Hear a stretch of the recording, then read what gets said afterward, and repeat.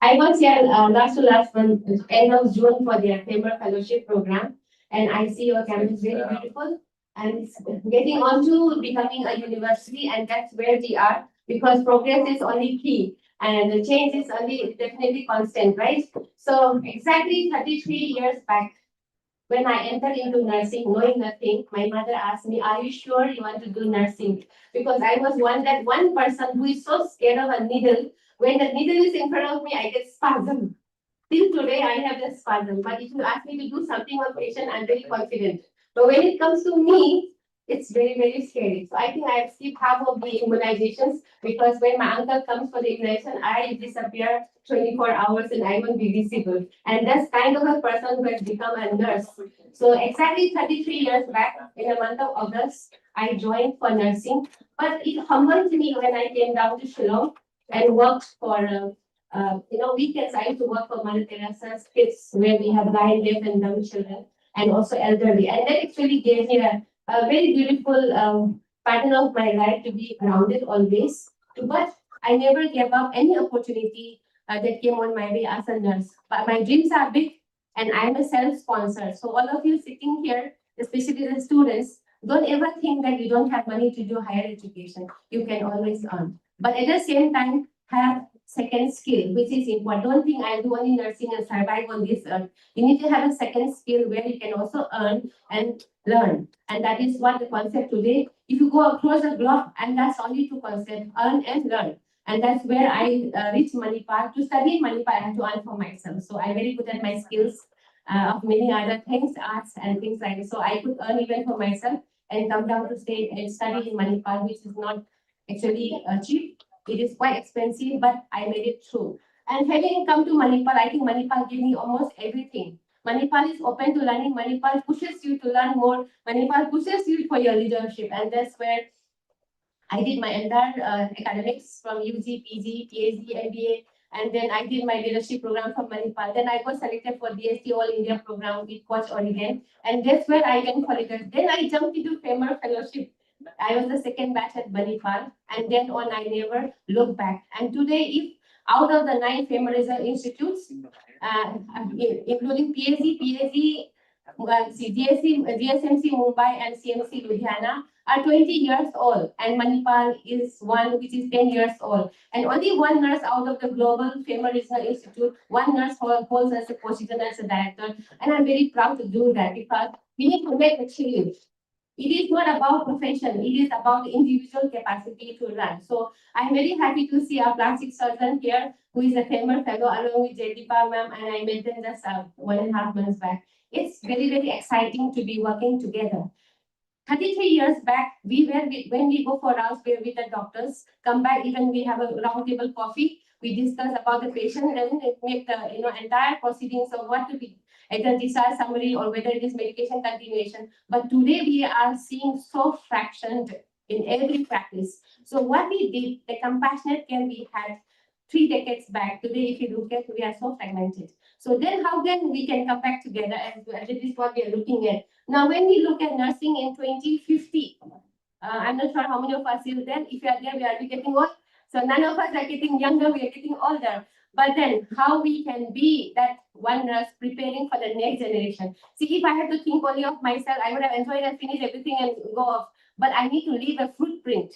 That footprint is through our academic process. And that is what our next generation, the students sitting here must understand what is that you can take from the older generation. Can I minimize this? Yes.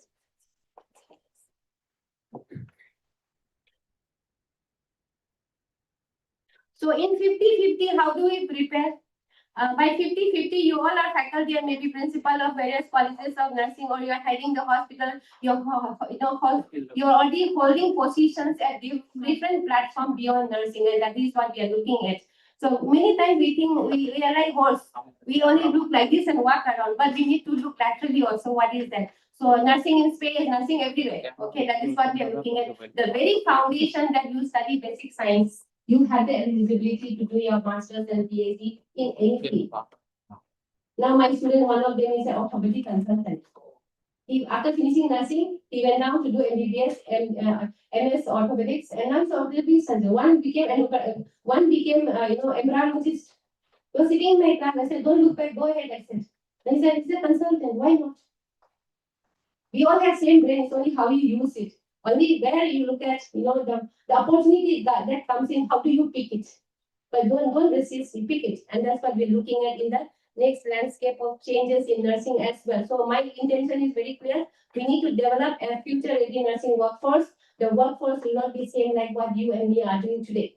And the design future-ready infrastructure and care model. So having learned all these things, if our case, the structural things in the hospital is not the same, we are going to have a complete disconnect between learning and practice as well. Creating a research and innovation ecosystem. Today, all of us are thinking about how working together. That's what we were just discussing in the morning, how interprofessionally you can work together.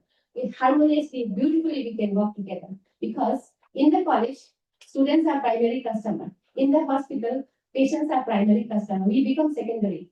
Faculty become secondary, and we are like almost invisible. But how do we transform our students to the clinical where we look at primary? Today we are looking at patient safety. Today we are looking at quality of life. Today we are looking at best care that can be given, which is patient-centered, personal.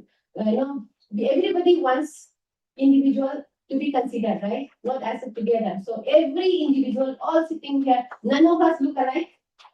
None of us are same. None of us, think the same. We are all different. So these millions and millions and millions of people on earth, none of us, not even the identical twins. So it is very unique. So we need to give patient-centered care and strengthen our faculty capacity, because without building the pillar, we can't have the building. As simple as that. And formulate strategies for generational adaptability and how to transform. Transformation, we have speakers speaking for the same.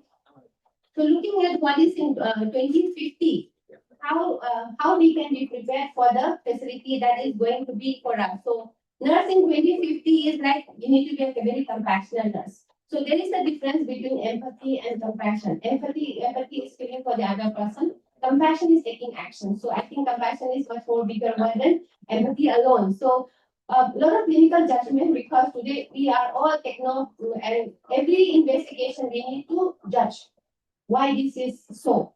So that clinical judgment, some clinical judgment, because everything is now technology based. Now we don't have any more handwritten. Everything is almost going. AI has taken over almost all our documentation system. Everything is become so easy for all of us. Can you settle down? Please settle down. Yeah.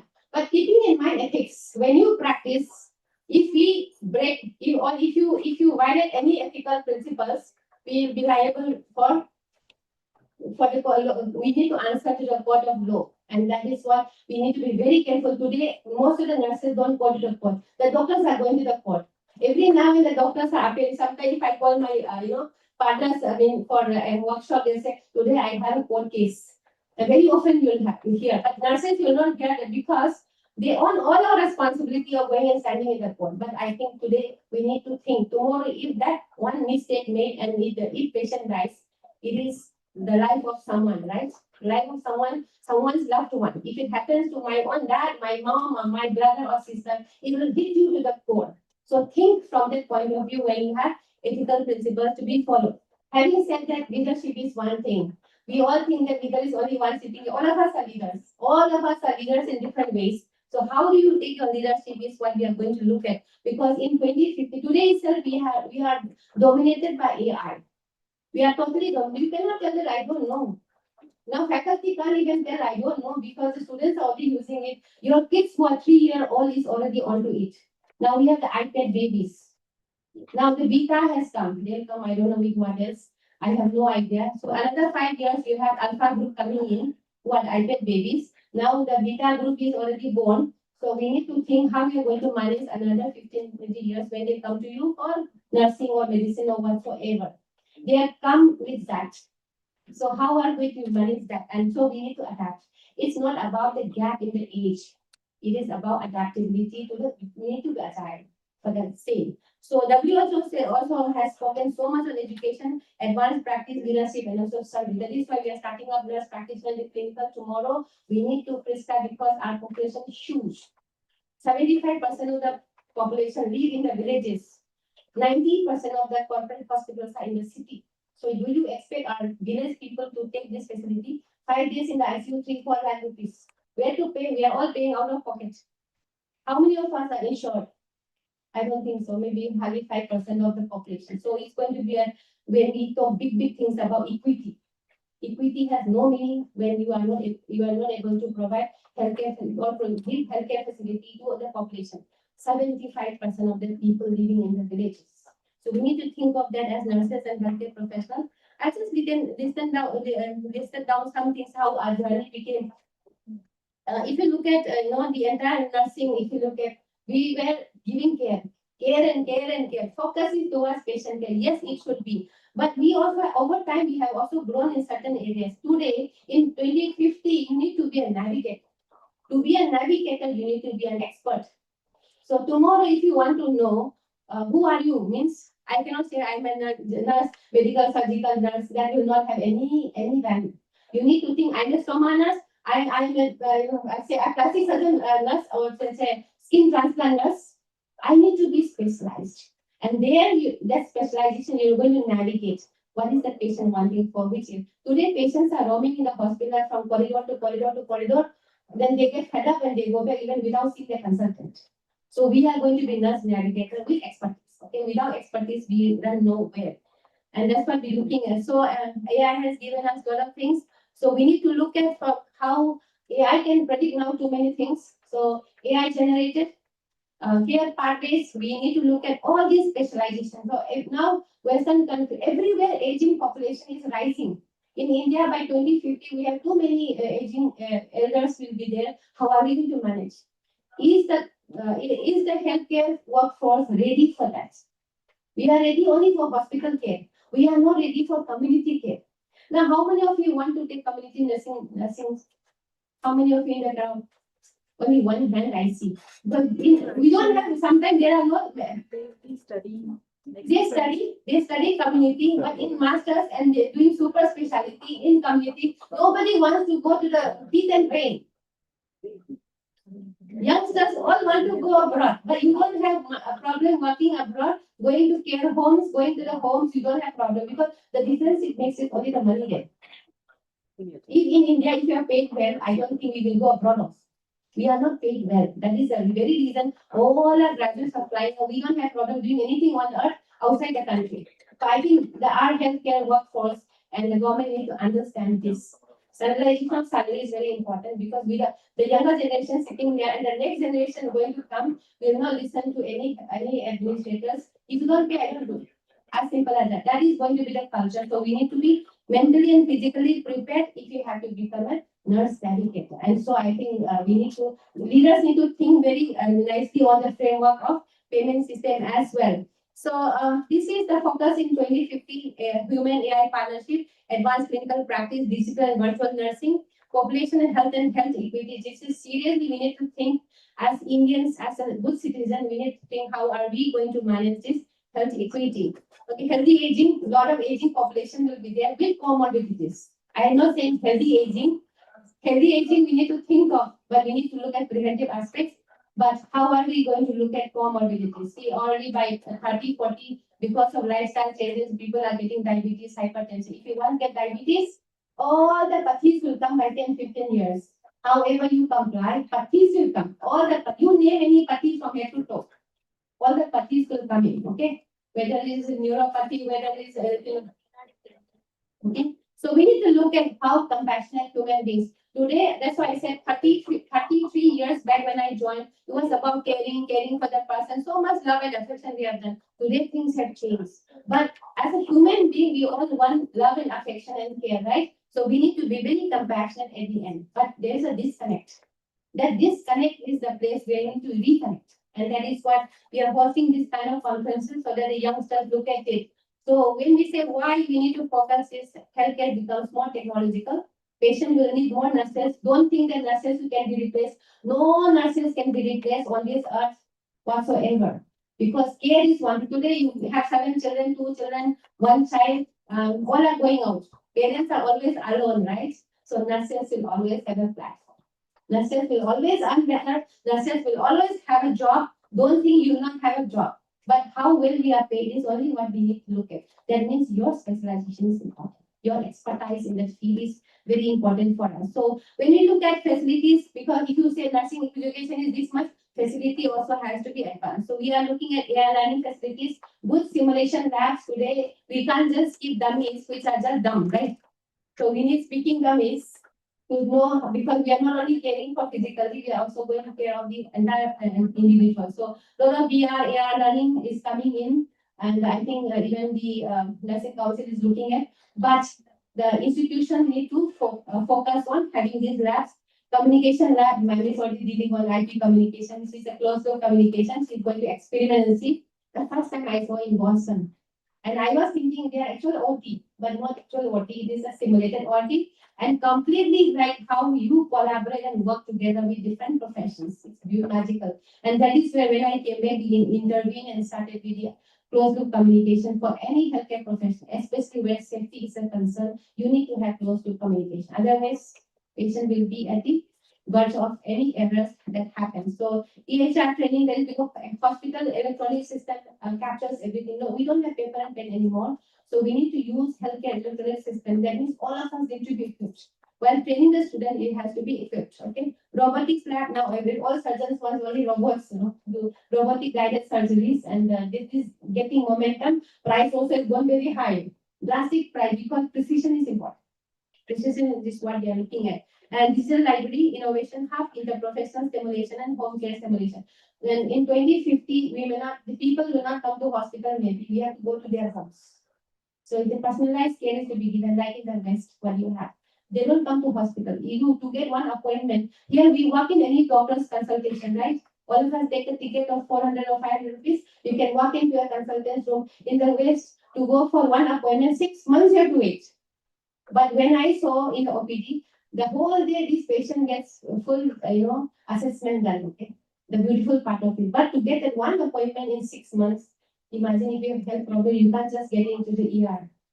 It's not like that, not like that. But we are very fortunate in India. Any consultant you want to see, take a ticket and you can still consult. We are blessed because the whole work, I feel, the amount of healthcare workforce, the magnitude of people we have, the doctors and nurses in the country, is huge.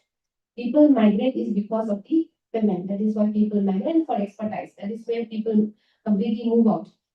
We also need to have a culture of research in the academics. Don't think your undergraduate or postgraduate, you stop with your one small, project. It's not like that. You need to take up projects, run behind your faculty, get mentored for projects that can change the community. And then that championship program we are starting next month.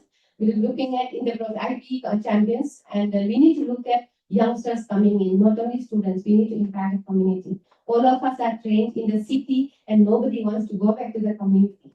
So how do we drive to the community is what we are looking at today. So I think we need to have lots of collaboration with the experts. So if mine is an M Health, I need to collaborate with technical as well. So we have lots of patent coming up now because we collaborate with Technical Institute. Expertise, people are used for that. So it's a collaborative project where each one of us is a win-win game. Okay, it's not like only one gets it and nobody will do anything. It's win-win game for all of us in the team. So well-being is another. Today, the Gen Zs are I really appreciate because they are very smart and they are very agile. And but only problem is that sometimes they are little emotional. So emotional, but they think only their well-being. They are not worried about others. We worry about others. In our generation, we are thinking we earn and keep for children, grandchildren. We keep almost for 3 generations. So I tell my generation, please look at 50-50. Even biscuit comes in 50-50. So don't give everything to your children because tomorrow they don't even look after us. So now we need to think very wisely. My generation is giving and giving and giving and giving. Till my cup is empty, you give. When my cup is empty, what to give? Nothing. They don't even express their feelings, but they have so much inside. It bursts one day. Okay? But younger generation, they are not worried. They are worried about themselves and their work-life balance. Okay, but you need to think what is that in that work-life balance. How do you balance? Don't get into psychosocial issues which is emerging quite a lot today. Okay, so we need to look at what mechanism can capture this in the organization. I do a lot of counseling. My students, few of them come, but I get a lot of engineering students dropping into my office for counseling. So I first counsel the parents first. Today parents have more problem than students. So I counsel all, yeah, parents have more problem. Because everybody is looking at their lifestyle, children and their different lifestyle, parents different lifestyle. So I counsel first parents, then child, and then together. And then you make that full stop. Otherwise, there will be issues. Tomorrow, simply they'll go and take their life as well. So we need to understand life is only once. We don't have return tickets. So how do you live that life meaningfully, not only for ourselves?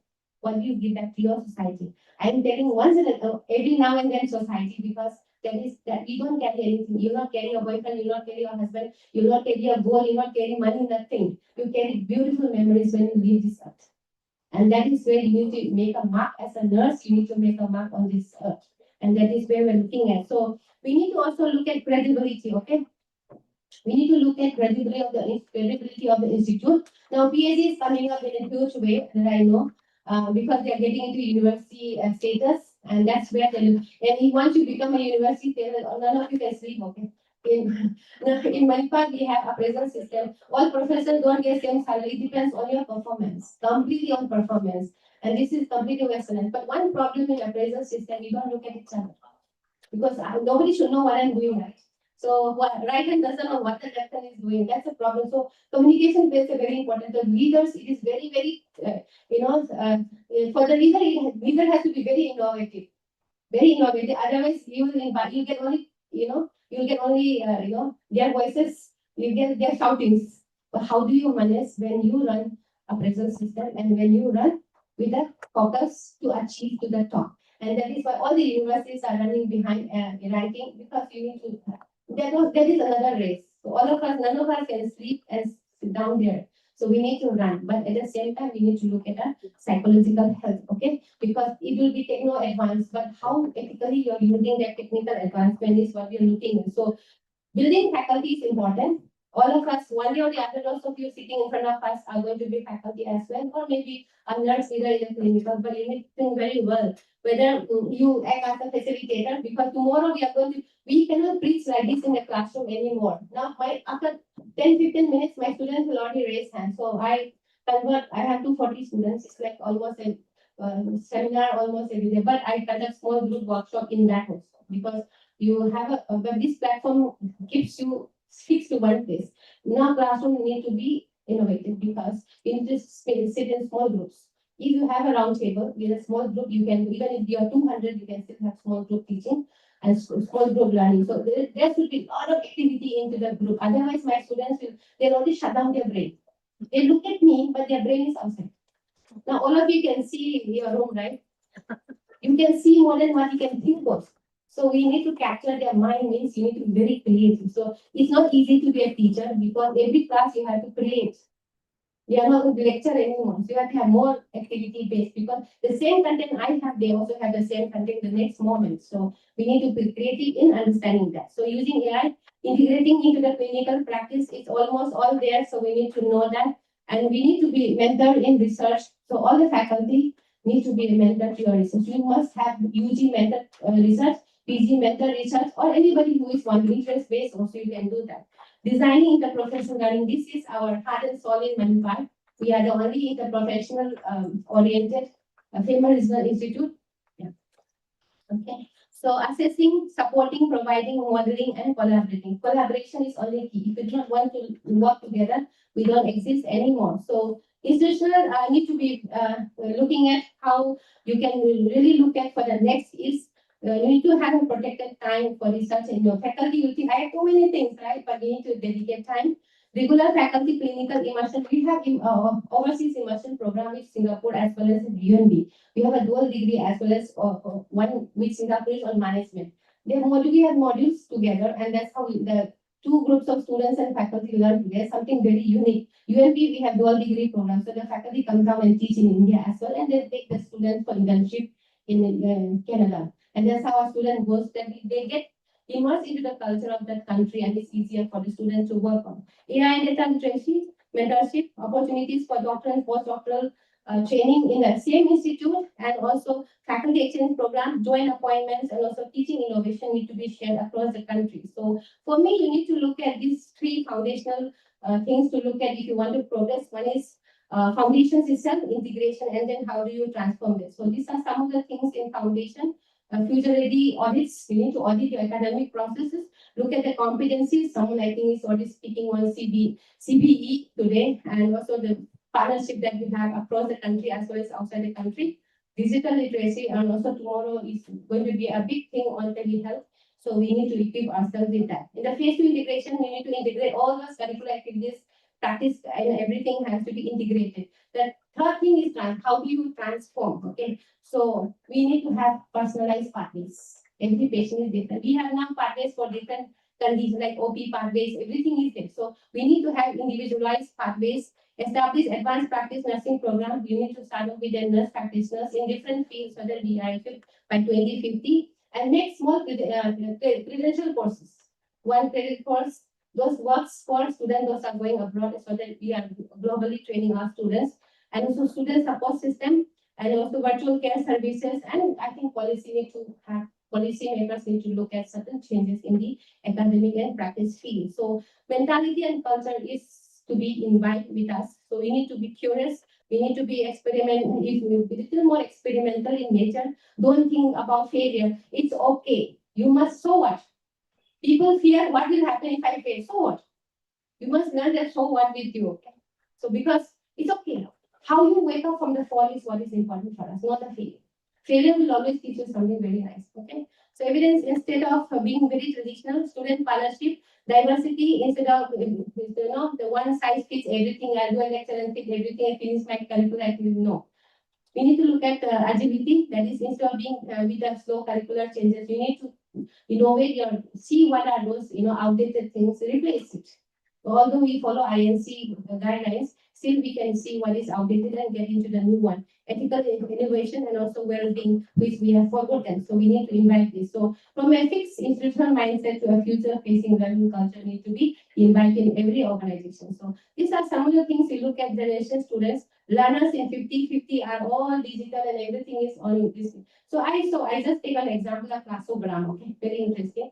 This is 4 years back, we had innovation day and we all compete, nursing, everybody, doctors, nurses, engineers, everybody. So I saw one student having, it's like, augmented reality where you can see heartbeat in the space. Like you have 100 people sitting here. So the augmented reality can see heart beating right in front of you in the space.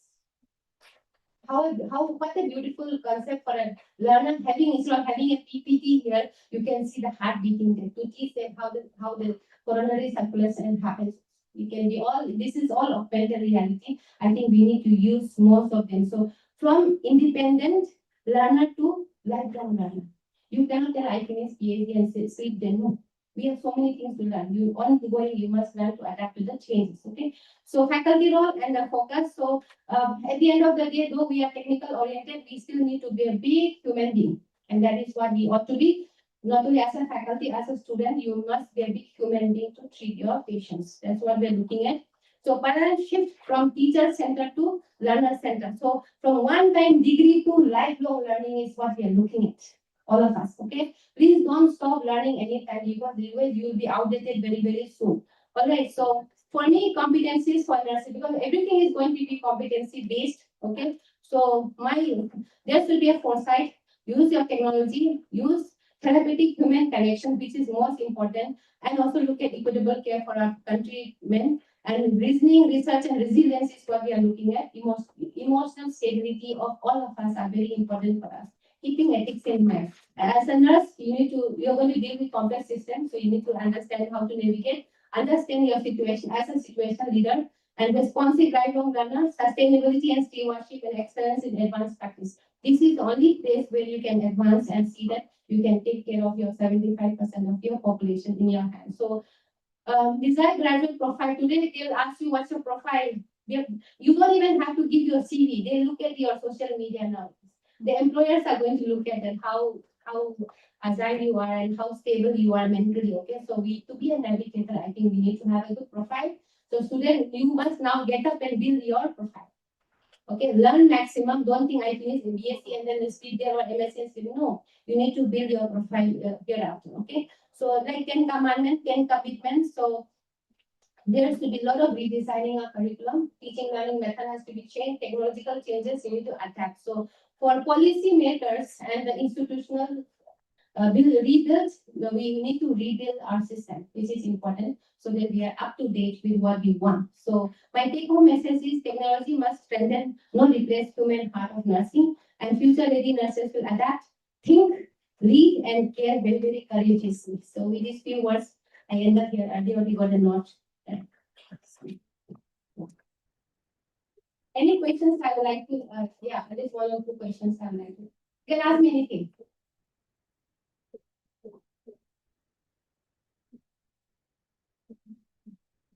That is youngsters. You're already smiling. Thank you, ma'am, for your inspirational speech. May I kindly request our principal, ma'am, Dr. Jayadeepa R, to bestow a memento to our resource person.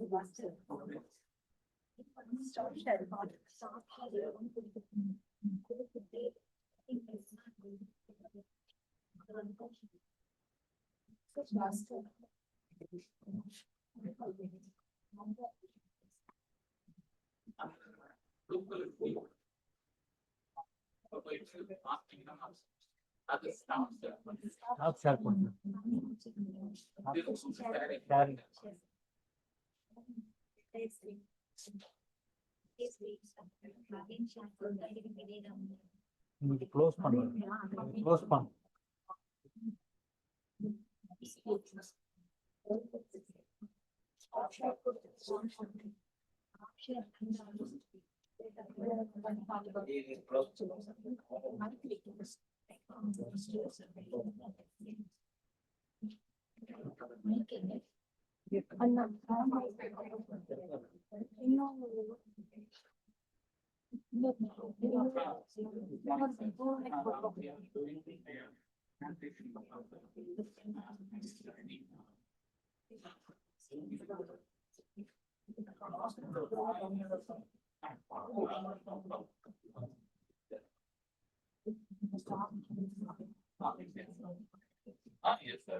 Today is not merely the inauguration of a conference, it's a celebration of the remarkable journey of nursing education and a commitment to shaping its future. Nursing has always stood at the heart of healthcare, combining knowledge with compassion, science with humanity, and skill with service. With great enthusiasm and anticipation, let us now proceed with the inauguration of the national conference and celebrate a century of caring and a future of excellence in nursing education.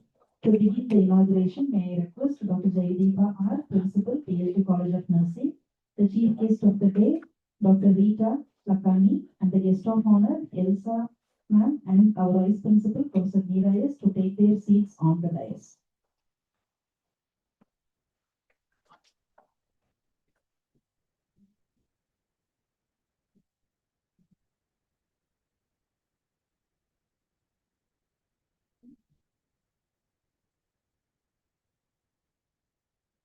Let us rise for the prayer song.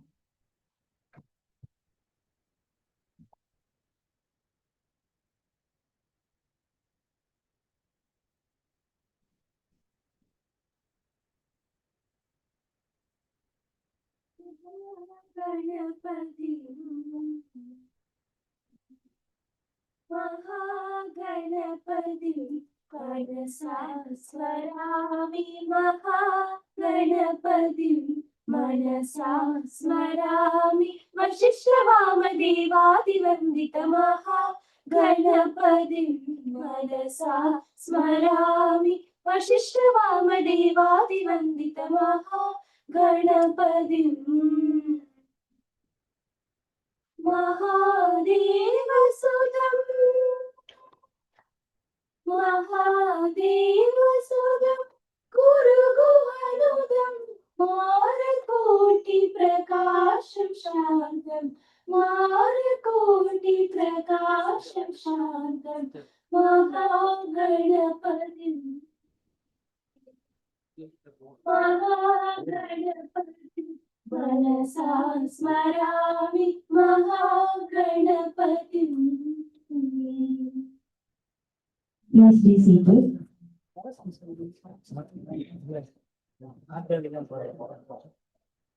Great things happen when there is a gathering of great minds. It is now my privilege to invite our respected ma'am, Dr. Jayadeepa R, Principal, PSG College of Nursing, and the chairperson of this national conference to deliver the welcome address.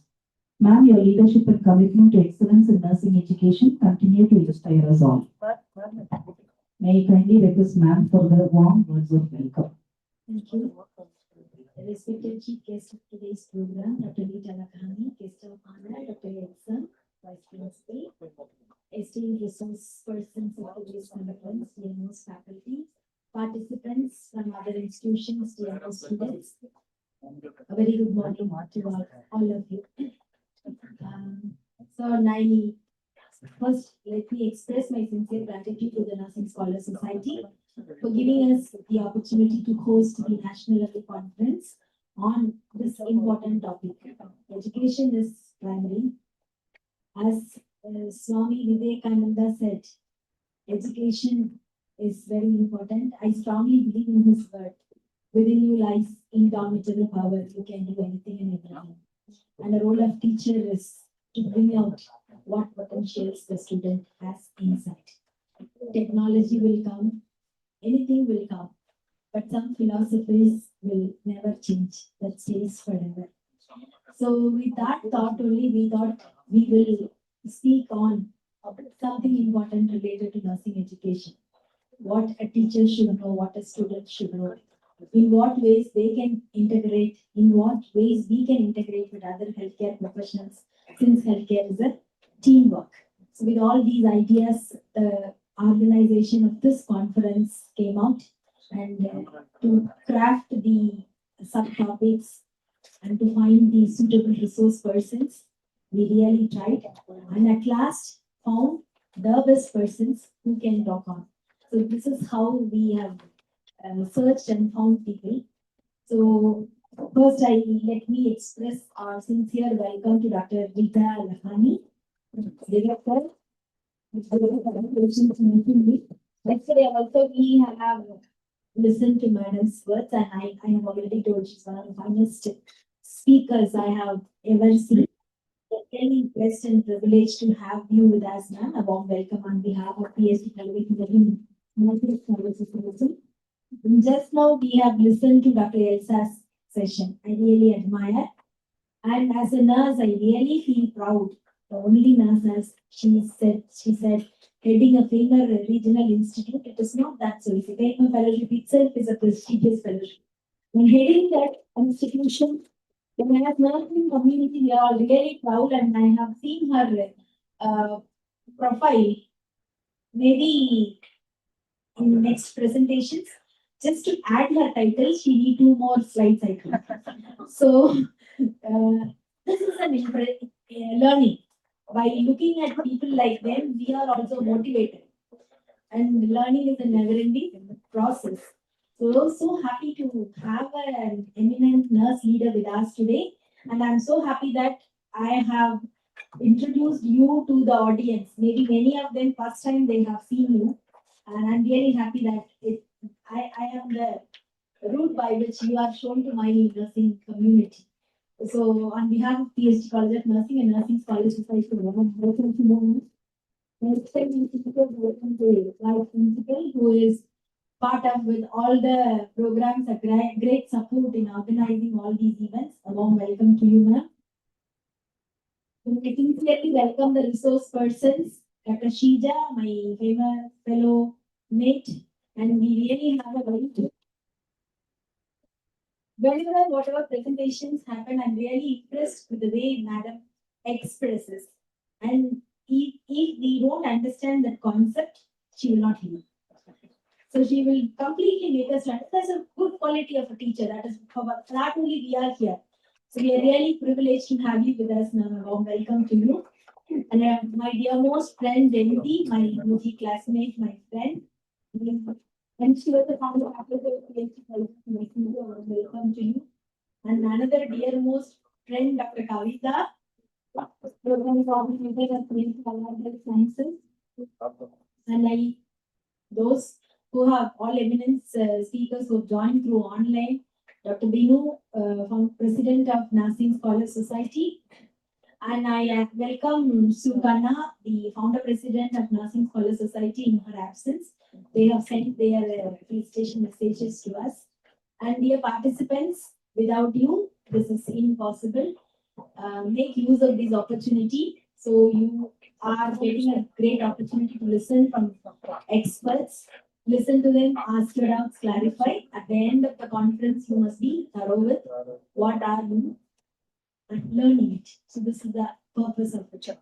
And all participants who have joined through online, you made this conference a worth, and we try our maximum to fulfill all your learning needs. So thank you very much for joining here.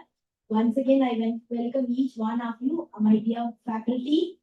I know that how difficult it is for them to organize because this venue is not in our plan. We had a plan to have another ready-made auditorium.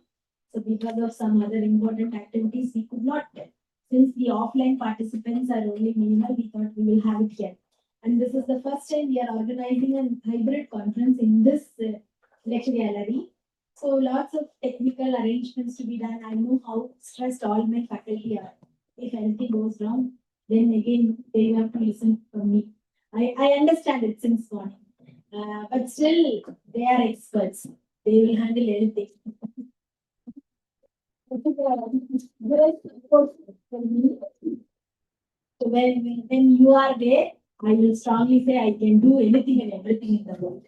So thank you for being with me. Very good tea. A warm welcome to each one of you. So once again, I welcome each one of you. Have a fruitful conference. Enjoy learning. Thank you.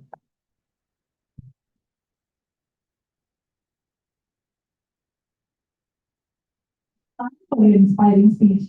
Felicitation is not merely an expression of appreciation. It is a celebration of dedication, achievement, and contribution. It is a small gesture of gratitude for the inspiration, leadership, and service that enrich our professional community. We are deeply honored to present special keynote address and felicitation video by our esteemed founder patron, NSS Professor Dr. Suresh Narula Khanna.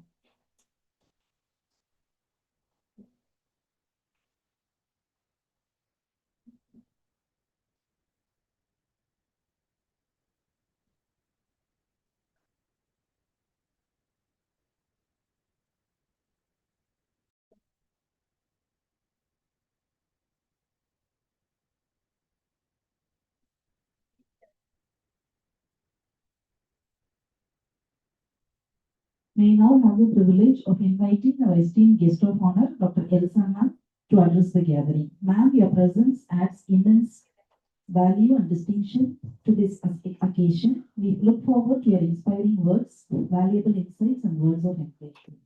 May I respectfully invite Ma'am to address the board. Good morning once again. I think you're already leaving me. So I'll not speak much. Now all of you take your phone. Go to your chat GPT.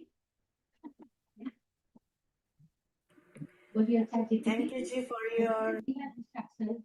Draw my river of life. Please don't enter yet, okay? Draw my river of life. Title what? Draw my, yeah, you can write this because you have to be little more nice and put that chat GPT also. Please draw my river of life. River of life. River of life. Don't enter yet. I'll give you instruction. Got it? Tell, please draw my river of life. In that, please put the date, your birth date. Yeah, born on, you put, okay, born on such and such date. When did you first go to the school? You can put that even the month or the year. In your school life, anything major event happened, you can write. It's your not, don't look at others' river of life. Just only look at yours. If you have received anything, any award, if you have got scolded, you have fallen and broken your leg, still you can put not a problem. And next, please write down when did you start your, first either medical program or nursing program or physiotherapy, whatever, UG, PG, PhD, any achievements you can put. Any award you receive also you can put logically, okay? Because river never flows back. Put logically. And all done? Yeah. So please write all those. Okay, then last write next 5 years, where will you be? Next, you can write for yourself. Next 5 years, where am I going to be? What I want to be. Next 10 years, where I will be. What I want to be. Okay? Please put whatever you want in your life, okay? Then you enter.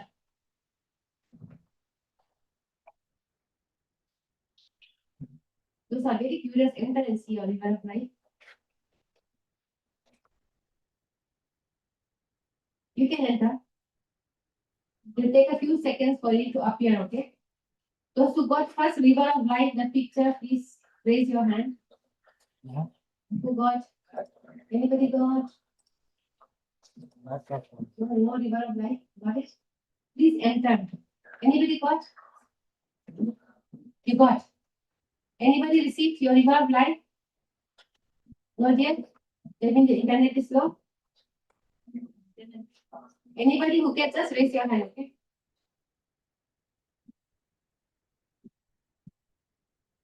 You got it now?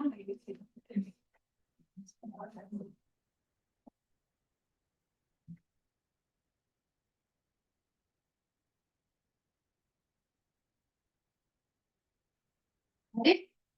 Please stand up. Those who got, please stand up. Please, please. Those who got, just raise your hand. I'm not going to punish. It's a happy moment. Anybody got? Creating. So creating is taking long time, right? Yes, ma'am. Yeah. Anybody just at least one? Yeah, got it, ma'am. So please look at it and explain how it feels like. You take the mic. You have the mic with you. So please explain a little bit of what happened and it's the sequence. Yours will come, okay? I entered from my birth. So in 1987, a small bird is flying. So that bird is flying through a river. And my teenage childhood, everything is coming on. 2006, I joined nursing. So that picture is also there. And first job and the difficult time I passed, opportunities I had and I missed. And I got married in 15, that is there. And 19, my son is born. And current, I have my family learning, everything is like a river, it is learning, ma'am. And present, I'm working as assistant professor at USC College of Nursing. I didn't give my face, but it created a face and I'm standing there in the middle. And in the future, next 5 years, I said, I entered as a professor, ma'am. So it showed professor, like next 5 years, you'll be professor. So theoretical promotion, okay? So when you get your river of life, the kind of feeling you have, I think ChatGPT is very kind. They will make more cloudy things and more beautiful. I get goosebumps, but it motivates you. And that is where you need to draw your river of life. You need to see in the next 5 years, where am I? Next 10 years, where am I? You can even tell, I want grandchildren, children, 1 dozen children. It's okay, no problem. All right, it's your dream. Yeah, today people are having only one child, no? And the one child, if you given a chance, you may get half child also, they'll opt for half child. They are tired with one also. I see that many of the mothers say, And then Sundays are worst days. Okay, let's don't have worst days. Let's have most beautiful days. You need to know how to manage, right? Medicine is not part time; it is lifetime. So in India and this, so we need to understand how we manage all of us. All of you are going maybe except me. All of you are, some of you are settled in life. Some of you are looking at what a beautiful life together. You get married, okay, and of course, children. It depends on how many and how you can manage. It's all strategic, okay. It's also life has its own step. Don't grumble over life because every stepping stone that you look at is going to have challenges. So how do you cross challenges? Celebrate. It's a win. If it is bad, also it's a win. If it is good, also it's a win because bad will teach you how to be good, right? It'll give you a nice way to look at life. Okay, don't grumble over. Chalo, it's okay. So what? Go ahead. And go ahead is the mindset we need to look at. Okay, no one is permanent here. So with these few words, youngsters, please get motivated. You can reach very fast somewhere because you have all the. We didn't have that opportunity. We struggled for 15 years in nursing to study and reach somewhere. It was quite tedious, but I said I don't leave any stone unturned. Right? So all of us need to take life very seriously and reach where you want to be and be happy at the same time. Okay? Make more friends, no enemies. Yeah, love everyone and get on. That's it. Okay, thank you so much for inviting me, ma'am. And I'm very happy for your audience. Thank you, ma'am. We are privileged to have Dr. Rita Kamal Lakani, a distinguished nurse educator, transformation leader, research and academician with over 25 years of experience in nursing education and clinical excellence. She has held several senior academic leadership positions and have extensive expertise in curriculum development, accreditation, quality assurance, clinical education, simulation-based learning, research. She is currently serving as managing editor, nursing at JP Brothers Medical Publishers. She is also a recipient of several prestigious recognitions, including the Research Excellence Award and Best Teachers Award, and has delivered more than 120 talks at academic and professional forums. It is indeed a privilege to have you with us, ma'am, today. Ma'am, may I request you for the chief guest address? Good morning to all of you. I think this morning has been happy to me. Very, at the last minute, I was too surprised that I'm going to come over here as a chief guest. None because I'm honored by that and the leadership at PSG University and with NSS. Once again, thanks to both of them. I'll get focused on the theme. The theme is just lovely and it's just beautiful. Why it's beautiful? Because it's saying that a century of caring. We are having a century of caring. See, it's not that we were not caring. Can everybody say that we nurses never care? I think when we think of Nightingale, she stands as a strong pillar in front of us as a caring person, where she even shut even the doctor's mouth. She said, just listen to me, and she paved the way to many things that people are really working on now. So it's saying caring. What is that nursing today and not caring? And I'm sure all of us know what's nursing in the caring, and that's what we come here to be empowered with. It is also saying a future of excellence. So I'm sure you will realize that as teachers, even we realize what we taught yesterday, we're not allowed to teach today. It's like what I taught yesterday about infection care doesn't hold true today in today's scenario. So we are learning and we are going to that arena of excellence, and that's what is expected from all of us together. So caring and excellence, imagine these two powerful words coming together, and we are getting this through transformed nursing education. So where are we going to get this? Where are we going to be empowered? It's going to be, this empowerment is coming from the nursing education. So imagine the workload, imagine the kind of onus that we have on us, so that we transform this in y'all, and imagine the onus that y'all have, that you'll continue that lifelong education, as Elsa has told you all in the first session. So beautiful theme, I just love it, and I hope we get this through our sessions today. Thank you, and have a blessed learning. Thank you, team.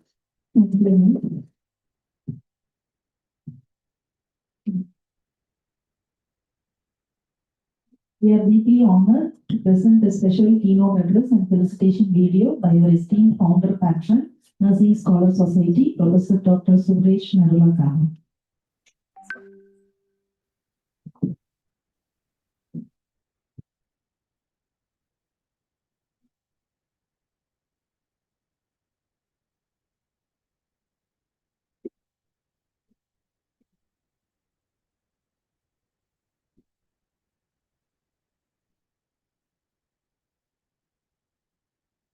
Detailed introduction. Namaskar, greetings from New York, USA. Respected dignitaries, chapter hibiscus president, our Professor Dr. Deepa Jaideepaji, our national president Binu sir, our all audience and organizing team and lovely students. I'm so thrilled and happy and feel privileged to be connecting with you via Zoom. Now, today's theme is, which is the need of the hour, and is organized by PSG. Thank you, Ji, for your detailed introduction.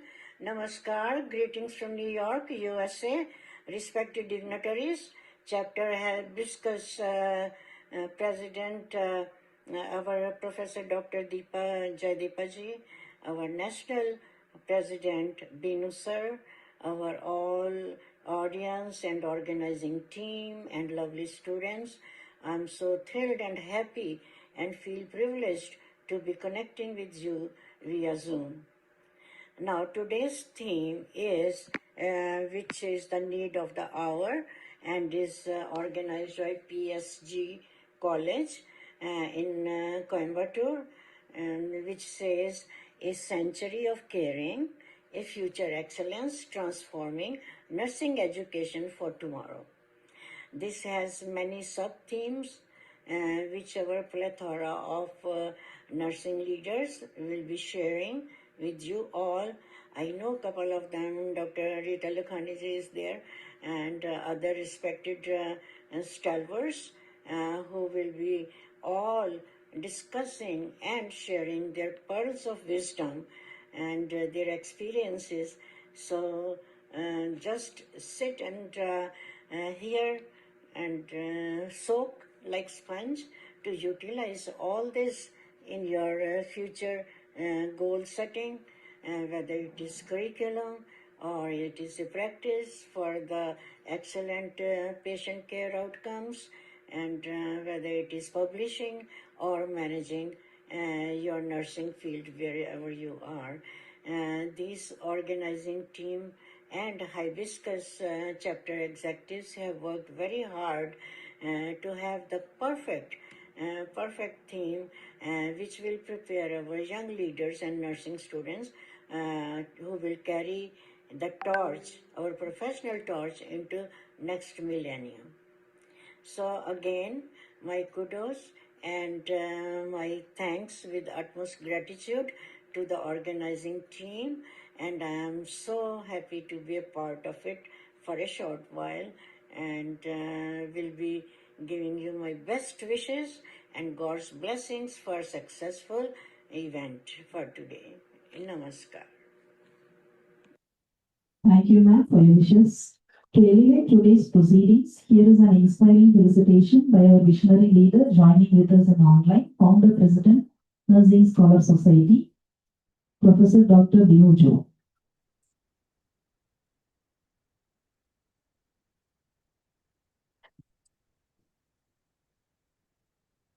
Hello, a very good morning to each one of you. Is it audible? Yes, sir. Yeah, respected, a very warm greetings of the day. I'm really very much thankful on behalf of the whole Nursing Scholar Society. I extend my sincere and heartfelt gratitude to the management, principal, Dr. Jaideepa Madam, Vice Principal, Professor Meera Madam, Organizing Secretary, Dr. Bhaskaran Sir, Joint Secretary Rajeshwari Ma'am, faculty members, and the entire organizing team of PSG College of Nursing, Coimbatore, for their excellent collaboration and wholehearted support in organizing the National Conference 2026. The conference on Century of Caring, Future of Excellence, Transforming Nursing Education for Tomorrow is a meaningful academic initiative that was brought together nursing faculty, nursing educators, registered nurses, student nurses, clinicians, and healthcare professionals who have joined both physically and online. We are deeply grateful to PSG College of Nursing for opening its academic platform and joining hands with Nursing Scholar Society. to promote excellence in the field of nursing education, research, innovation, leadership, and professional development. The conference addresses highly relevant areas including artificial intelligence, generative AI, competency-based education, digital health, telehealth research, scholarly publishing, leadership and innovation, simulation and extended reality, and humanism and professional identity. Our special appreciation goes to all the distinguished resource persons and speakers who have generously going to share their expertise and enrich the learning experiences to the delegates. The carefully designed program reflected the commitment of both the organizations towards future ready nursing education. We are grateful to the patron, chairperson, co-chairperson, organizing secretary, joint secretary, faculties, volunteers, and every member of PSG team. As Madam was telling, yes, there was sudden change in the venue. Yes, then also the organizing team have put their whole efforts. Yes, we truly your contributions, your dedications and contributions to the successful conduct of the conference, we highly appreciate. Yes, this 5 INC-CNE credited hours awarded to the conference will be further added significant conference professional development to the whole team and all the delegates. This conference will not be merely an event. It's a step forward to build a stronger, innovative, scholarly, compassionate, and future-ready nursing profession. We are very deeply thankful to PSG College of Nursing for believing in Nursing Scholar Society and for making this collaboration a memorable academic journey. Yes, we look forward to many more meaningful collaborations in the year ahead. With sincere gratitude and warm regards. A warm namaste and greetings from Nursing Scholar Society. Thank you, each one of you. Thank you, sir, for your wishes. Let's move on to the next session. Transforming nursing education through competency-based curriculum. Build competence, inspire confidence, and transform nursing practice. It is my privilege and honor to introduce our distinguished speaker, Dr. K. Jayanti Shanmugam, an accomplished nursing academician, administrator, researcher, and educator with rich experience in nursing education, community health nursing, clinical practice, research, and academic leadership. Ma'am completed her BSc Nursing from KMCH College of Nursing, Coimbatore, followed by an MSc in Community Health Nursing from Sacred Heart Nursing College, Madurai. She subsequently pursued her PhD in Nursing through the National Consortium for PhD in Nursing under Indian Nursing Council and Rajiv Gandhi University of Health Sciences, Bangalore. Her professional journey reflects a strong blend of clinical expertise and academic excellence. She began her career as a staff nurse and subsequently served in teaching positions before taking up senior academic leadership roles. She has served as an associate professor at RVS College of Nursing and PSG College of Nursing, Coimbatore, and as a professor, and currently she serves as the principal of VV Vandiya Perumal Nursing College for Women, Virudhunagar. As an academic leader, she has contributed extensively to curriculum implementation, nursing education, student supervision, clinical and community-based learning, and academic administration. Her commitment to research and scholarship is particularly noteworthy. She has published research articles on diverse areas, including nursing students' career preferences, emotional intelligence, mental well-being, anemia, diabetes, hypertension, so on and so forth. She has also actively presented research at national and international conferences covering areas such as community health, maternal and child health, adolescent health, mental well-being, nursing theory, rehabilitation, and public health. More recently, she has explored contemporary areas such as utilization of AI tools and challenges perceived by nurse researchers, reflecting her interest in emerging developments in nursing research and education. Her contribution extends beyond research and teaching. She has served as a PhD co-guide, PhD advisory committee member, university examiner, research review committee member, nursing inspector, and secretary of the institutional ethical committee. Her academic achievements include securing first rank in All India Entrance Examination for PhD conducted by Indian Nursing Council, as well as receiving the Best Teacher Award during her tenure as Associate Professor at RVS College of Nursing. Ma'am, it is indeed a privilege to have such an accomplished academic leader with us. Please join me in extending a warm and enthusiastic welcome to Dr. Jayanti Shanmugam.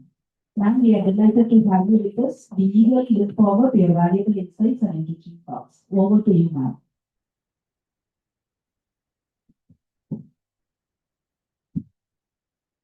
Thank you for the nice introduction. First and foremost, I extend my sincere heartfelt thanks to the management, principal, and the organizers for giving me an opportunity to be a part of this national level conference and to speak in front of eminent experts. I feel honored and humbled, but still I want to take it forward confidently. Since I'm from southmost part of Tamil Nadu, our institution is located in southern Tamil Nadu, Virudhunagar district. I don't know how many of you know this district, and it is basically a rural area. So I have come here to share my work experience and challenges that we face in implementing the nursing curriculum.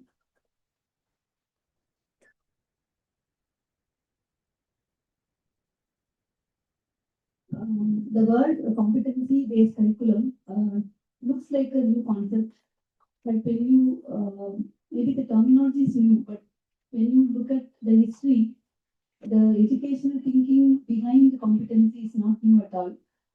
The concept can be traced back several decades when Taylor came with an idea when he raised four fundamental questions on curriculum planning. He asked, what is the purpose of educational institution they want? What is the educational purpose the institution want to serve? What are the learning experiences provided, and how are these learning experiences organized, and in what way we are going to assess these outcomes?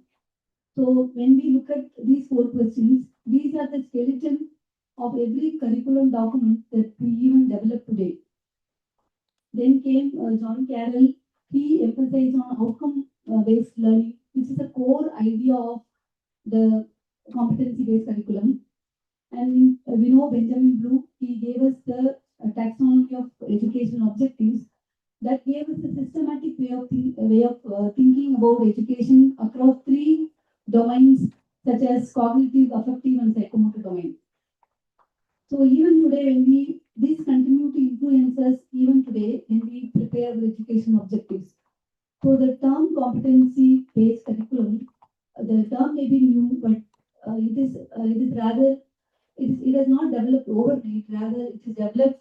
It is a decades of educational thought involved. Maybe now it is brought into a sharper focus. So when you type transforming nursing education into competency-based curriculum, if you Google it or if you access to any AI, you will get volumes and volumes of information about this topic. There is definitely no shortage of literature on this topic, but conferences like this are organized not to just reflect what is there in the literature. I just want to we need to really pause, stop, discuss, reflect at our own experience. So practically, I have just divided the this topic into 4 sessions. Why do we need transformation, and why our traditional curriculum cannot fit anymore to the current scenario, and if at all we want to transform, what all we need to transform, and while we implement, what are all the challenges and how to overcome these challenges. So I have just divided the session into 4 key areas. So when we think of why do we need to transform, I think the previous speaker beautifully explained, elaborately covered why do we need to transform. The syllabus, what we have studied yesterday, will not help us today. What we are going to study, whether it is going to take nurses who can work in maybe 10 years later. So curriculum, what we have today, whether it is really fitting. So madam has covered almost all the points, but just I want to quickly share a few points. There are many reasons. One is the global consensus. See, when Indian regulators wanted to adopt a competency-based curriculum, it is not a isolated Indian phenomena. Already global regulators, they have adopted competence-based curriculum. And when Indian Nursing Council in 2020 adopted the competence-based curriculum, it was only joining the global movement, which was already underway. And we know many of our nursing students, graduates, they take opportunities abroad. They get employment opportunities abroad. The international nursing regulators, they don't look into the mark sheet as a proof of competence, but they continue to assess the competence. So when we want to keep ourselves to the international standard, we have to definitely adopt the competency-based curriculum. And then when we know the health needs are changing every minute, the technology is changing every minute. So we need to update ourselves with every competency that we learn gets outdated every day. So we need to keep updating our competency. And then when you take, we always talk about three domains: generally knowledge, attitude, and skill. But we have to think, for example, when a student is posted in a multi-specialty hospital, where all the facilities are available, high-tech diagnostic machines are available, specialized care facilities are available. When she is bringing out a better patient outcome, it is appreciable. But at the same time, when a nurse being posted in a remote village, rural area, where there are in a primary health center doing night duty, where the resources are very much limited. When the book picture does not match the reality, how she is going to take care of the patient? That time she has to prioritize her care. She has to critically think, make a wise decision to bring out a better patient outcome. So here, apart from having these three traditional domains, we have to think about domains like critical thinking, decision making. So all that, to develop all these competence, we need to inculcate the competency-based curriculum. When you take all these reasons, finally they converge into one point that is more important than any of them individually. That is the better patient outcome. All of us are working and thinking about the patients and for their outcome. So all these made our adoption of competency-based curriculum a mandatory. Okay, next, when we want to transform, all has to be transformed. Again, I don't want to go in depth about the theory, but I want to quote a research study which was done by Sakaria and colleagues, which was published in BMC Nursing in the year 2025. They have done the scoping review. They reviewed around 1,400 records down to 37 research studies which were done on nursing students, nursing faculty, all the stakeholders. And they have recommended certain transformation to be done on the nursing curriculum in order to keep up the technological and healthcare changes. So they have identified three key areas that needs transformation. The first one is curriculum design, teaching learning methods, and assessment. When you take the curriculum design, when you think of transforming the curriculum or changing the design of the curriculum, it is not necessary. It's not enough if you add few subjects or rename the syllabus or add new assessment methods. It is you need to change the entire educational ecosystem. A transformation is required in the complete educational ecosystem. So they have recommended to start with, we have to define the competencies first. See, for example, you have to write down what you want the graduates to achieve at the end of the course. What do you want them to perform at the end of the course? You have to start with defining the competencies and go backward to write the syllabus, which means the subjects. This is a reversal of what we have been traditionally doing. Initially, when the traditional curriculum was planned, they planned the subjects and then believe that eventually learning all these subjects will result in the acquiring of the competence. Whereas here we have to define the competencies, go back to describe the syllabus. So that is called backward design model. So they have also mentioned about active and Madam also said when the students should be involved in the class, we have to engage in active learning. Okay, mastery of theme, you can see mastery of competencies, interprofessional education. Okay, all these concepts were given by even the traditional pioneers of education system, which is even relevant today. And as Madam said, learners should be lifelong learners. Okay, there is no point of time when you can stop learning. You have to be keep learning till your life ends, unless until you are in the profession taking care of patients, whether you are in teaching, education, research, learning becomes a lifelong process. The next key area where the transformation is required is the assessment methods. When we, when we change the curriculum design, when we, change our teaching methods, we also have to change how we are going to assess the students.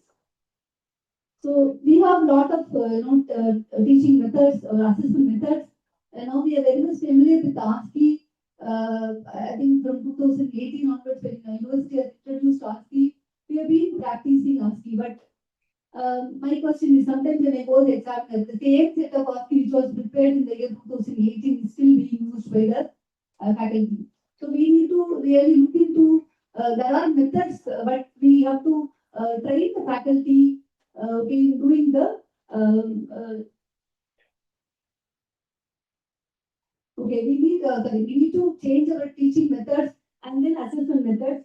Okay, so teaching method, as already madam discussed, we need to go for small group teaching methods. Especially in nursing, we have to go with simulation-based learning, case-based learning. Before the student actually practice in the clinical area, they can practice in the simulation setup very safe before they practice on the real patients. And there are other methods like mastery learning workshops.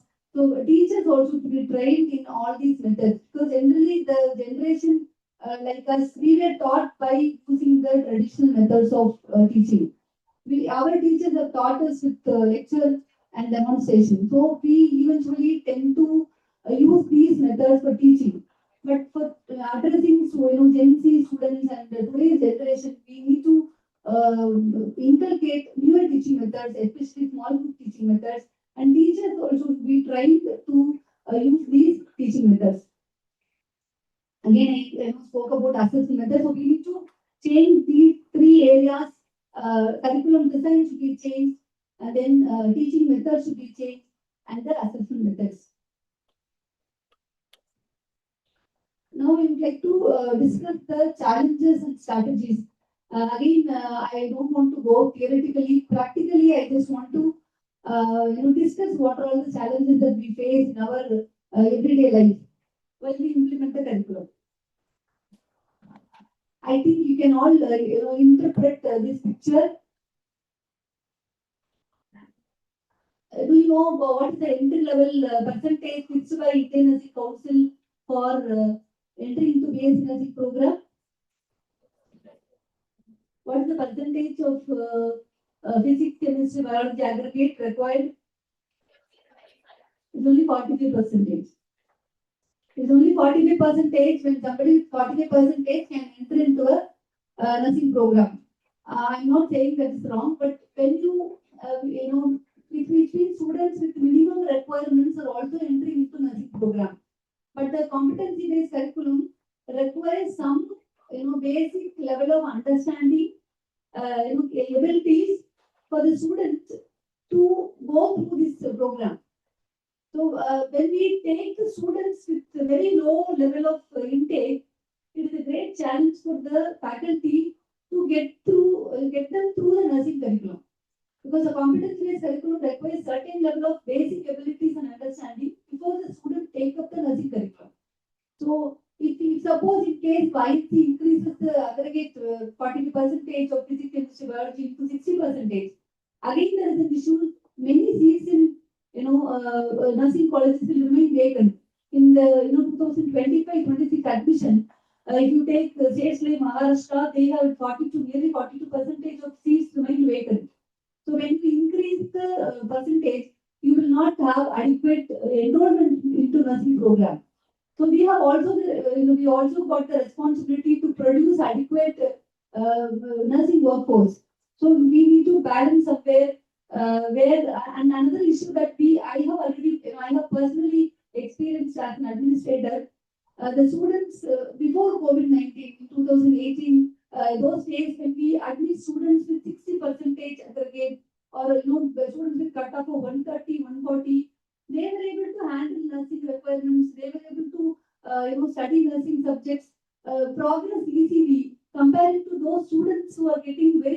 off in, after COVID, that is one, even students who are getting 170, they struggle to go through the program. Maybe the difference, maybe it's attributed by the loss of face-to-face interaction during the schooling would have contributed to the difference between the mark and the exhibited demonstrated competence. So this is one issue. Maybe we can try maybe a bridging program before the student enter into nursing program. Maybe we can teach them some learning skills, basic understanding before we take up before they take up the nursing curriculum. This I really want to tell to this audience. You can just go through this picture. Tell me what you interpret using by this picture.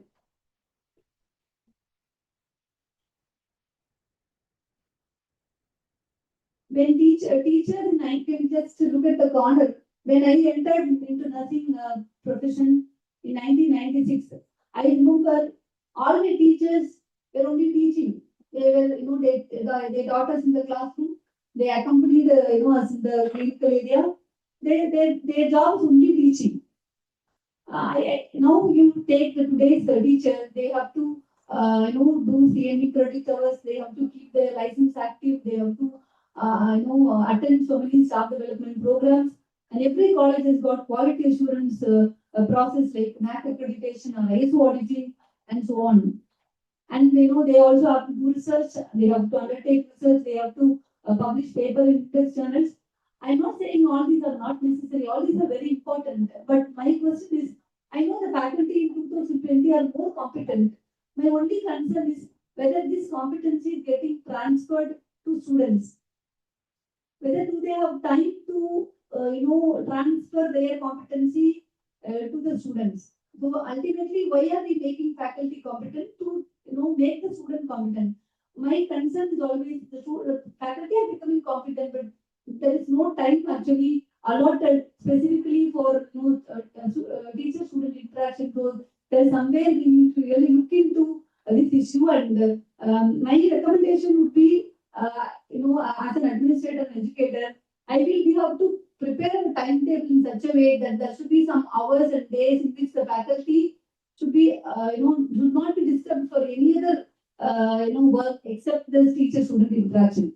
So it is not only in the classroom the teacher and the student should interact. It is the whole day, apart from the classroom and clinical area, there should be enough adequate time for the faculty to interact with students, even to, transform their values, inculcate the, nursing ethics to the students. So we have to think biggest challenge for today's faculty is the time interaction between the teacher and the student is shrinking.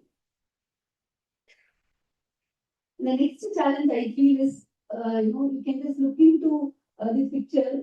I feel nursing students today are sent to clinical area. We are not sending them alone. We are sending them with the logbook, and every student has got to complete a list of procedures, care plan, care note, care study, presentation, records, signatures in the, so many other places. So I'm not saying all these are not important. They are very important, but predominantly we are shifting the focus to what I should learn, to what I have to complete. When a student enters into the ward, the student thinks from this area what I have to learn. That should be the predominant focus. But actually now the focus is getting shifted to what procedure I have to, complete and get signature from the faculty. So the shift we have to make. Last week I was talking to the nursing superintendent of the Virginia Medical College Hospital. Sir said, madam, you are just posting the students in the medical ward to complete the requirement. Only, for example, if the INCS prescribed 400 hours, you are giving them only 400, which means the entire medical surgical ward, there are so many specialty, and every specialty student gets very minimum days of posting. So don't post the students just for completing the requirement. Post them in the area where students will freely learn. Don't give undue importance on completing the requirements. So, let the learning be free, let the students learn passion for nursing care. So what we can do, we have to, shift our focus from completing the requirement to achieving the competence. So our aim for coaching the students is they have to achieve the competence. We are not focusing on completing the requirement. Of course, they have to complete the requirement, but we have to major focus should be on giving them the meaningful learning experience. I remember when I was a student in KMCH 96 2000, we were posted in Operation Theatre. I remember we were living in OT for 2 months together. We were assisting minor OT, major OT, all kind of surgeries, cardiac, neuro, all kind of specialties. I don't know whether our teachers have meticulously planned ours as it is planned today, but the richness of experience, still remain with us. So we have to, we have to provide enriching learning experience to the students. So you can use the logbook as a tool, but not, that is not the only purpose we are going to work. So we have to prioritize the patient care learning experience for the students. And this one, I don't know whether I can really openly discuss in the forum, but I want to really, I want all of us to reflect on this, area very honestly. Because you can just see theory examinations are taken very serious by the students. When it comes to practical examination, they take it for granted. Again, I'm saying whether I can really openly discuss in this forum, but I really want all of us to reflect on it honestly. That there is a, traditionally there is a culture in the, in nursing, unconsciously it is built like there is a past culture. When a student enters into the practical examination hall, the patient bedside, the teacher has got a tendency to make the student pass. So this has happened for so many years. So now students, when they come to the clinical, practical examination, they know that they will be passed the examination. And I have never seen any practical examiners failing the students. I'm not saying students will fail in the exam. That is not the intention. We have to make the student understand performing in the, practical examination is more important, than performing in the theory, because nursing is a skill-oriented profession, competency-oriented profession. Not only the theory, is enough for becoming competent. So I think all of us as nurse educators and students, the students here, I want to, convey, take practical examination seriously as the way you take your theory examination. Because I don't think, practical examination just, we go, we stand the paper, we do something, and then we, get through the examination. So we have, as I told, we have adequate assessment methods, but how rigorously we are assessing students? We have all the adequate, we have OSCE, practical examination, all assessment methods are good, but how rigorously we are assessing the students on all these, examination, that really matters. So make assessment more authentic, rigorous, transparent, so that students will students will understand that this is very, competency is the core in nursing education. So I want to conclude my topic saying that we think transformation occurs, somewhere at the policy making level and the governing level, at the higher level. But I feel the transformation should happen in the mindset of the student and the teacher. In the bedside teaching, when the student encounters the patient and the teacher in the classroom and in the area where the assessment occurs. So we need to transform all these. Only then we can transform the nursing education through competency-based curriculum. Once again, any doubts you can ask me. Students, if you have any doubt, please. Otherwise, once again, I thank the management, principal, organizers for giving me the opportunity to present in front of this beautiful audience. Thank you all. Thank you, ma'am, for the faithful introduction. May I request our Vice Principal, Professor Neera S., to bestow a memento to Dr. Jayanti.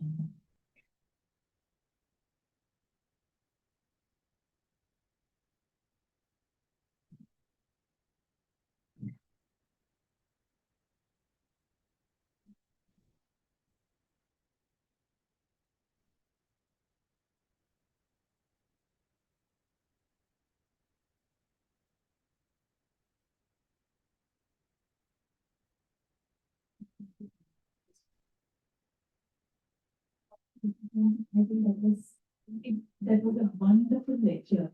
You look so young, but you brought out such lovely points and you really nailed it down to competency. And you very beautifully said that how nicely earlier we just had the assignments and we still came out as wonderful nurses. And I echo the same points with you. You also said that how students and teachers should partner together to learn. You have also said that, the students and teacher interaction should take much priority to everything, other things that have been put by INC. Yet at the same time, you kept respect for INC by saying that, okay, that's important. One more thing that I loved is you had wonderful pictures and everywhere you mentioned generated by ChatGPT. You did not say that, you very clearly acknowledge that. So wonderful. God bless you.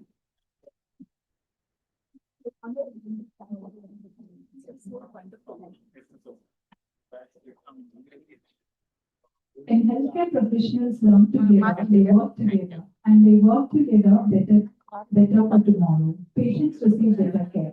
It is my privilege and pleasure to introduce our distinguished speaker, Dr. Sija Sanjit, Professor and Head of the Department Plastic Reconstructive and Aesthetic Surgery at Government Medical College, Kozhikode, Kerala.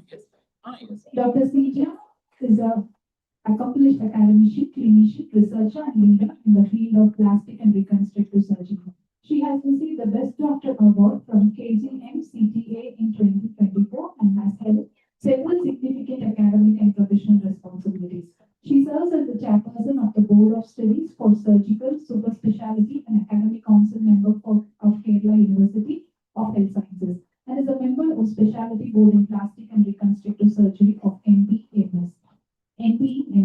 She has also contributed extensively to professional organizations, including the Association of Plastic Surgeons of India, the Indian Society of Surgery of Hand, and the Indian Association of Aesthetic Plastic Surgery. Her commitment to medical education is reflected through her role as co-coordinator of the NMC Regional Center for Medical Education Technologies at Kozhikode. She has also served as associate editor of the Indian Journal of Plastic Surgery and as an editorial board member and reviewer of several reputed national and international journals. With 40 peer-reviewed publications and 144 citations, Dr. Sija has made valuable contribution to research and academic scholarships. Delegates, let us warmly welcome Dr. Sija Sanjit TN and invite her to share her expertise and insights with us. Thank you, madam. It's a pleasure to be here with this august group of people. So let me take this opportunity first of all to thank my good friend and my fellow batchmate Jaydeepa. It is really a pleasure to meet you again and be here in Coimbatore and relive all our memories. We are such a kind of very lively batch of people when we stay connected also. So thank you, Jaydeepa. And it has been from the last two talks that I have heard that we are learning so much from each other already. And it has been very insightful meeting these people who have contributed so much and continuing to contribute. I hope I will definitely continue to take lessons from all of you as well as Rita and you also, Jaydeepa. And as a surgical specialist who has a keen interest in medical education, I'm a little off the course, But this is something which is very close to my heart, and I come across a lot of practical demonstrations and immersiveness into interprofessional education. So it made me question about the current situation right now and what we can do to make it even a better place. And after all, it is not making better only for the patient, but also for all of us. So let me start with, I didn't give credit to ChatGPT, but all my images are from ChatGPT only because I didn't want to put real clinical scenarios. So let us have a glimpse into one of the busy clinical OPDs. We have 55-year-old Mr. Shekhar coming to the OPD with a diabetic foot problem. And Dr. Madhu Periyaswamy, he's a diabetic foot specialist. He's going to take care of this patient. His 30 years of marriage partner, Urmila, is there holding his hand. And like all marriages for more than 25 years, wife does all the talking. So the interaction here is happening between the doctor and the wife. And you have the patient who's understanding half of what is being said. You also notice one more person in the background, that is Kusma, and she's a nurse. And she is listening to everything and she's not having any part of what the conversation is happening. Only thing she's worried about are the 15 more patients. It's already 6 p.m. and she wants to finish the OP and then go home and send Dr. Madhu home. Right? So contrast this with NHS Birmingham, the picture.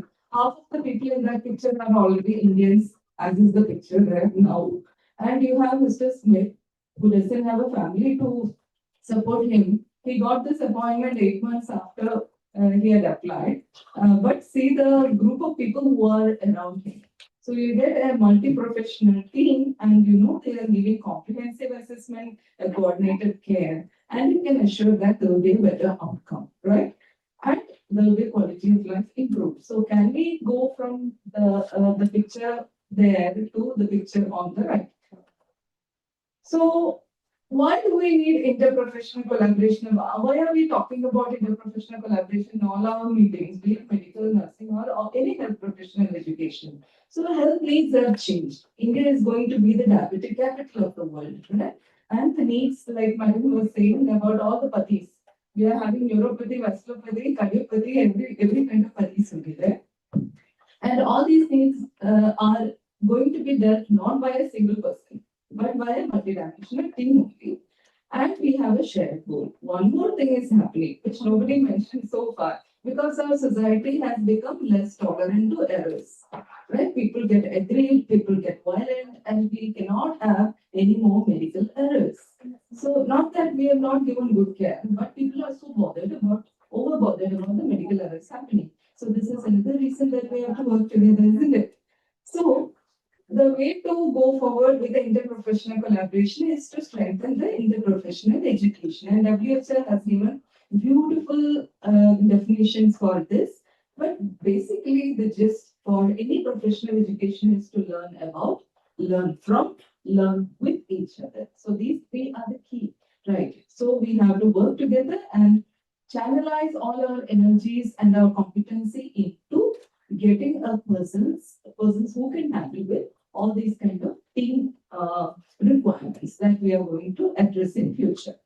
So interprofessional education is going to pave the way for collaborative practice, right? So collaborative practice is going to optimize healthcare of India.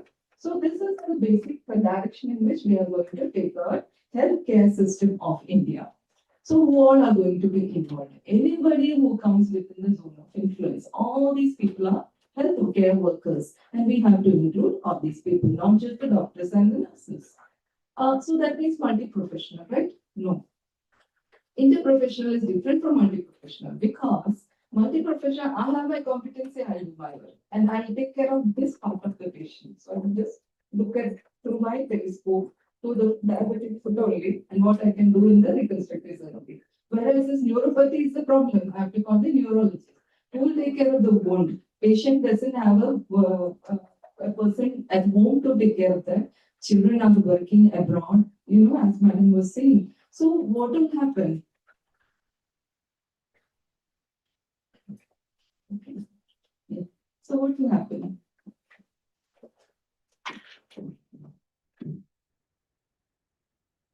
I think the last part of the slide is missing. Can you just zoom out a little bit?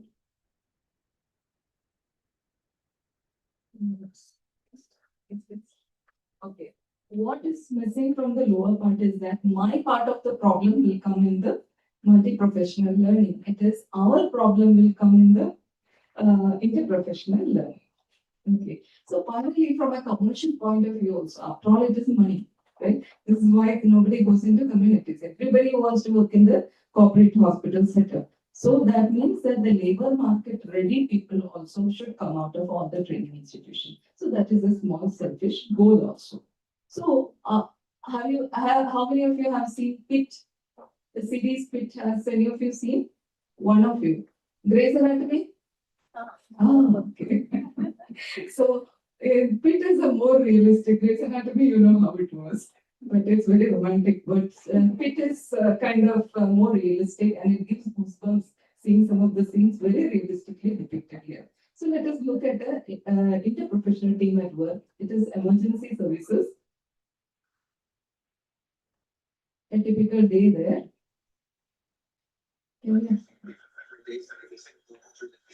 Is it audio is there? Again, Indian side.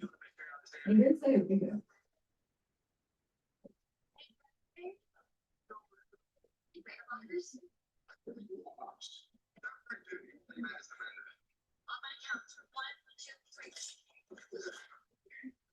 Pacemaker patient with dementia, heart rate 30, stop 80. Second minute of atropine now, push dose MP 0.1 milligram per chest. That's your body briefing the heart rate. Exactly. Non-functioning pacemaker. Etiology knows about it. Dead battery or the squeeze moving very slow. What's next? You can try for today's pacing, but eventually the inconvenience. Nice. Right. So you saw how this is an echo. Okay. So let's get there. Echo is there. That's an echo.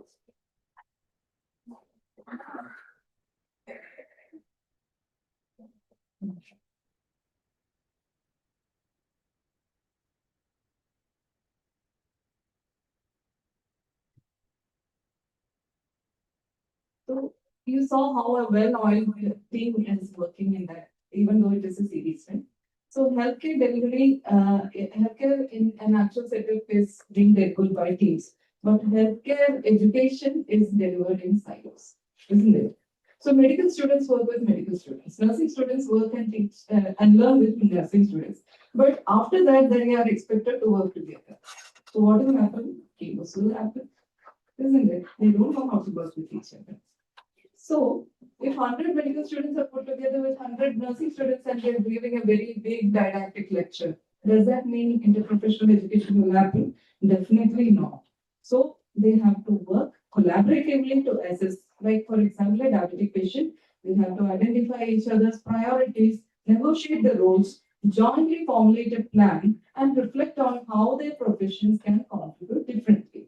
In that way, definitely is interprofessional education, isn't it? That's what we said in the definition also. For working in such a team, you need some core competencies. So I think interprofessional education collaborative has identified 4 main competencies which anybody should have to work in such a team. So one would be to have good values and ethics, right? So it is good to have it, including the work value, the team value, and so on, roles and responsibilities. So it is not good to neglect your role. It is also not good to be too protective. It is my job, don't touch it. So don't do that also. Third would be good interprofessional communication. It should be respectful. It is timely. Nobody is above or below anybody. You all have to do their roles. And then teams and teamwork with shared goals, all these things. Now, recently there is also something of cultural humility is being brought in. So you have to respect, you have people from different backgrounds coming together, especially in the West. It becomes a racial, all those kind of ethnicity, everything is different. So you have to give kind of importance to that. And of course, you're aiming for social justice. There are privileged and unprivileged people. So you bombard everybody with a 2-hour lecture. Okay, tomorrow we are going to have interprofessional education and you learn everything in 2 hours. Will anybody learn anything? You learn? You're bright students. You're not.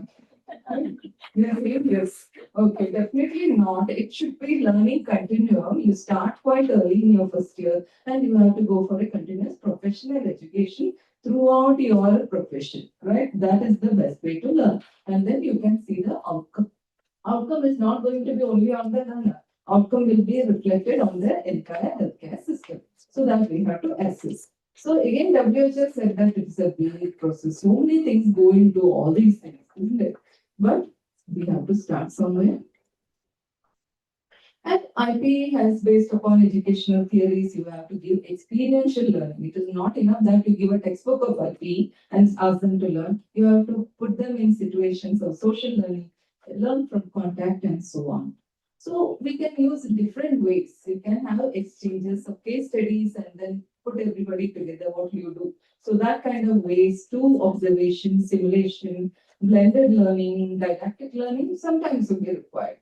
So let us see one of this. You might be wondering, is this all possible? Yes, it is already being done. This is an interprofessional training ward. Let us see what is happening there in Stanford University.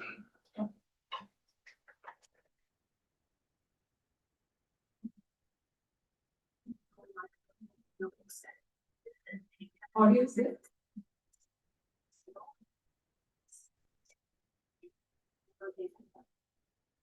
This is the first experience with patients and years. It is a guiding and learning ability to become immersed and allows them to guide and really treat it as a clinical day or clinical scenario that may happen. That's all. So people are already doing it. There are universities which have already implemented this kind of learning and it is possible. Right. So what about NMC? So National Medical Council is bringing up guidelines, priming the Indian medical graduate as a leader and member of the team already. And what about IMC? Yes, IMC is also emphasizing communication, teamwork, collaboration, and now competency-based medical education also. So question is no longer whether teamwork is belonging within a professional education, how to implement it properly. So one of the areas where my area, operating room teamwork, this is a prime example, second example. After the emergency area, this is the area where teamwork is required for the patient benefits. But what can happen actually? It's an extrapolated situation, it doesn't happen luckily. But you know, if there is, this can also happen.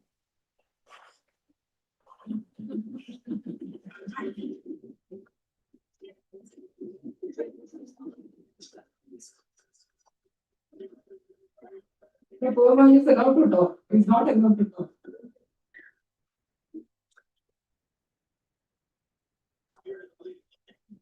Sorry.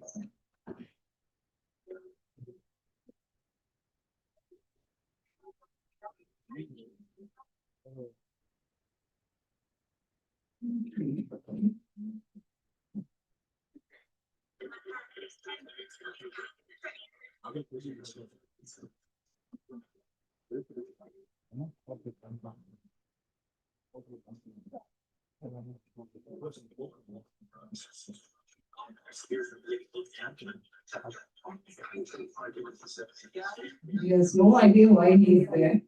Nobody has checked his identity. Nobody knows what is happening.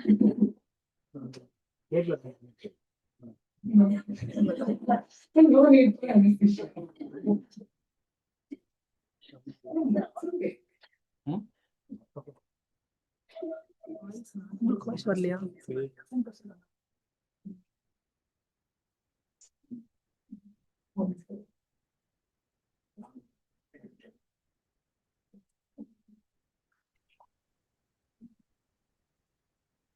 ഒന്നോട് സ്പീക്കറാണ് നമ്മൾ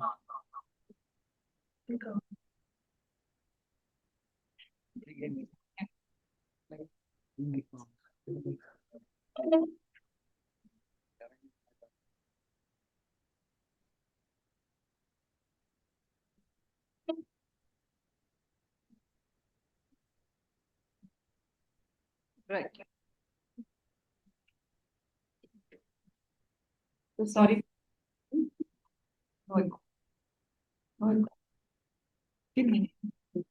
அங்கே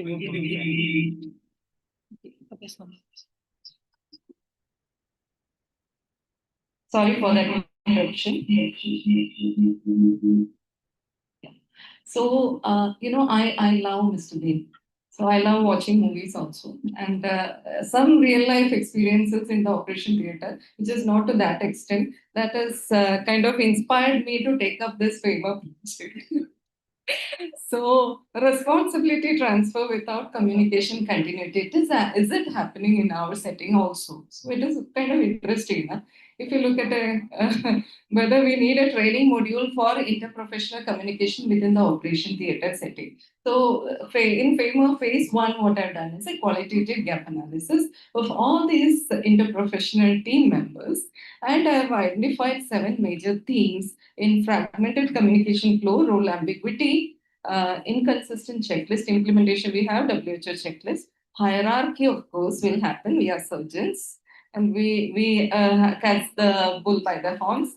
And then, of course, technical challenges, handover systems, and then whether there is a need for training and system improvement. So this was a kind of eye opener for all the people who were involved by sensitizing them that these problems are happening. If they sit together for focus group discussions and show them the results, now they know that, okay, we have to get things ready. What were the problems identified? Everything that is described in the textbook, from handover problems, ownership, who is to do what, role clarity, feedback opportunities are not there. If at all somebody makes a mistake, then the next day the person is not there, they are posted in some other theater, and responsibility transfer is unclear. All these issues are happening, but still things are going on, and everybody are cribbing about their own concerns, including the nurses. So nurses, they were saying that we hear the communication, but we are not part of it. Nobody is involving us. We are not being asked what is happening here.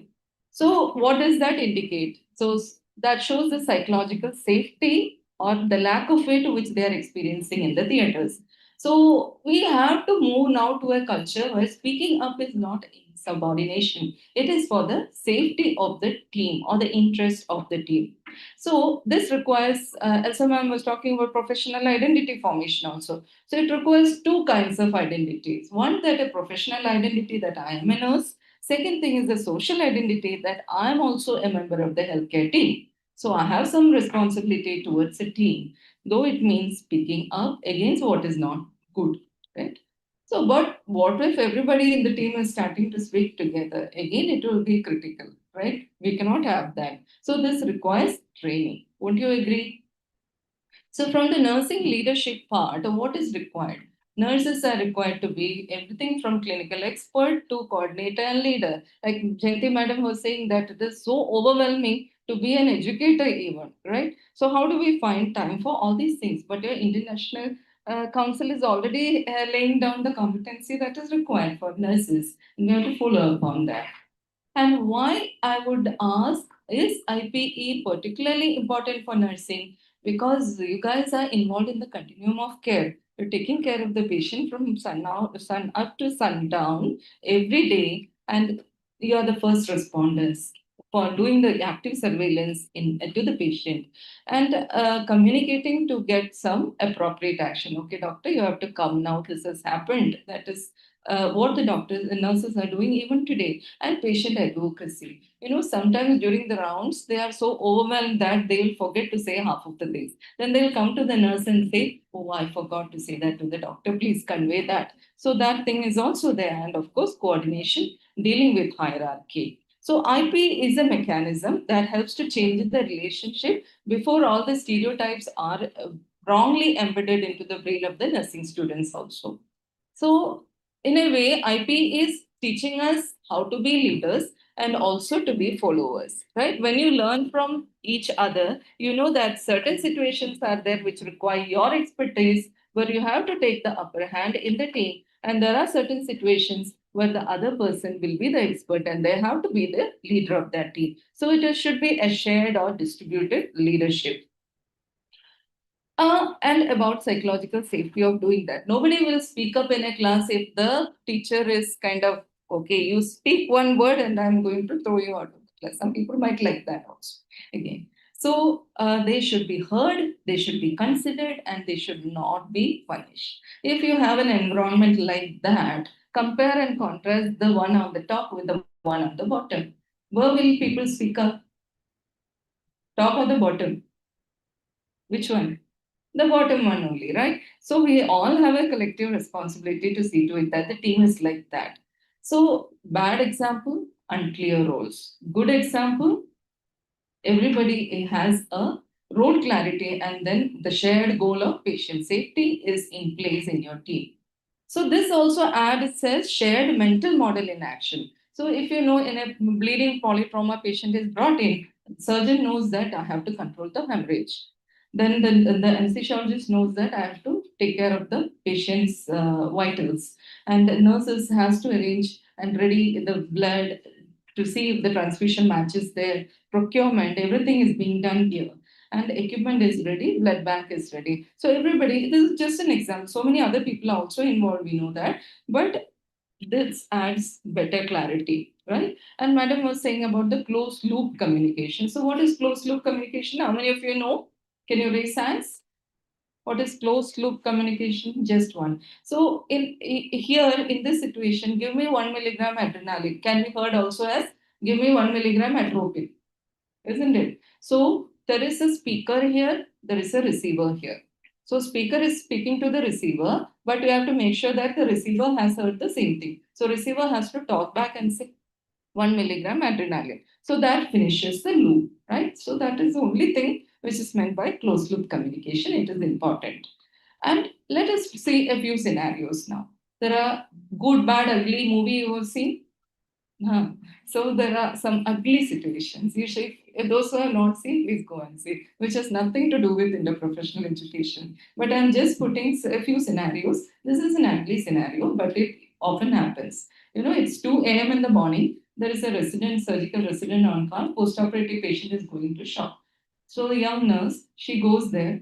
This guy is on the phone. He's having a breakup with his girlfriend, and they are talking heatedly. He cannot focus. So she says, okay, this patient has a problem. I think the BP is falling. And there's some soakage of the dressing. Please come.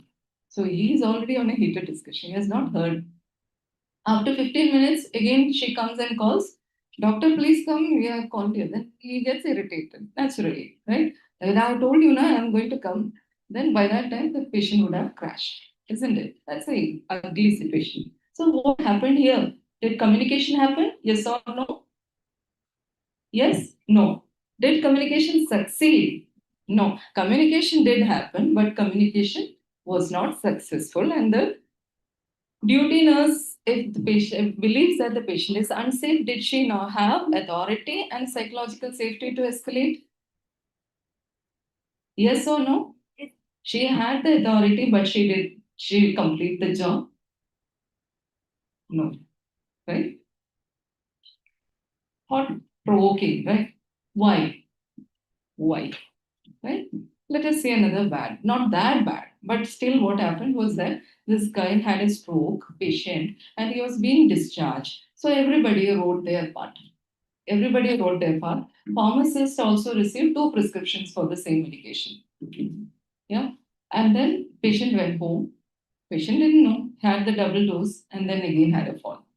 So coming back, everybody was saying that this is a big problem. It was a bad event. So why the duplication happened? Because everybody was checking. But still nobody noticed that the duplication happened. So there's a fragment. It was an excellent interprofessional care, but it was a fragmented care. So working alongside doesn't mean that working with each other, isn't it? So there's a lot of difference. And patients are not experiencing professions. Patients are experiencing what the care that all these people are going to give. So which is different. Another ugly thing. Somebody wrote insulin doses 300 units for a patient. So the medical student saw this. And medical student wanted to say, whom will she say? To the resident, to the assistant professor, to the professor. It seems professor has noted it down. So she didn't open the mouth. So what can happen? What caused the error? Yes?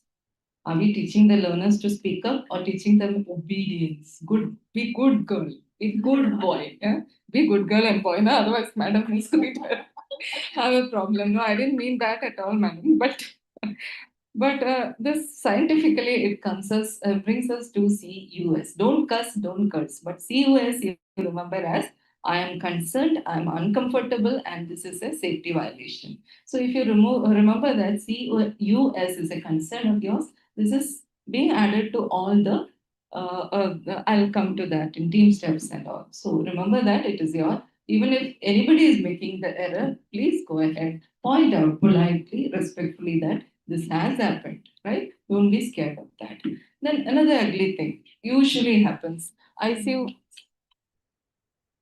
yeah, ICU situation. A polytrauma patient, motorbike accident, 19-year-old, brought in, surgery, ortho, everybody is involved. Patient was deteriorating, nobody told the bystander. Then finally, on the 4th day, patient deceased, and then everybody is in a bad situation. Nobody told, they're being violent. Happens, isn't it? Very frequently.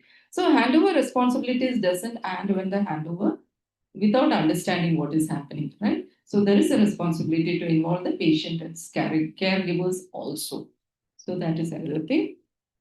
So this is again responsibility transfer without communication continuity.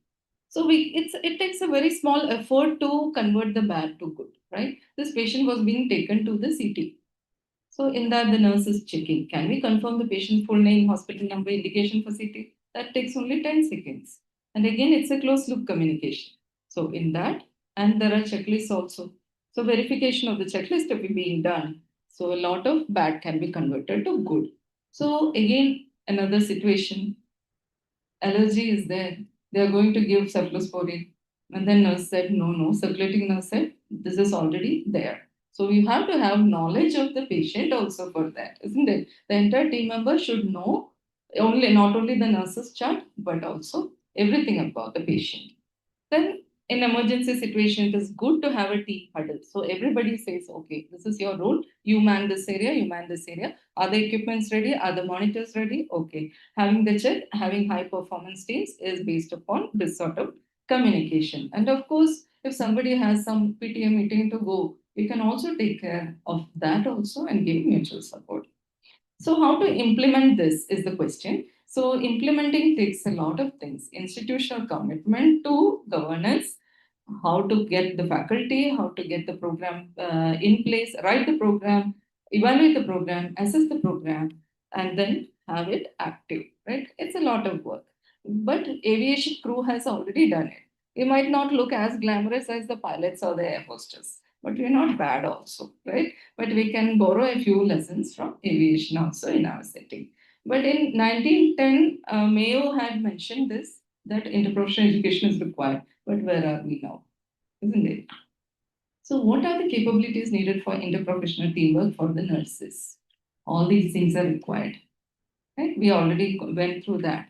So all these competences have to be addressed. And they have to be given along a longitudinal learning model based upon the Miller's pyramid. As educationists, we can do that. So you can plan year 1, year 2, year 3, and year 4 with different things like case-based learning, bedside teaching, have quality improvement projects in the hospital and so on. And you can have different kinds of teams with experts to teach different things. We can give challenges to the team and then debrief. Debriefing is very important. What has been done nicely, what has not been done nicely. And we can also, if you're looking at the net, you can see simulation-based interprofessional education. Gamification is also there. Help! Someone, help! Take down these damn rails and help me get out of this bed. I'm trying, okay? Maybe it's one of these buttons or... Thank goodness you're here. I'm going crazy trying to get out of this bed. So it is like a game. Okay? You can play the game and go to the next level. Even this is available on the net. And there are learning resources enough. And also the faculty have to be trained. Why the faculty have to be trained? Especially because conflicts are going to happen. And conflict resolution is one of the ways in which we have to empower ourselves also. Assessment, there are different assessment tools available. And one of them I would like to specifically mention is Team Steps. Even the app is available for Team Steps now. And Team Steps involves a lot of sub-tools also in that. One of them is the S-bar. Have you heard of S-bar? How many of you have heard of S-bar? Everybody. Because you are experts in handover, right? So just see, but elevating the handover to a little bit more, just look at this conversation and see the situation, background, assessment, recommendation are being properly done or not.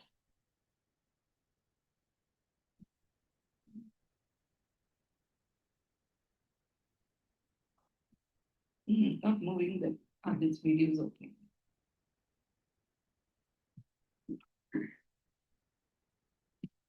Hi, Dr. Feldman? Yes, this is Amy from Tula. I've been taking care of your mother. Well, she's an 82-year-old woman. She was admitted 3 days ago with DVT. She's on heparin, telemetry, and oxygen. Next to the background. She's been alert and pleasant with no problems other than urinary retention. And she has a Foley in place. But tonight she appeared confused. She's awake and oriented to person, but she thinks that she's at her aunt's house and that Ronald Reagan is president. Yeah. Well, no, I checked with her nurse from the last few nights and confirmed that she doesn't sundown and she's normally very sharp. Her heart rate has increased to 110. Her blood pressure is down to 110/60. And her systolic usually runs 150. Yeah. Temperature is 37 Celsius. Wow, Pale, but not uncomfortable. Studies are within, and her blood gas is normal. All other AM labs are normal. You finished it? Yeah, but urine. It's cloudy to me. Worried about her. I think she needs to be seen. That completes the S bar. So when we are giving S Hi, Dr. Feldman? Yes, bar, ma'am. you can make sure that all these things are taken into structured the way it is being taken into. So there will be a lot of barriers and there will be a lot of pitfalls when we are starting it. Mostly there will be hidden curriculum, which is to get the people with a lot of ego, I know, into the process of giving this into the wagon also. So, but does IP work? Yes, it is working. There are successful models from across the world which have improved educational outcomes, which has improved behavioral outcomes, and it has also shown that changes in the attitude of people, which has been scientifically proven. And patient outcomes are also coming out now.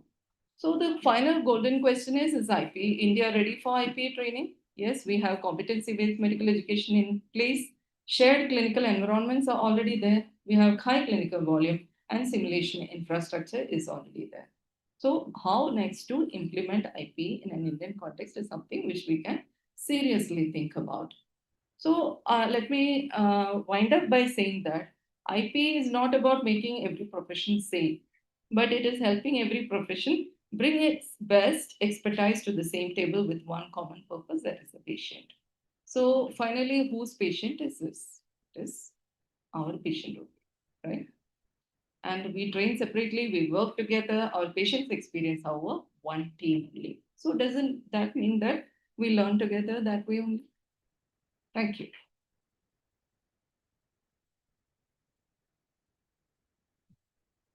I'll be happy to take any questions.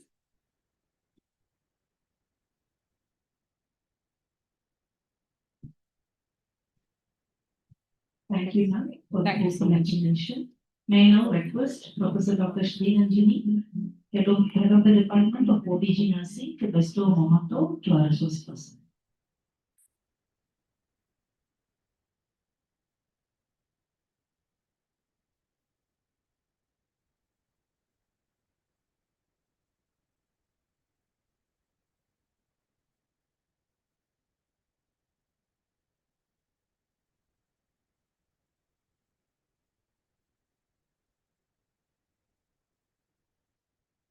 Thank you, ma'am.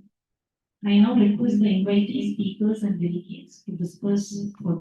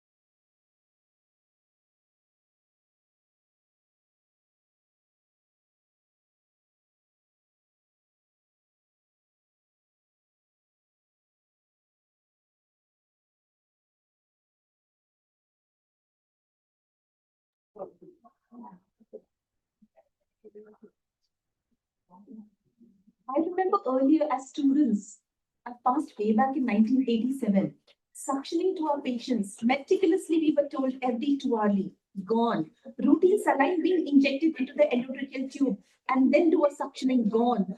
We used to give bladder training before moving the Foley's catheter, gone. Whenever we give any kind of vaccination, so I have a syringe and I inject the vaccine, it was told aspirate, check it is in the muscular region, you will get an air bubble, then only inject, dare not inject without that. That's gone today. In fact, we are putting in a bubble on top so that we know the vaccine does not come out with a track that we have created because the needle is gone inside. Routine newborn care, what a marvelous change. Suctioning, whether you talk about early clamping, we don't do all that.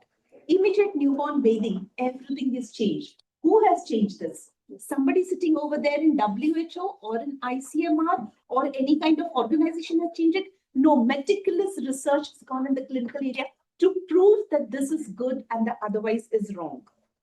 Let's see what's coming.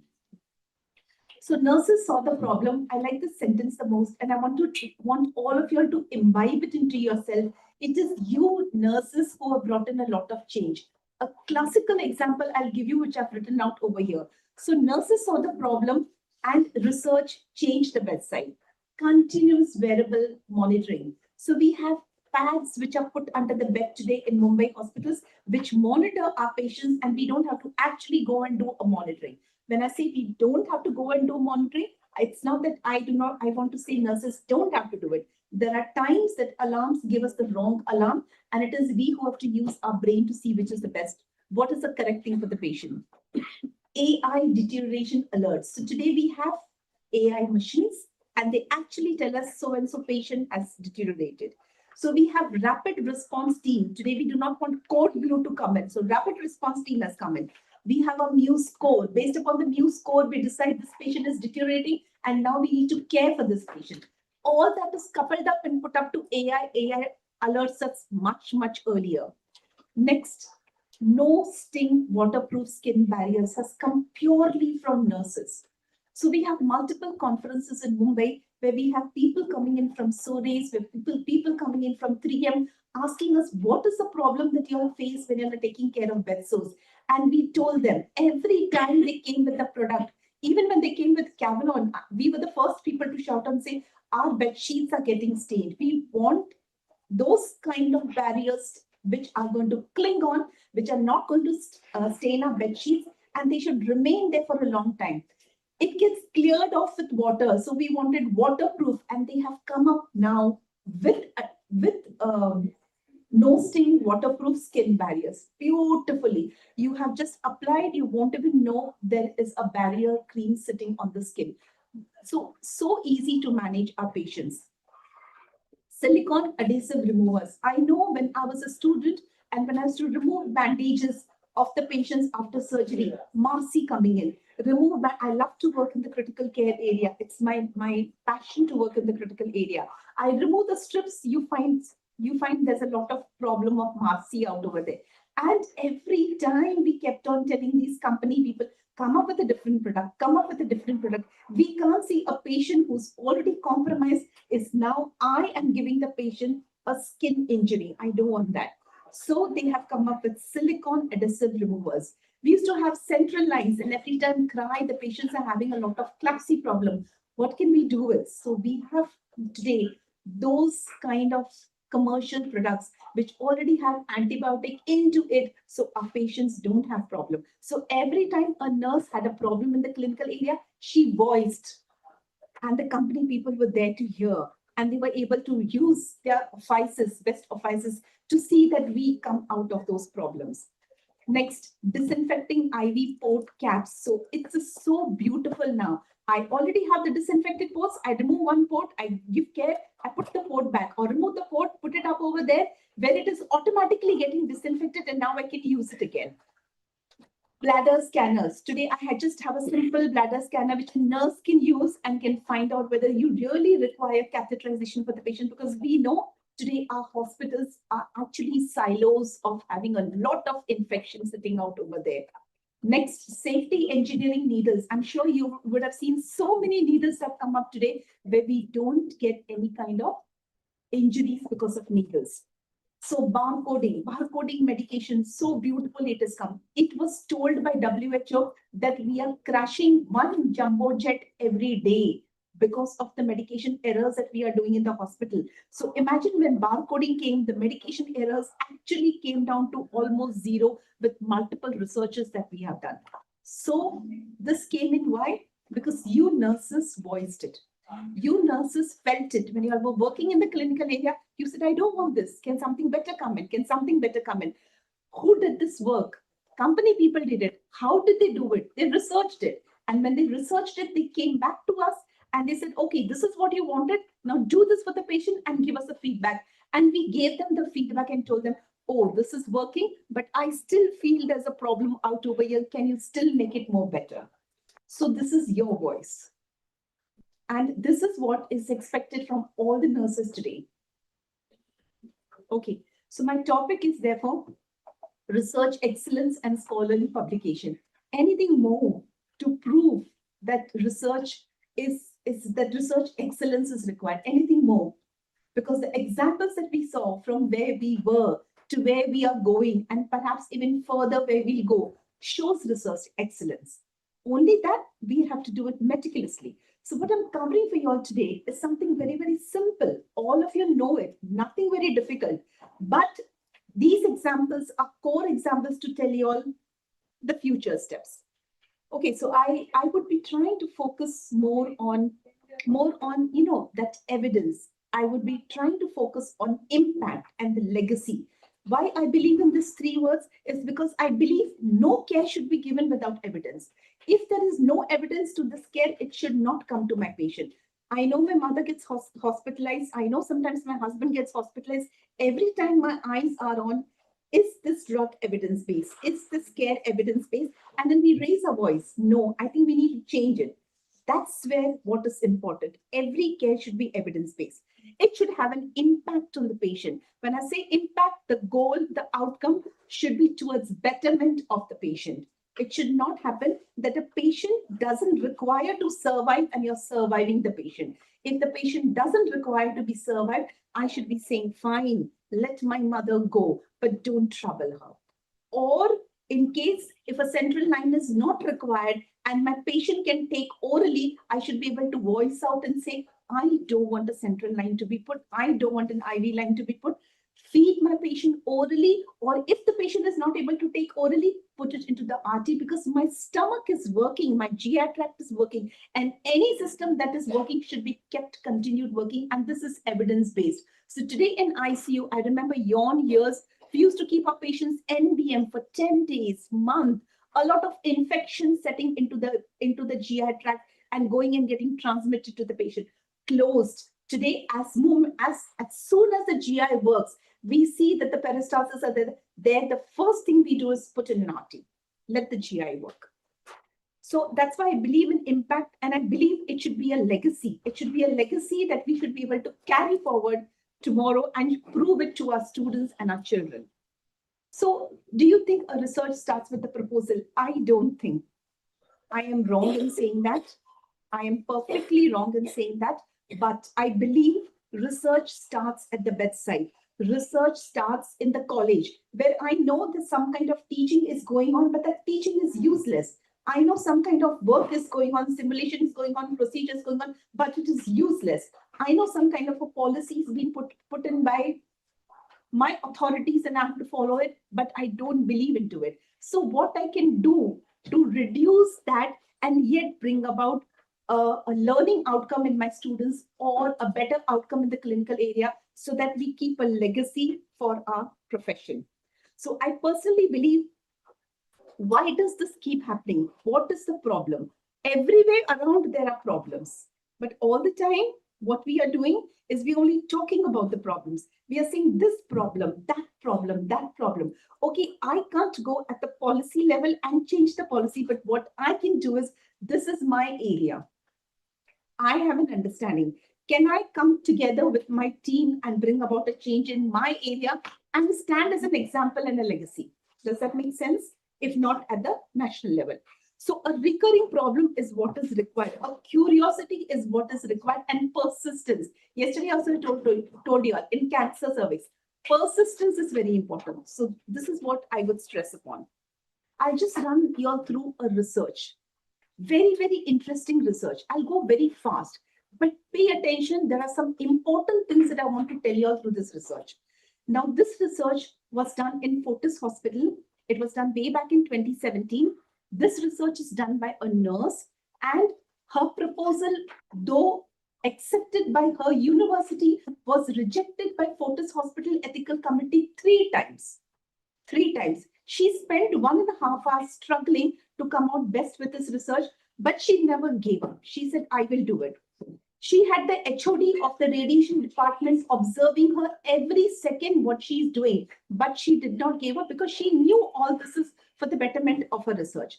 The research was, you had head and neck cancer patients. These head and neck cancer patients were undergoing radiotherapy, and their radiotherapy goes on for 6 to 7 weeks time, 5 days in a week, 2 grays per day, with a break on Saturday, Sunday. And by the time they are taking radiotherapy for that head and neck cancer, they develop severe mucositis by the end of the 2nd week, 3rd week. All of them invariably will develop radiation-induced mucositis. Imagine when you have mucositis in the face, you find you have dry mouth, less salivation, you can't talk, you can't eat properly. The radiation-induced mucositis, by the time the patients come to the 6th week and the 7th week, is massive. It is 3rd degree, 3rd grade and 4th grade as per the WHO tool. You can imagine there are some patients who are not able to eat, not able to continue with radiotherapy sometimes. Those who are not able to eat, we put them on RT and continue with the radiotherapy because that's the only best method to get the cancer out. But the patients go through. By the end of the 7 weeks, they are zapped of radiotherapy, but they know that's the only answer. So what did this nurse do? She saw the effect of aloe vera gel application, oral application on radiation-induced mucositis. I would be using RIM from now. Radiation-induced mucositis in head and neck malignancy. It's a double-blind, randomized clinical trial in Mumbai, India. I'll explain to you all what is this double-blind and clinical trial very soon. Or let me tell you right now only. What is a double-blind? I am the researcher. These are my patients. I do not know what I'm giving to the patients. Patients don't know what they are getting. So what did the nurse do? She went to the company. She prepared 2 tubes, tube 1, tube 2. And in tube 1, there was aloe vera in a base gel. And in tube 2, there was just the base gel. Because her ethical team in Fortis, which is very advanced, told her, we will not let you do the study because we know aloe vera is useful and the result will come out as useful. What are you doing for the control group? You have to do something for the control group that is ethical today. And then she had to break her head what I should do. And then she thought, can I remove this base gel, which is made in glycerin, and give it to the other group? And I prove that I'm doing something good for this patient. So the researcher did not know anything. The participants did not know. The group was on one side, another group on the other side, getting tube 1, tube 2. The radiation oncologist, head of the department, continuously monitoring because it is Fortis JCI accredited hospital. They did not want 1 inch error, but they all wanted this research to be done. So that was a blessing for this researcher. So having understood this, let's run through the research. In the research, and please look at it from the way of how to write it. So in the beginning, what she said is, what is the problem of head and neck malignancy? And she said it's 1/3 problem. Then she moved ahead to say, what about radiation-induced mucositis? A lot of patients develop radiation-induced mucositis. She also said that head and neck cancer, what is the etiology in Indian country? And she proved it is because of tobacco chewing, as we know. It is because of illiteracy. It is because we don't have good facilities. She proved the incidence of radiation-induced mucositis. She said it's a problem in majority of the patients. Then she showed the impact of radiation-induced mucositis on the patients. So she gave them everything. And finally, she also told them that the current care of the patients is essentially palliative. I introduced the word palliative to you all yesterday. I told you all palliation does not start at the end. any problem which is grave, even when the patient is okay, we have to do palliative care for that particular need. So here the care is more palliative because that radiation-induced mucositis cannot be removed. So that oral hygiene, that diet, the opioid analgesics, taking care of coexisting information, maybe other low-level laser therapy, maybe other biological response therapies. But she proved that there is no consensus among radiation oncologists about how to care for RIM. First time she proved to the world. And then she said, come to aloe vera. We are using aloe vera for so many things. Can't we use aloe vera for this oral mucositis? So there is aloe vera. People are using it. From where did she learn? She learned because she knew that she was working in the clinical area and many people were using aloe vera. She learned by interacting with people in the oncology department that there were many therapies that these patients are using besides the allotherapy that they're doing. So she thought, let's take up aloe vera. And she proved that yes, aloe vera can be effective. Now what she had to prove, what is the research done on aloe vera? And she found two researchers. She said there are two researchers where one person has studied aloe vera mouthwash and the other person has studied aloe vera oral juice. She proved that when you talk about aloe vera mouthwash, its effect is for some time. When you take it orally, its effect is systemic. I want to give a gel. And any point of time, whenever we do skin applications, if we have a cream and we have a gel, anytime we prefer gel because gel has got deeper absorption and longer life. So she went to the company, told them to make gel. And then after that, after proving this, she came to a conclusion that yes, aloe vera can be used, and she convinced the ethical team and everyone in Fortis for the research to be done. Precisely, she told them it is the paucity of the studies, and I am not doing anything different, but I am changing the constitution and the mode of administration. She proved to them that it is an FDA approved, and she proved to them that aloe vera is not a drug. So though I'm a nurse, I can still give aloe vera to my patients because it is found in every house today. And she told them that nurses are responsible for care of the patient. So if nurses are responsible, this is a major problem. Every patient is telling me, and I need to support and care for my patient.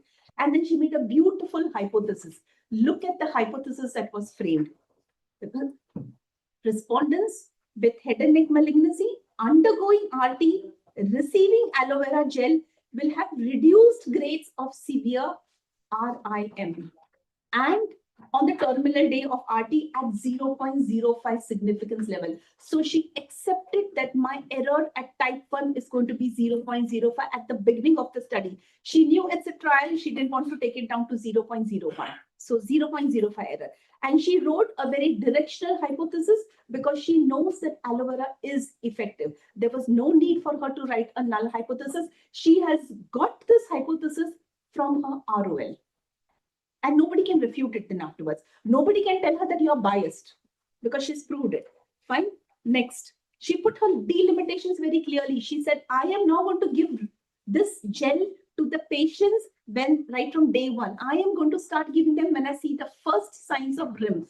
And that signs of RIM, she did a thorough study, that inter-observation, her HOD of the radiation department, and she saw different patients to see that they are properly grading 1, grade 2, grade 3, and grade 4. And she also said, I don't have a no intervention group. I have a control group, but I'm giving benefit to them also by giving that glycerine gel. And she was doing only assessment of RIM.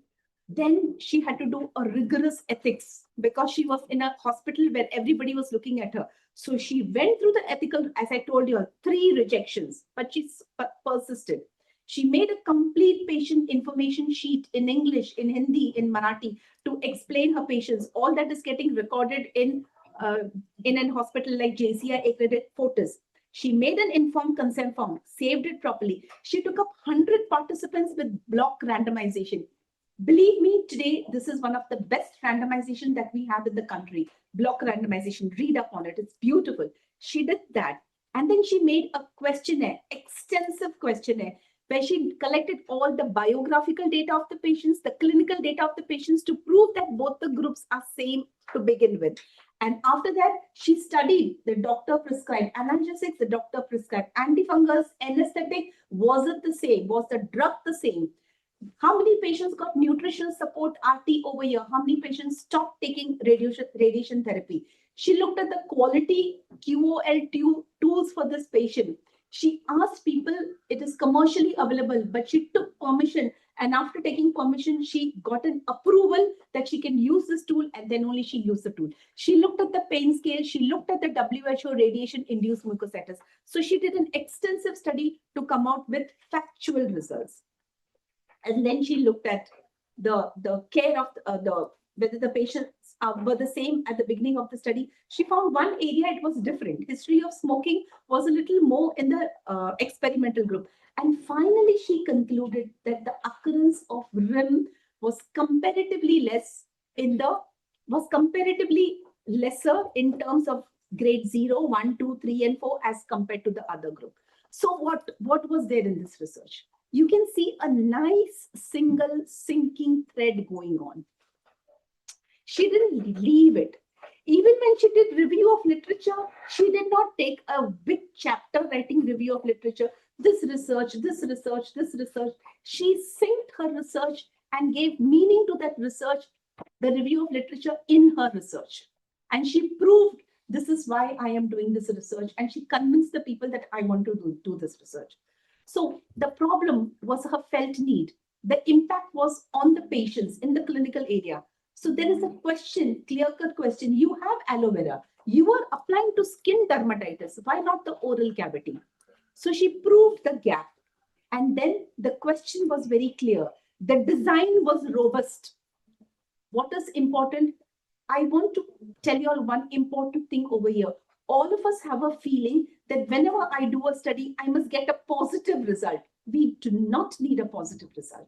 So I always encourage my student, tell me the factual data. You don't have positive results, I'm happy, but don't make your design weak.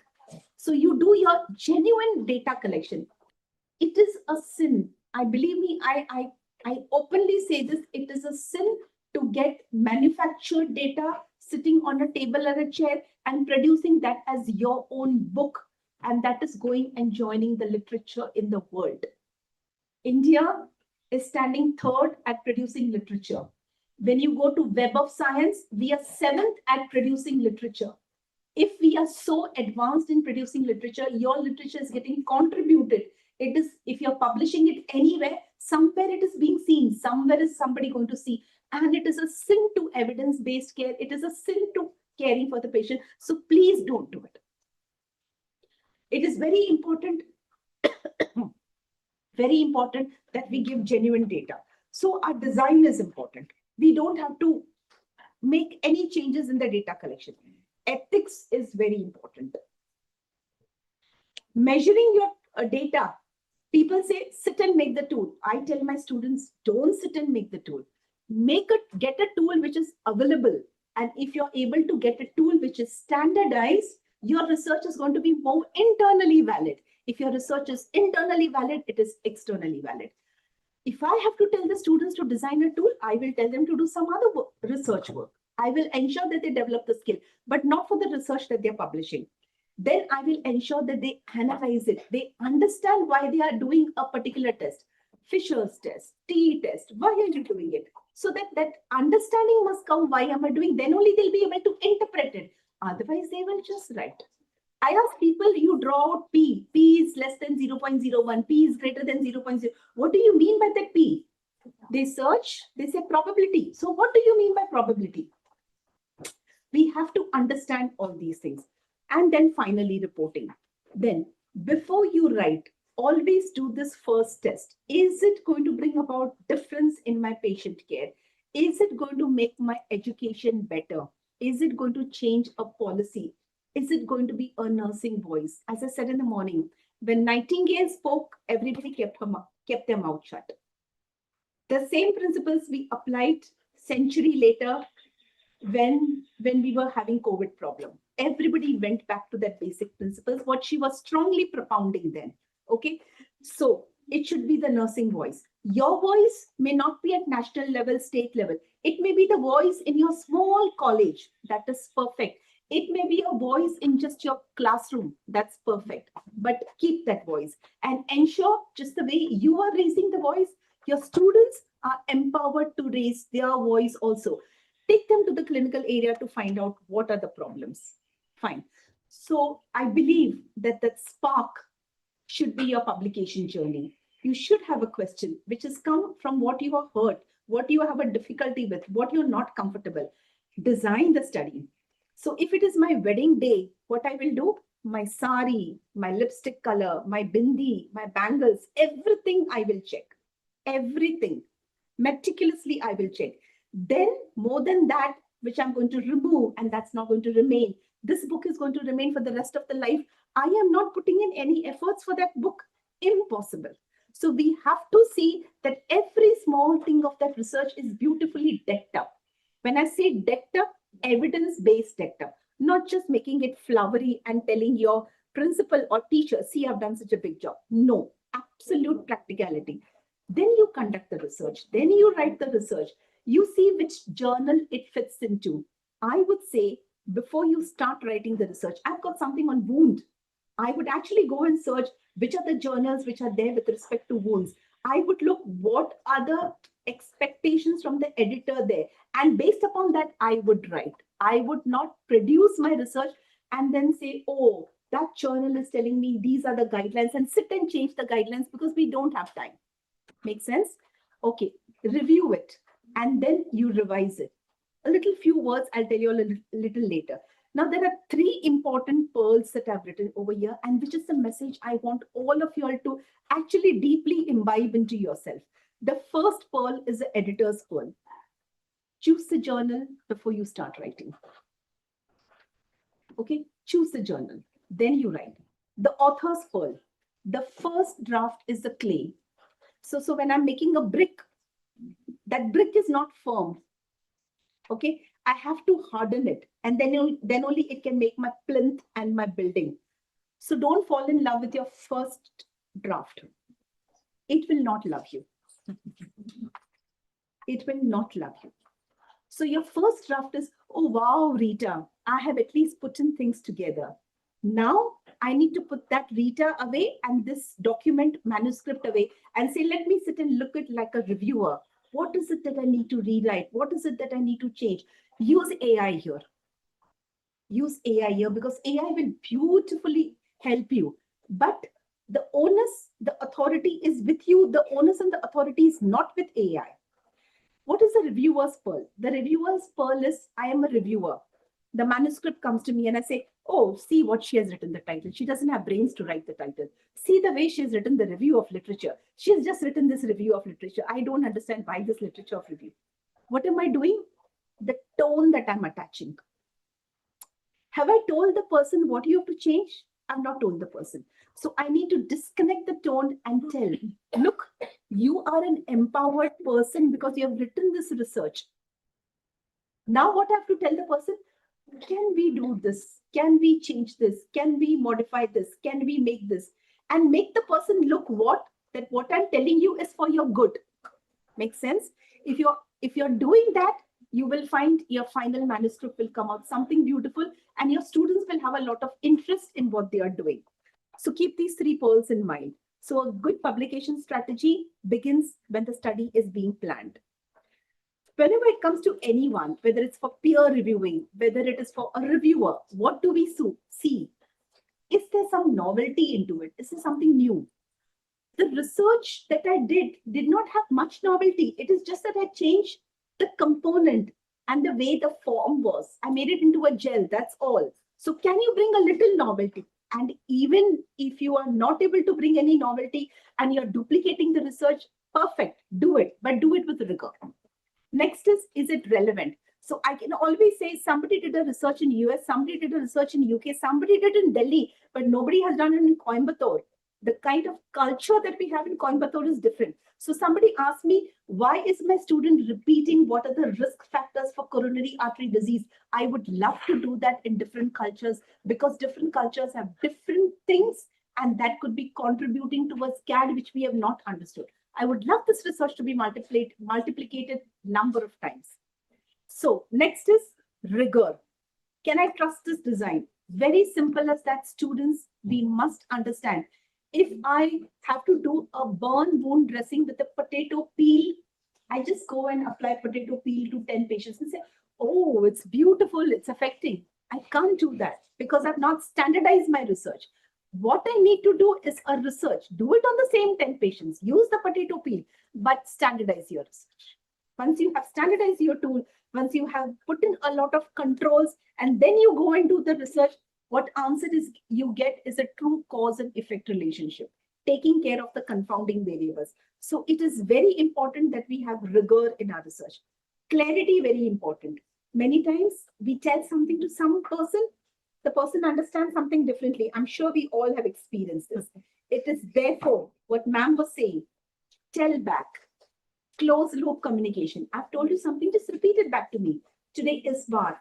S bar we were following, today we are going into S bar. S bar also tells you the same thing. In the end, the person needs to tell you what they have understood and they need to record it. So we have Apollo Hospital which says, record what the person has told you so that you are on the safe side. And approvals. Fine. Do remember, editors are not looking for reasons to reject. They are not. If I have a journal, I am the main editor of that journal. I want to make business. No.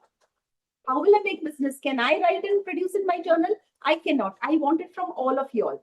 And if I want it from all of y'all, then y'all cannot write anything and give it to me because I don't want the journal name to come down and I do not want your trust to come down. So what I want from y'all is good journals. So I will tell you 10 times, change this, change this. Now it's up to you. You look at it negatively, you are doomed. But you look at it positively by doing the changes that I tell you, you will learn, oh, we've understood now how editors want. And there will be a time, 5 years hence, 10 years hence, when you know how you have to write your manuscript. So do remember that. Write paper in the right journal. Very, very important. This aloe vera was a rich, but the person did not know at that particular point of time where she had to publish. It did not go into a good journal. It did not get the credit. So it's very important. Even a good manuscript must find its right place. So look at the scope of the journal. Look at who is the audience who's reading the journal. Look at the article type and look at the credibility. We have many WhatsApp messages coming across today on our phone where they say, first position 5,000, second position 4,000, third position 3,000, 2,000. Think, do we require that? I am the person who is guiding my PhD student. I will tell her, put my name first and then you put your second name. No. So we are not supposed to do that. Keep that credibility. Always match your study to the guidelines of the journal. So for randomized trial, we have Consort. For systematic review, we have Prisma. For observational studies, we have Strobe. For qualitative, we have Correct. For case report, we have CARE. So Equator is there, which will tell you all the different guidelines, how it is to be done. Follow the guidelines. We all follow IMRAT. I'm sure every college today, whenever UG study, PG study, we're following IMRAT. Very, very important. Just follow that. You're sorted. Go back to the guidelines. Put IMRAT into the guidelines. You are sorted. Next. This is just, I wanted to do a test with you. Just look at the 3 sentences and tell me which sentence suits your taste in terms of your understanding.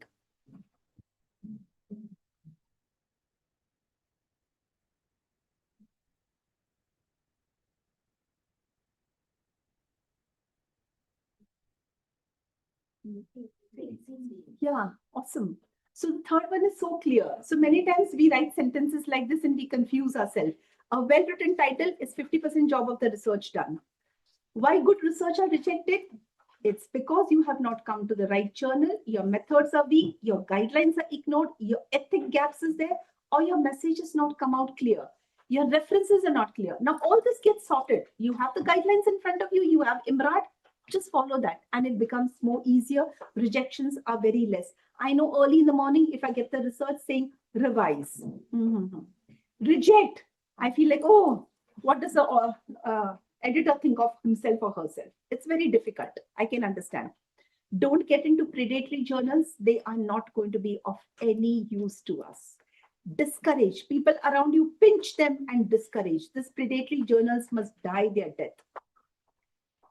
AI. I've always said, get into AI. It will help you acknowledge AI. That's why I liked ma'am when she acknowledged every picture that came from AI. So acknowledge AI. Next is, an author is not just a name. The author is contributing, writing, approving, must take accountability. You cannot say AI is one partner to you. है ना? You are the main person. So whatever AI is giving you, you have to give your life into that research. That AI is giving you a dead written research. You have to put in the factual things over there. Yeah, this is what Elsa was trying to tell you. And the earlier speakers also beautifully said, every failure, don't let it doom down. Every failure should be a stepping stone. Every time you get revise, be happy because you're making your manuscript the best. And you are going to get a name for it in the future and you're getting clarity. So please don't quit. Research excellence requires mentorship. So if I have a good teacher at my student level who mentors me and helps me, that is something going to be wonderful. Have your peer who's going to support you and protected time. I should be able to complete my research. I should be able to give the reviewer the feedback, whatever they want, and student involvement. This is something very wonderful. Pay attention to this. And I'm sure you all will love it and take it back. So what you really love doing is something that you cheer about. What the world needs when you do is the content that you're creating. What you can be paid for is something that you're comfortable. What you are good at is something confident. And when I complete the grid, I get these people. So you know who's a cricketer over there, right? Yeah, wonderful, Virat Kohli. So when you join confident and cheerful, it's passion. He does it with passion. He enjoys it. You know who's a doctor over there. So he's a person who is very, very confident and very, very comfortable in his cardiac surgeries, and nobody can beat him. He's from the South. Look at Mother Teresa. She's cheerful when she's doing, and she's delivering that content to the world that the world requires. And look at this fourth person. I will name him. Super 30 movie, Anand. He was the person who picked up 30 children from the poor community who were very intelligent, brought them home, trained them for IITG. True story in India. His mother has taken care of the welfare of the children, made them study, and all 30 went into IITG. And that is called as a vocation. Okay. So this is what, if you have the desire, if you have the perseverance, you want to do it, you will be able to do it. We say we have come to a vocation. No, this is vocation. When you return back to the world, what you have learned. And I firmly believe when we take our students to the clinical area, make them see the patients, tell each patient's problems in a form of a story. Let them think about an idea and project to come out with that problem, and then let them test it out and tell them, wow, that's a good idea. That's a good brainstorming you did. You will find multiple researchers coming out. Finally, JP also has a desk of publication. I will go very subtle with this. So we support in manuscript, of course, when it comes to us. So we support in publication, either in terms of making it ready, giving the support and entire publishing workflow, even research and visibility. 7 take-home messages.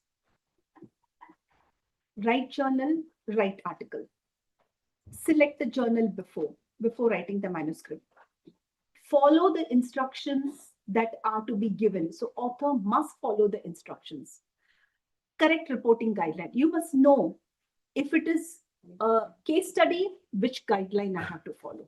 If it's an observational study, which guideline I have to follow. Follow that guideline. Ethics. Please don't transgress ethics. So when all of you have studied research, you all know there's a chapter on ethics. And when you read that chapter, it is very, very hurting how people have transgressed ethical barriers and have created research. The intention was not bad. They have created research today, which we are working on and implementing. But those people on whom it was done was bad. We are not supposed to do that. So we will ensure that our ethics are very strong. Every reference should be verified. So if your guidelines are followed, your reference will go fine. Clarity and that completeness should be there. AI will not help you for that. Your brain will help you for that. Take onus, take authority. And then you have a cover letter and your submission ready.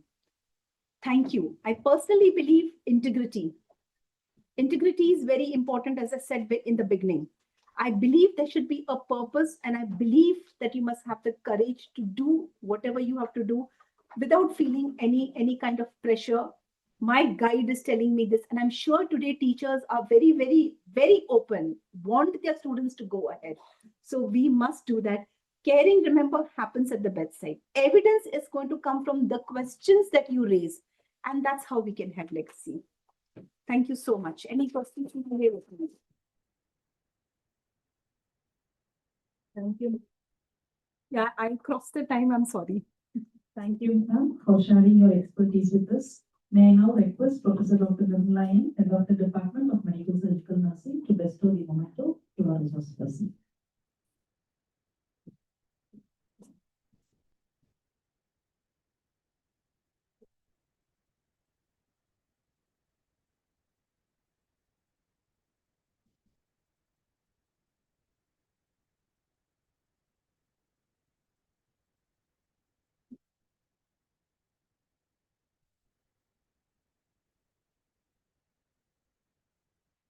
Digital literacy is no longer an added skill for nurses. It is a core clinical competency as fundamental to safe patient care as any bedside procedure.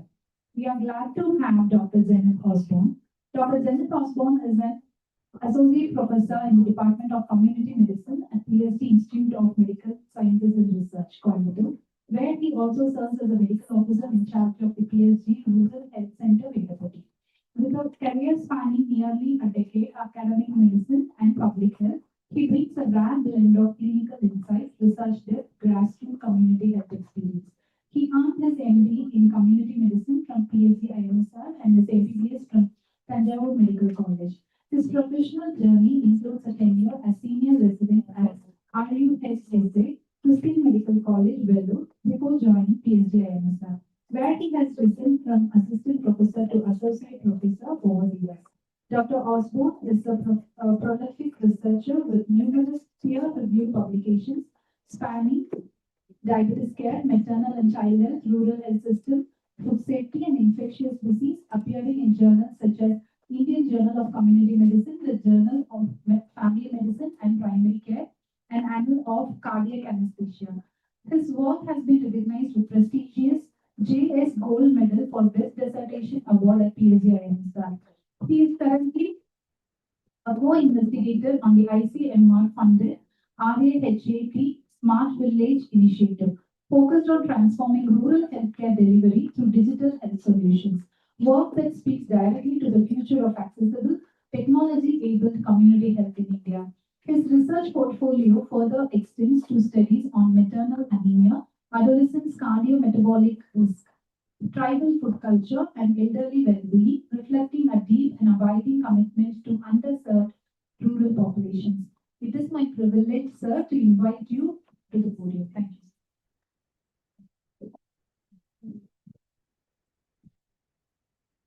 Thanks for that warm welcome, ma'am.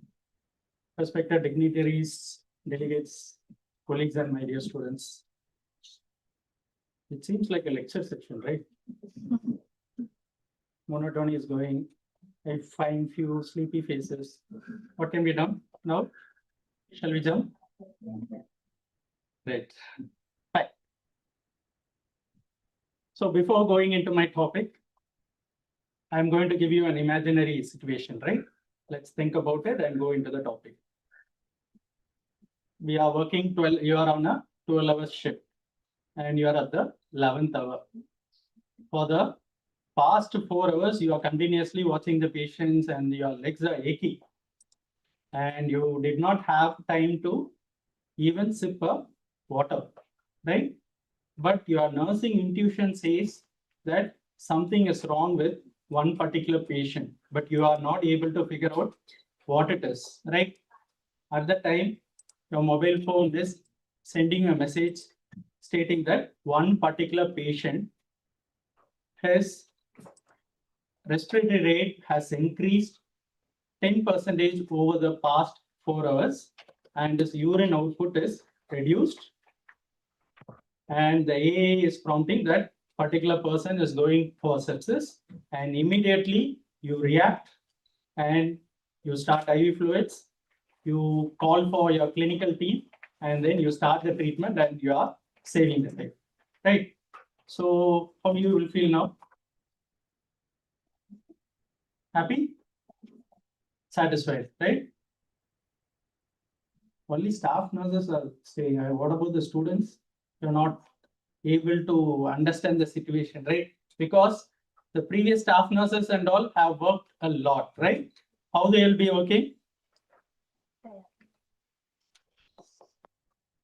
Traditional nurses, how they will be working? Yes? Taking history, doing assessment, saving the doctor from getting beatings from the patient, because they maintain a good rapport with the patient and save us. Apart from that, handwritten note, excellent. Can we give hands for that? Because this can wake up those who are sleeping, right? Fine. Right. So the traditional nursing procedure was they have to maintain a lot of records. They'll be keep on going on writing, right?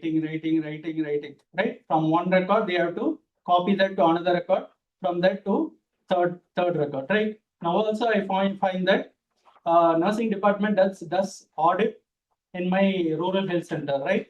Followed by each center, I'll be increasing 2 more registers because they'll be pinpointing few mistakes what we are following, and followed by which what I ask my staff nurses add 2 more register, and at present we are maintaining 20 registers, right? So, and one more thing is that register will be misplaced somewhere. So what will happen? Go on searching register, search. So what will happen? The quality of time is wasted in treating the utmost patient, right? Now the scenario is changed with regard to the newer future technology by 2040 and all. No need of any manual thing, right? Everything will be in the form of a tab. All the digitalization is going to help us, right? So here I'm Dr. Janet Osborne, who is Associate Professor of Community Medicine, as well as I am the in-charge medical officer of a rural health center. Here I am going to talk about digital health literacy, right? How many of you strongly believe that you are digitally literate? Raise hands, please. Digitally literate.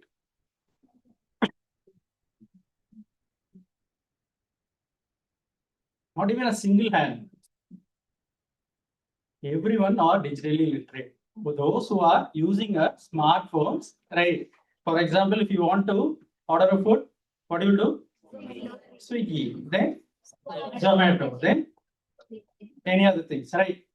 If you want to go for a first initial shopping, then window shopping, now the trend is online shopping, right? If you want to buy something, what you will do? Amazon, Flipkart. Okay, so all of us, for example, if you want to navigate to some place, what you will use? Google Maps or something we are using, right? So all of us are digitally literate, believe me, right? We people are digitally literate, right? Right. How many of us are digitally health literate?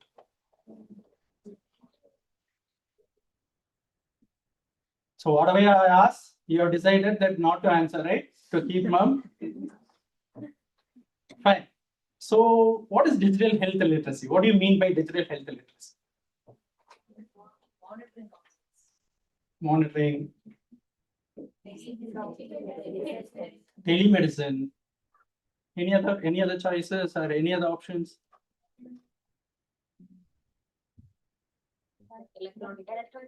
Electronic health records or medical record. That is digital health. Okay. So what we are doing, we are using a digital technology for our day-to-day purpose. It is known as digital literacy. if we are using this digital technology for the purpose of healthcare delivery, then it is, that's it, right? So can you say me what are the digital health literate tools? What you know? As you mentioned, electronic health records, anything else? Telemedicine, excellent. WhatsApp call can be used, WhatsApp audio call can be used, a video call can be used. Okay, all the portals where we go for a virtual modes, it can be considered as a digital health retail. Now, do you understand what is digital literacy and digital health literacy? Yes, fine. So, having said that, the technology is not replacing nurses. It is giving nurses what? Superpowers. And next is, in the modern era, the pen and paper is technology. So what we people are going to do? We are going to learn how to operate it so that we become equipped with it. And the technology is just a tool. It is never ever going to become the heart, because a digital tool can never bring about an emotional touch, right? The empathy, the sympathy, what a nursing care is given can never ever be replaced by technology, right? So I want to comment a statement that if you are not competent enough with regard to understanding and knowing the technology is not going to replace a nurse. Rather, a nurse who has the technology is going to replace a nurse who does not have it. Do you understand? Definitely, because the modern era, we are going into AI and digital health. So without knowing what is a digital health, we will not be able to fight with the modern era. Fine, right. So I'll be speaking about what is digital health, what is health informatics, what is telehealth, and I'll be going to list 10 core competencies which is required for a future nurse. And my final point, with the case study, we will map what are the competency which is required from the case study. Okay, shall we go? Started boring? Feeling sleepy? Yes. There's no other go, right? Right. Why this is most important? Because the healthcare is becoming increasingly digital, in the sense, as we mentioned, electronic health records, the buzzing words like electronic health records, digital health, AI, everything we can't keep on hearing. And even though there is an overlapping of these words, but we should be crisp enough to know what is the difference between them. And you nurses are the most commonly using this digital platform with regard to how you are going to enter the data and you are going to monitor it. And finally, digital competence is not just knowing the technology, but it has to be used safely, ethically, as well as effectively, right? For example, there is a robot and you check the saturation level for that robot. It says 89. What you will do? 89 is alarming. The signals is giving, right? What you will do? Immediately start CPR. Can you do that? No, because it is a robot, right? So all those, this AI, everything can give an alarm, right? But it is up to the person, the healthcare provider, he or she has to take the decision at that particular time, what it is going to do, right? So what we people are going to do, right? That is the most important thing. This technology is going to help us in delivering the healthcare system. It is not a replacement for us. Fine. Okay. Moving on to the digital health, I was speaking about the digital health. What is digital health and digital literacy, right? Any national program with regard to digital health, you know. For the past 20 years, digital health pati pesite irukrom, right? any national program you know with regard to the digital health? Telemanas, very good. Any other things?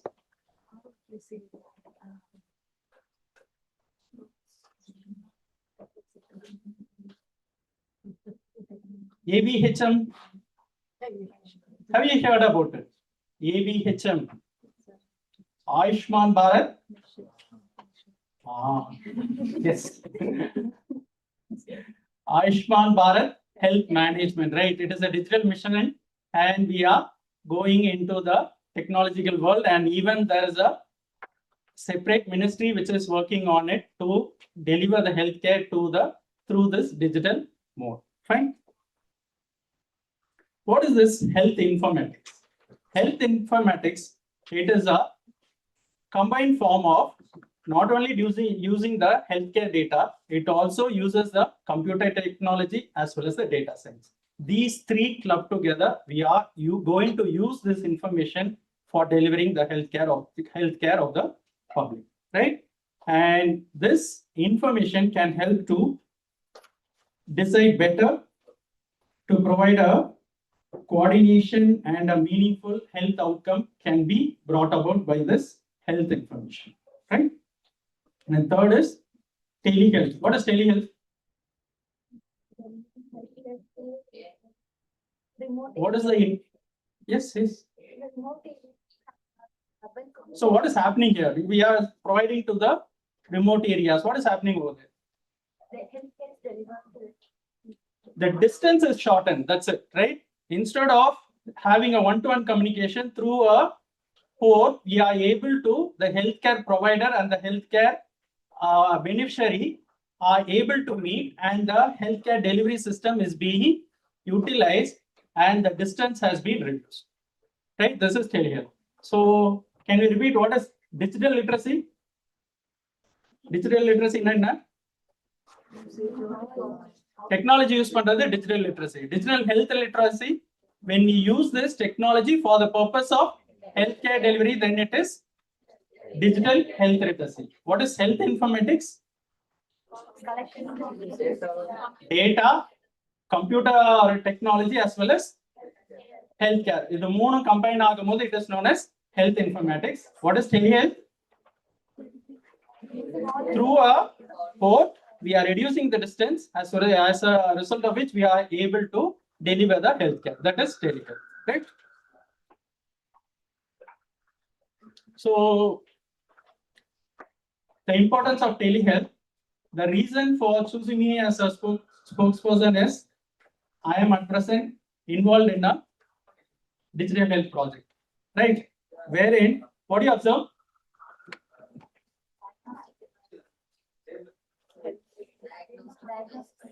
It is a health tube, it's a handheld device, right? With the help of a fingerprint, capillary fingerprint, we can evaluate what is the cholesterol level of the patient, what is the sugar level, what is the hemoglobin level, and what are the uric acid level. Because of technology development, with a small device, we are able to measure these things, right? What is this? Digital stethoscope. It is a beautiful one, right? So what is happening here? We are able to, with the Bluetooth device, we are able to connect the heart sounds and the breath sounds to the device. So as a result of which, the cardiologist or the pulmonary medicine person will be able to hear the breath sounds as well as the heart sounds in wherever he is, right? And this small device is used for ECG, to take ECG. And this one is a fundoscope where without any mediatic effect, we are directly peep through the fundus. We can take an image of the fundus and take that image to ophthalmologist. The ophthalmologist can visualize and say whether it is normal or abnormal, right? So what is the role of nurse here?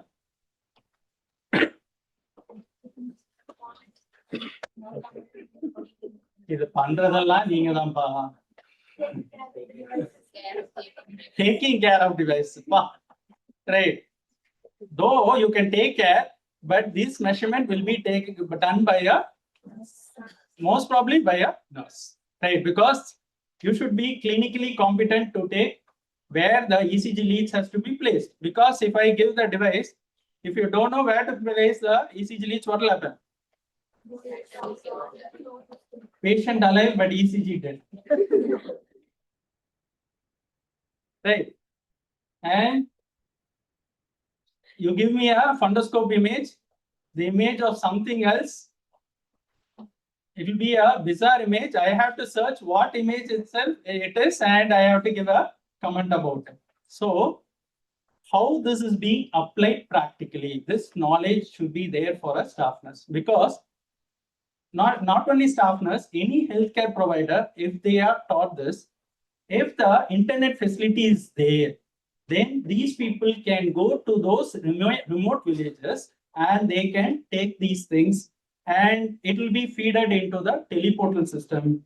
And finally, the doctor can give a consultation right from there, right? Now, one of the eye hospital, right? I recently came to know about this. Eye hospital is running many centers with the help of staff nurse alone. Doctors will not be available. The patients will move into the hospital. All their vitals will be checked. The staff nurse give a date for surgery. That patient will go directly to the hospital for the purpose of surgery. So everything is done remotely with the help of staff nurses alone. So we should be equipped with this knowledge so that we will be able to deliver the health system in a better way. Right. Moving on to my second objective, right? So now what we people are going to do is open a blank page in your brain, right? In your brain, something is going on with regard to the snacks, with regard to the what lunch you will be provided. Yes. And next is, when does this person will finish his presentation so that we can have a break. So all remove this, erase it. For time being, erase it. Right. Whether the page is blank now? Yes. Now what we people are going to do is, in your own handwriting, you are going to write in that blank page. You are not going to type, right? You are going to, and you should never cut, copy, paste also, right? From your friends, don't cut, copy, paste. You are going to write the competencies with your own hands, right? First is digital health literacy. Because during your lunchtime, these 10 competency, if you tell minimum 5, you will be allowed to have your lunch, right? Otherwise, you will be detained from having a lunch, right? So first is digital health literacy. Next is electronic health record. Third is data literacy. Fourth is, I find some people mugging so fast before I tell to write, right? Write slowly and legibly, right? Because you yourself should be able to read the next time. Don't scribble. Third is clinical decision support. Fourth is interoperability, health information exchange. Sixth is privacy, security, and confidentiality. Seventh is telemedicine readiness. Eighth is telehealth communication skills. Ninth is how we are going to monitor the remote patient and how we are going to go about with the AA in future. So trust me, after finishing this 10 points, I will definitely leave you. Okay, fine. So if you want me to finish fast, I'll be asking the questions, and if you tell the 10 points, we can conclude it as soon as possible, right? Fine. What is the first point? You have to screen from your handwriting and read the first point, not by seeing the screen, right? Okay, first is digital health literacy. We have already talked about this digital health literacy, isn't it? Yes. What is the next one? What is the use of electronic health record? Why it is important? Documentation is done. Anything else? It is important or not? Important. In what way is important? To waste time. Reduce medical errors. Okay. Do you follow that? I understand that fact. It helps to reduce the medical errors, right? But do we follow that? For example, discharge summary, right? No one knows from where it was copied, how many years ago it was copied, who wrote it first, right? The same thing, what is happening? We just cut, copy and paste, right? So from electronic health record,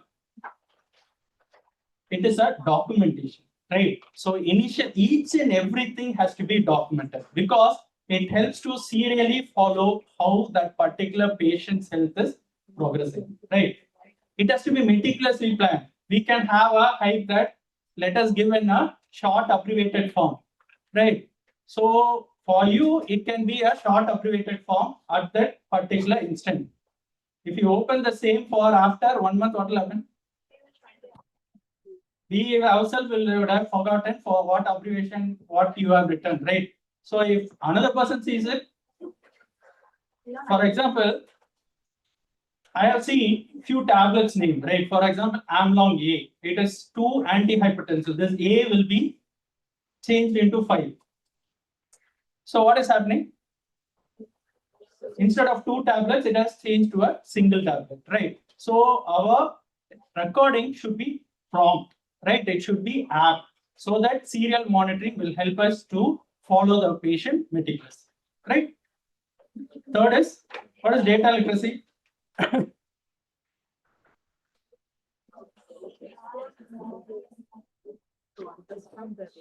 Data is a data, which is a data. Apart from that, I'm not able to share anything. Understanding the. Yes, ma'am? Yes, give it a try. I will not punish you. Don't worry. Yeah. We spoke something about the health informatics, right? With this data, we are going to feed into the artificial intelligence, and that is going to generate some results. And using that data, we are going to deliver the healthcare, right? Fourth is clinical decision system. What is it? Yes. So there'll be a prompt, as I mentioned. For example, during the COVID outbreak, all the monitors were beeping, right? Stating that because all the respiratory rate was very high, all the heart rate was very high.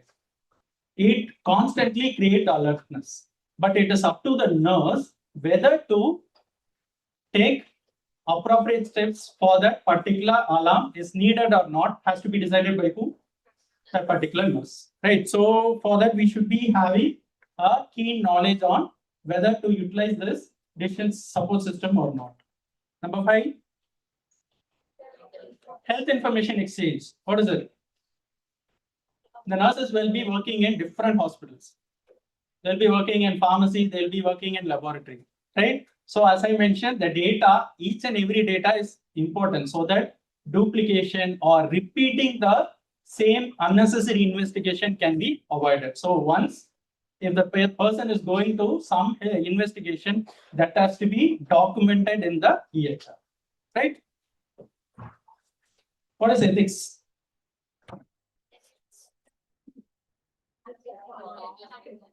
Same thing with regard to the person care. That is a digital ethics also. We should maintain their privacy also. Their date of birth should not be revealed. Their phone number should not be revealed, right? Your friend asks and you give the data, what will happen? Then you will be in trouble, right? So see to it that we should maintain the privacy, security, and confidentiality has to be maintained. And seventh is telehealth readiness. What does it mean? You have collected the data, right? Now you are going to interact with the doctor. You should be having a knowledge how to bring about this telehealth communication. For example, the audio system and the lighting, where to position the camera, how we are going to interact with them. And with the patient, you are going to get their consent, what is going to happen. Everything has to be done before the telecommunication starts.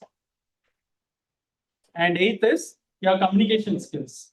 So the normal communication, whether it will be a verbal or non-verbal in-person consultation. When you are doing a in-person consultation, whether you will be giving a verbal cue or a non-verbal cue. Really?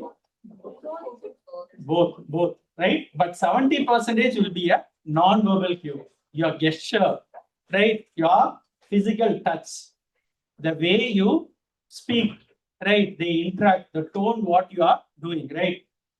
And for example, our hands will be showing some signs and your legs will be showing some signs when you are in person, right? When you do the teleconsultation also, only your face will be seen to the patient. So we assume that I have shown something with my hands and legs, and that is not conveyed to that particular person. So the transparency should be there. We should be competent enough to deliver the content through this telemedicine port also. So whatever we are intending to say to the patient, whether the communication has happened or not, you have to question, right? Ninth one, remote patient monitoring, right? So you discharge the patient from the hospital, from there, from head to toe, all the digital equipments will be put up, right? They'll be having a pulse oximeter, they'll be having a BP cuff, right? And they'll be having a ECG monitor, everything will be connected. He'll be lying in their home. From here itself, we will be able to monitor, right? And similar to the clinical decision system, this AA is becoming a big boom, right? Artificial intelligence can give you a humpty number of suggestions, right? There is a terminology which is known as AA hallucination. Do you know what it is? Hallucination ainama.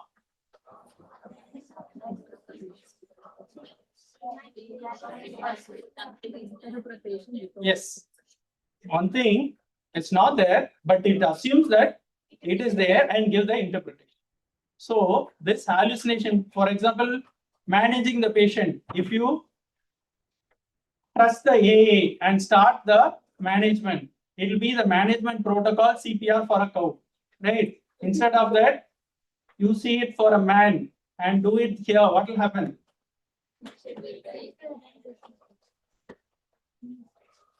Patient also dead, ECG also dead, right? Fine. So these are the things. Can we repeat the 10 competencies? And I will move on to the final slide. Yes. Digital literacy, electronic health records, data literacy, clinical decision support, health information exchange has to happen, privacy security, telehealth readiness should be there, communication skills has to be improved, patient monitoring, AI nursing, how we are competent enough, right? So since you have repeated what I asked, definitely you will be provided with lunch, right? So, right. So moving on to my final slide.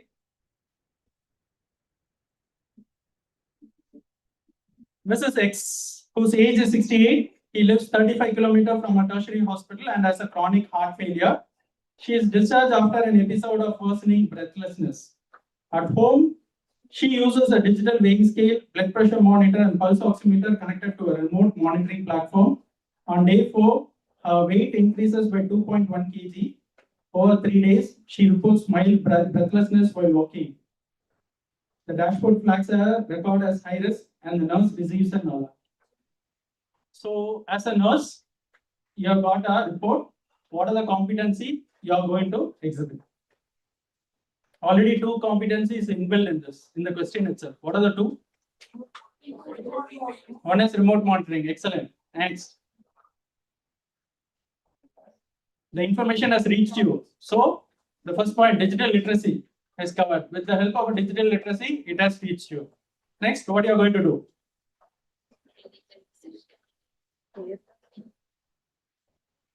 Immediately you go for use a clinical digital system. Before that, second one, yes, go to the electronic health record, review the vitals, how it has progressed, right? Any allergies, any what is that medications was given, whatever the previous medication has been given, you have to see the health record. Next, using the data, you are going to use it with the help of UAA. You are going to get the clinical decision support also, right? And the clinical judgment has to be done by whom? By nurse, right? And it's up to us to decide whether we can have the opinion of this clinical decision system or not. And you know, right? You will be the best judge to react promptly, right? Next, what can be done?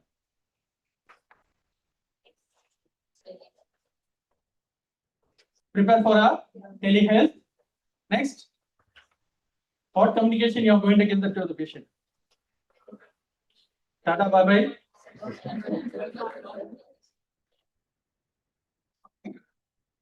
What communication?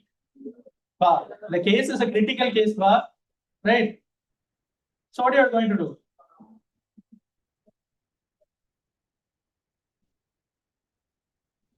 So you should first, with the help of a telecommunication, you should reassure whether that readings is prompt or not, that data is correct or not. So you can go for re-recording the data, or again, second time the data has to be monitored, and you have to come to a consensus whether the patient has immediate shift to the hospital or not, right? It is up to you to decide whether this patient can be done a teleconsultation services, or immediately with the help of you will call the ambulance, send the ambulance directly to the patient home, pick the patient from there, bring him to the ICU and treat him immediately, right? So when the competencies of the future nurses is going to be a big boom, definitely what is going to happen?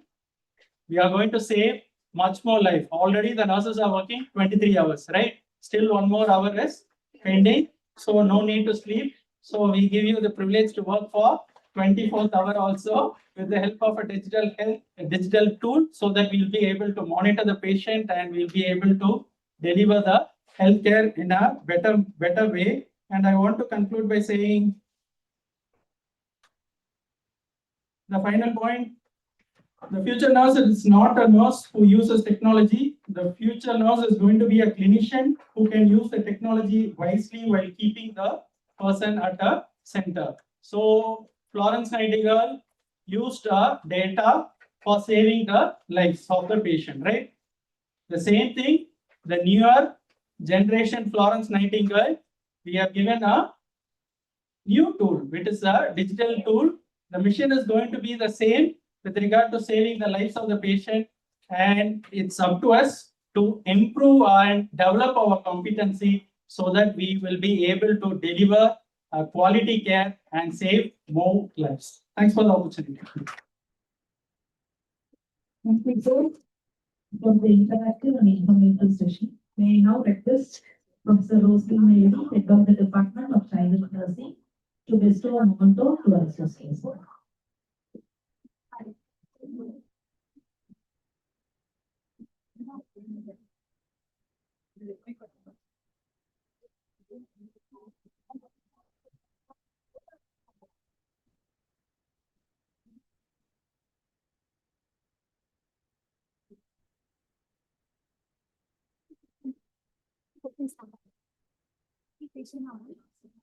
It's the session start button. As we take the short pause, I now request our students for a performance.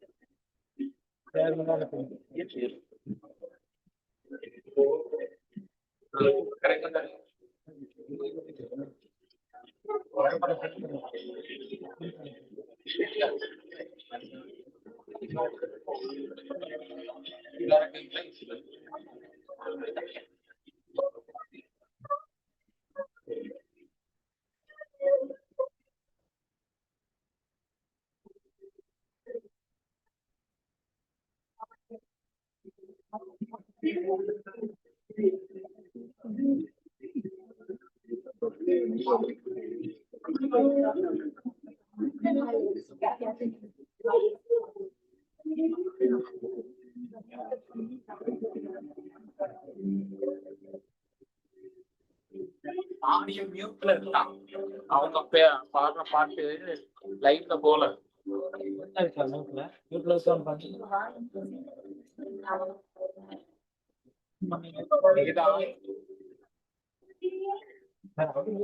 அந்த mic கூட கேட்கும் mic மட்டும் எடுத்து விட்டா போதும்.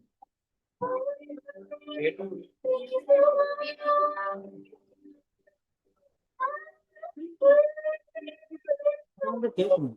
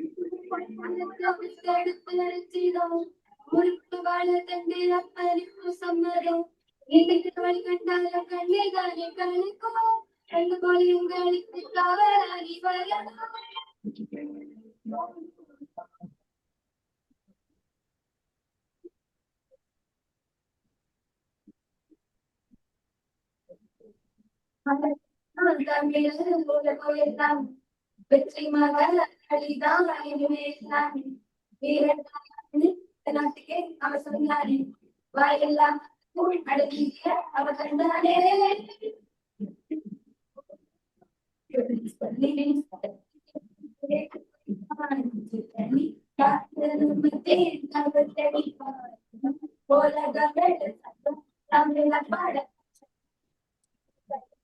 இவங்க மைக்ல வருது அவங்க மொபைல்ல இருக்கிற மியூசிக் மொபைல்ல இருக்கு வாய்ஸ் தனியா அது அந்த மொபைல்ல இருக்கிற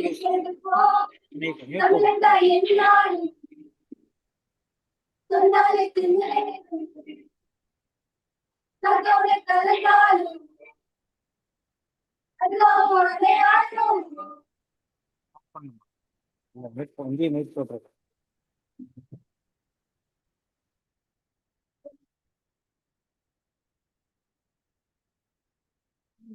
Thank you, students. Thank you, students. It was awesome. Let me move on to the next session. Leadership, innovation, and change management in health professional education. Leadership in health professional education is not about defending how things have always been done. It's about having the courage to reimagine how they must be done next. Dr. Kamala Isekimuthu is a professor of anatomy and vice principal at Trichy SRM Medical College Hospital and Research Center. She holds an MD in anatomy where she was awarded the University Gold Medal alongside a postgraduate diploma in medical and is a former fellow to PhD FRI, one of the most respected fellowships in health professions education globally. She has also completed the advanced course in medical education at CMC and holds a UNESCO certificate in bioethics and human rights. Over the past 8 years, ma'am has conducted nearly 40 faculty development programs, training approximately 1,200 faculty members through BCME and CISP initiatives.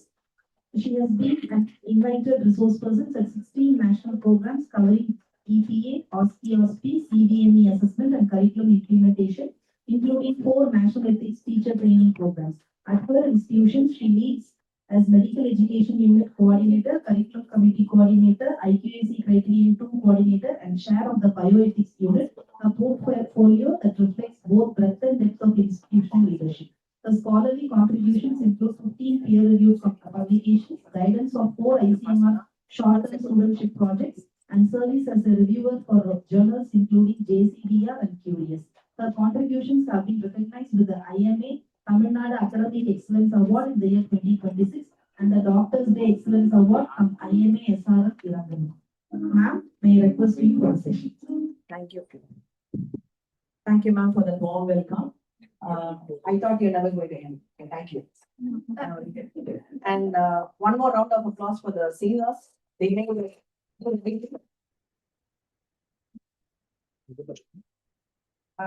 been to multiple conferences, as my introducer already told me. Told us. Zoom like in close This nursing close conference, nowhere full screen வரும்போது in between the sessions. The scientific sessions are always Monday, as usual. Everybody's looking at your mobile, so you get back to that mode. That will happen, even for faculty. So the difference here is a cultural program in between, so that ensuring that all of us are awake.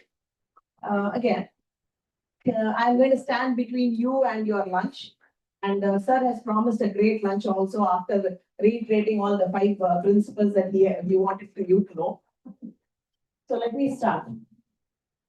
The topic given to me from the others, the difference is, it's a big sentence. Jayadipa madam took on her to have a rivalry with me. So can you read that for me, please?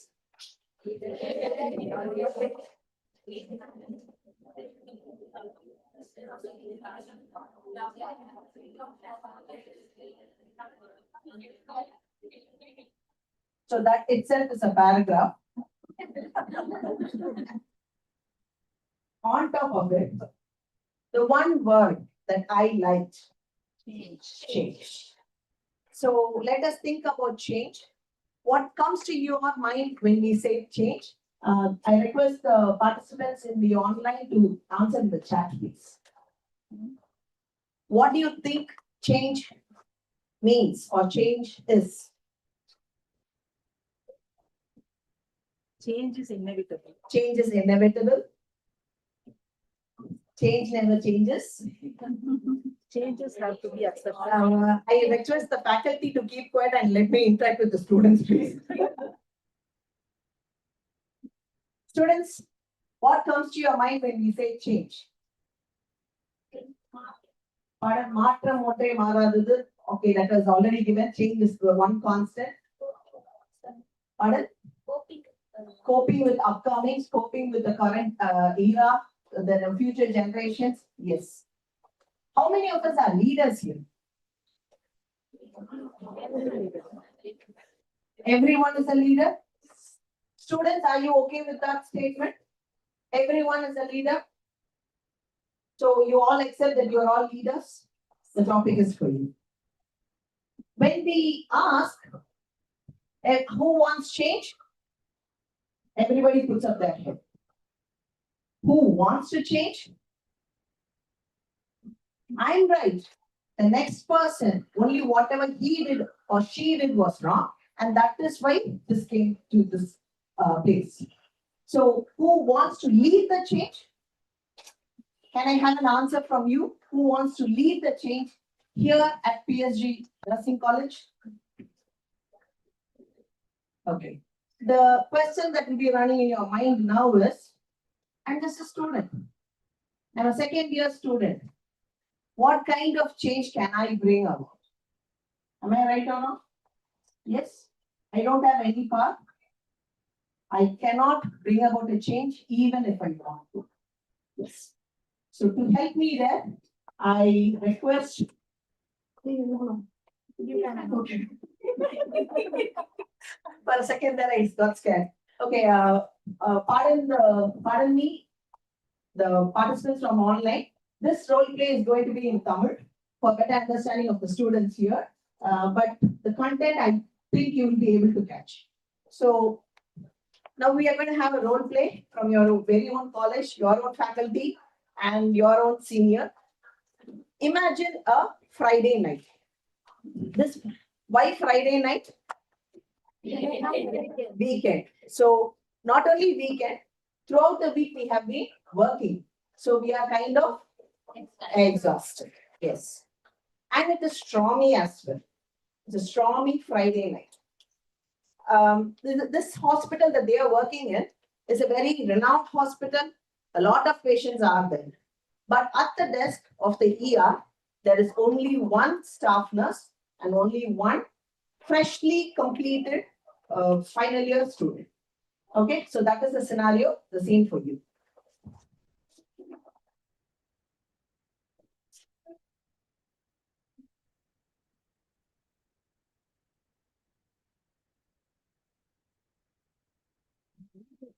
Hello. வணக்கம் sister, Meena பேசுறேன் sister. வணக்கம் மீனா, சொல்லுங்க.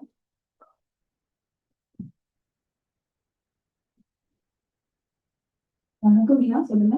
Sir, நம்மளுடைய emergency டிபார்ட்மெண்ட்டுக்கு period access ஆன ஒரு case வந்துருக்கு sister. Okay, நீங்க ரொட்டீன் எல்லாமே ஃபாலோ பண்ணிருங்க. இனிஷியல் அசஸ்மெண்ட் எல்லாமே கம்ப்ளீட் பண்ணிருங்க. என் ஐசியூல ஒரு இஷ்யூ போயிட்டு இருக்கு.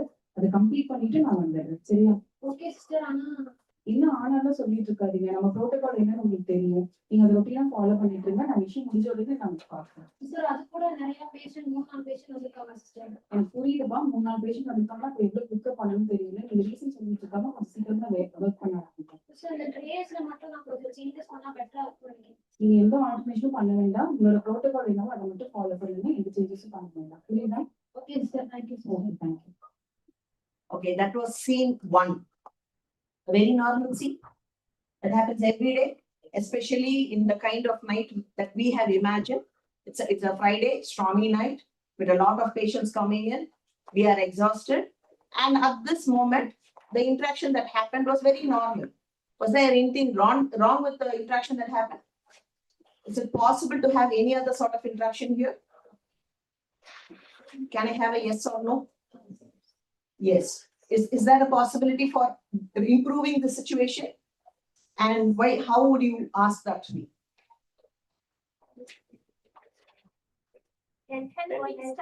Helping staff. You can have more staff nurses. Friday night, if somebody calls you and asks you to come back to your job, how many of us will go back? Practicality. Hypothetical situations, ideal situations always exist. But now what we are talking about is practicality. Will we go? Especially it's a rainy night.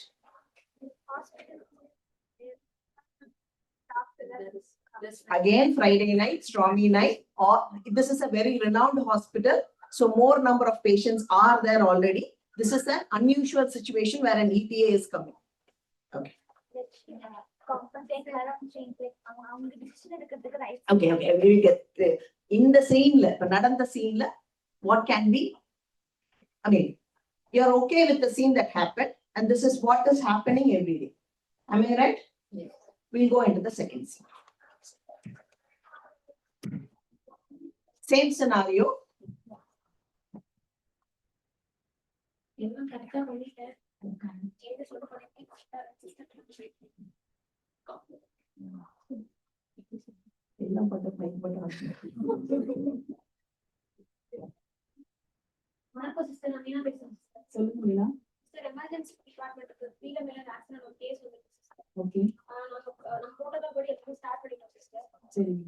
Okay, I on the way again. You find it routine. Okay.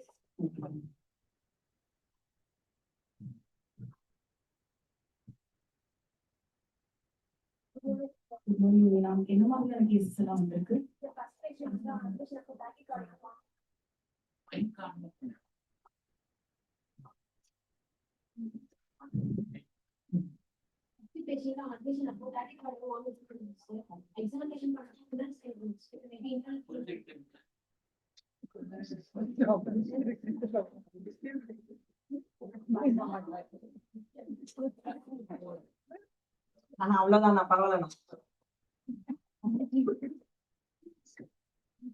The first patient is admission to tachycardia examination பண்ணதுல colon signs இருந்தனால internal bleeding இருக்கலாம்னு சொல்லிட்டு gastroscopy போட்டோம்.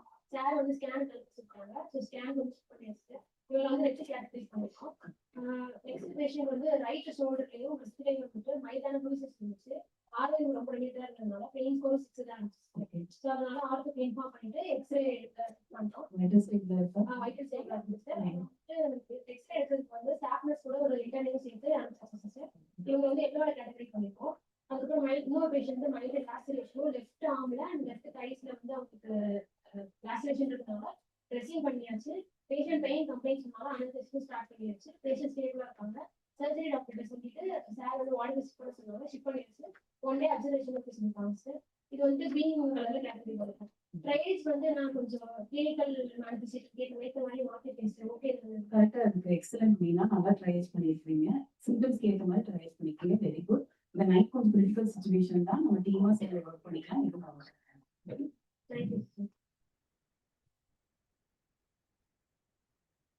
Thank you. They have brought out beautifully what I wanted to tell you all. Which one was better? Second one was better. Why? It was teamwork and support. Okay, let us forget about the emotional part, because whenever we try to do it in a role play, we always bring the first scenario as a very harsh scenario. So forget about the emotional part. Let us only talk about the content that happened.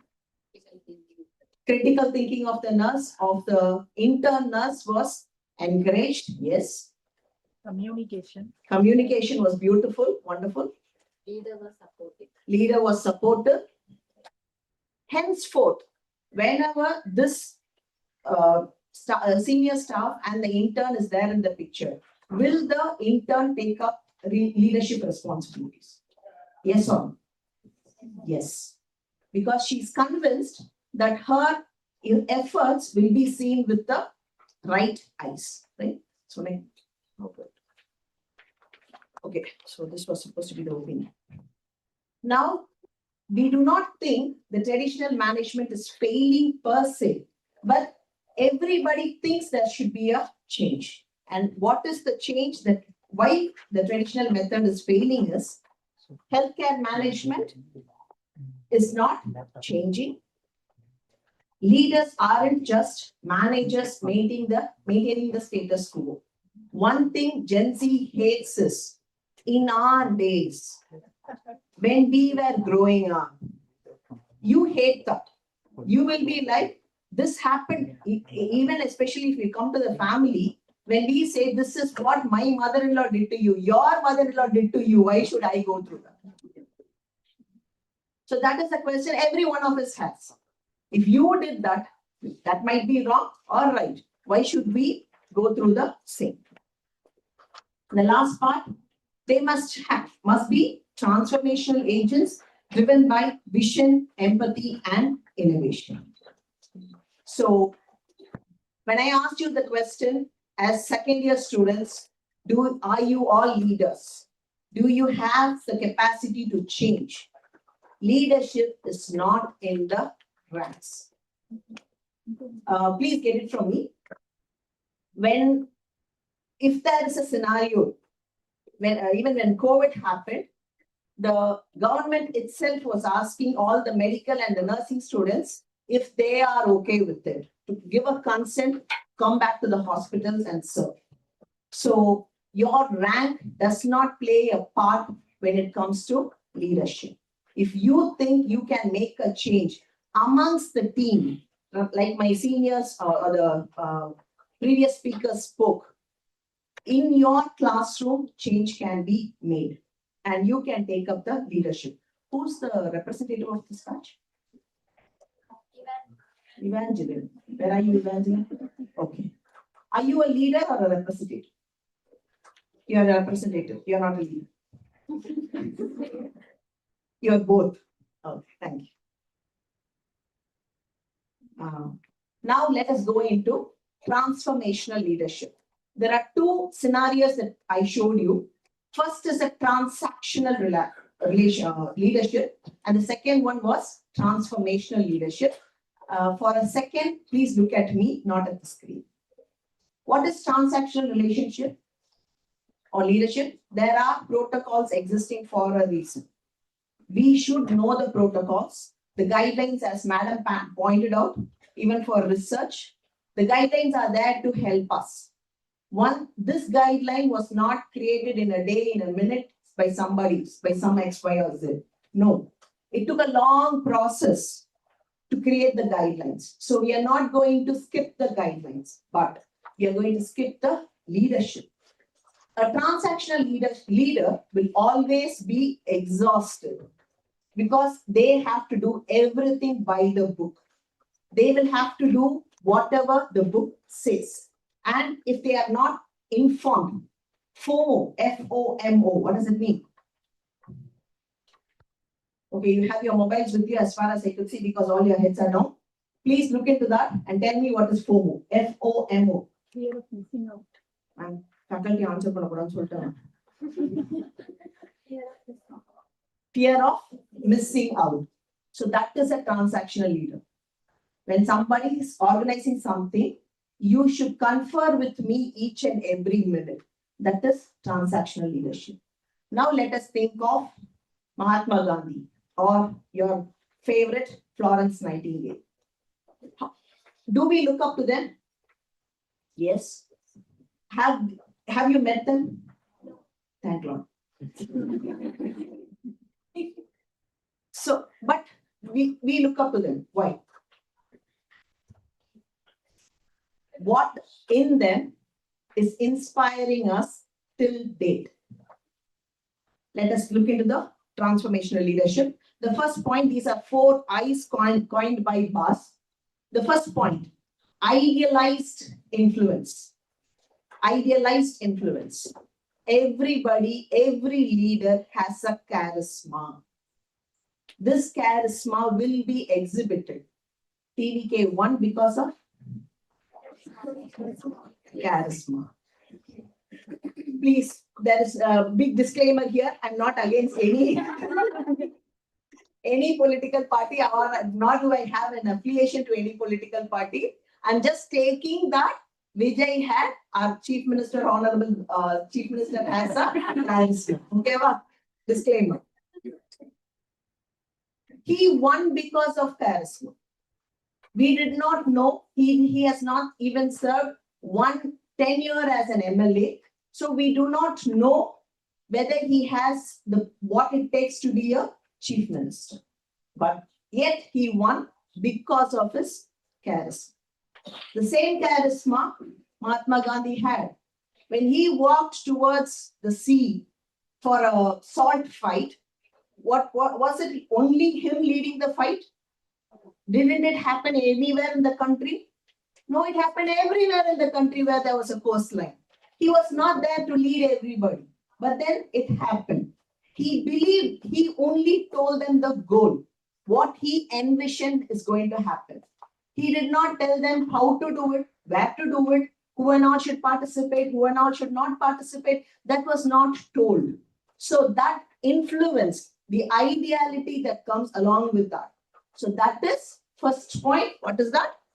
Idealized influence. So if you want to be a leader, you will have to build your charisma. Okay, shall we look into that? I'm not talking about the attire you're wearing.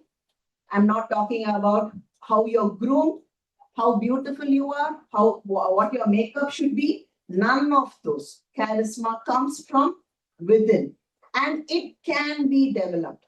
Leaders, answer me this question. Are leaders made or born? So everybody is with me in that. Leaders can be born in a particular situation. They can emerge from a particular situation, but leaders are not born. The very day when Mahatma Gandhi, he was not even Mahatma then, when Mohandas Karamchand Gandhi was born, his mother did not say, yes, the father of the nation is born. Nobody told him that. He did not even know that he's going to be that. Isn't it? So you understand the leadership qualities needs to be built in you. And that we will start with building our own charisma. And how does this charisma come? How do you think, according to you, how do you think? Should we act in movies? Should we have a big fight? Jantar Mantar? No. Then how do we build charisma? Wonderful. Build your competency. You should be knowledgeable enough that nobody will dare to question you. Your knowledge should be bright. When the knowledge becomes bright, automatically you'll be glowing because your confidence has built up. You know how to tackle a situation, and that gives you the essential charisma. Second point, intellectual stimulation. Please, when you become a leader, when you want to be a leader, especially the representative who's sincerely drawing something, no? No? You're taking notes? I'll do that. So when you'll be organizing many functions, you'll be organizing culturals, you'll be participating in culturals. When that happens, somebody come and tell you, okay, you might be a volleyball player, but you will be playing basketball this time. And you might be a singer, but this time you'll be dancing because on stage you look good. Does that happen? No. We tell them as leaders that such a program is coming and these are the events that is going to take place. Now, amongst the common masses, the leaders will emerge. They will say, I'm good at this. I would like to lead the team. The people who sang, who chose all those songs? Each one of you chose your very own song, but somebody must have done the karaoke jam. Who did that?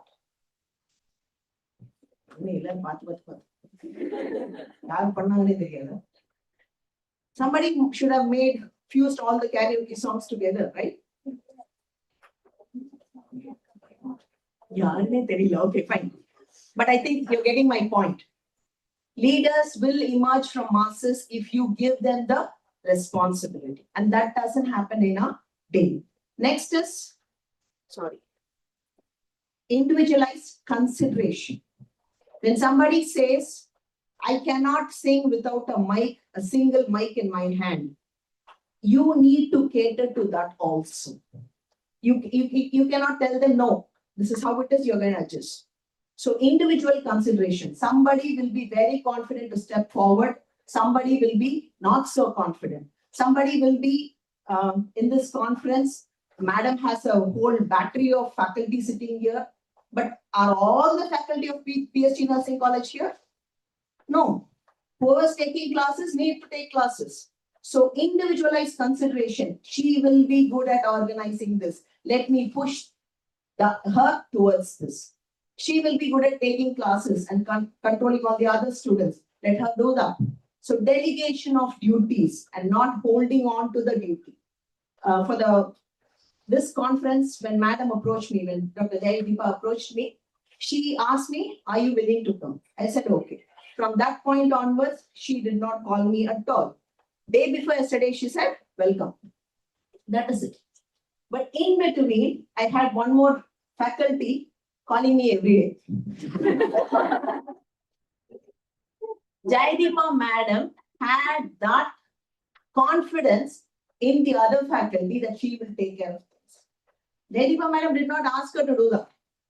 You understand? Transformational leadership. But what needs to be done was done, and I am here in front of you. The last part, inspirational motivation. If Dr. Jaydeepa, in the same situation, had she told, okay, fine, we are going to conduct a conference, you do that, you do that, you do that, and I'm going to watch a movie.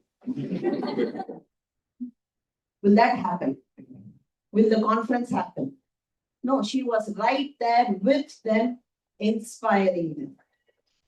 As far as I know, she is currently pursuing 3 courses, if I'm not wrong. One among them is FAMER, one is postdoc something. I'm in awe with her. Every day she will be joining new course and at the same time standing in the front of stage and conducting one conference also. The conference will not be within the state, within the country. It will always be international. So that kind of leadership takes a lot of people to work for her. She told me once in my absence when we were attending FAMER together, I asked her, how was it possible for you to be here? Because every other minute I was getting calls from my institution. But she told me, ma'am, I just have to tell them what needs to be done. My faculty will take care of it. I think she deserves a lot of applause. She has guided. I'm not in praise for her. I'm just trying to drive in the message of transformational leadership. Had she been trying to do everything on her own, nothing would get done. But she believed in her faculty. She gave them the vision and it got done. So that is the difference between a transactional leader and a transformational leader. Now, what do you need to be for that? You need to be all this. You need to be a mentor. The second scenario was better because the mentor emerged. It was not a boss. The mentor emerged. Whatever you're doing is right. I am there with you. And the guide, what are the protocols that needs to be done, was also told. A teacher. The teacher, as far as I could see, if I am to tell you, you guys have to talk only in English. And I'm telling that in Tamil. How does that work? It won't. You'll be first questioning me. You'll be asking me. When you do not know it, why should I? Yes. So when we ask somebody to do something, we have to have a good knowledge of it. Whenever your teacher or your guide says, you will have to learn this skill, it's not because you will be the only one doing the skill in the hospital. No. But if you have to teach somebody to do the skill, you should first know the skill. So being a teacher does not end with a B.Ed degree or a nursing degree or a MD degree.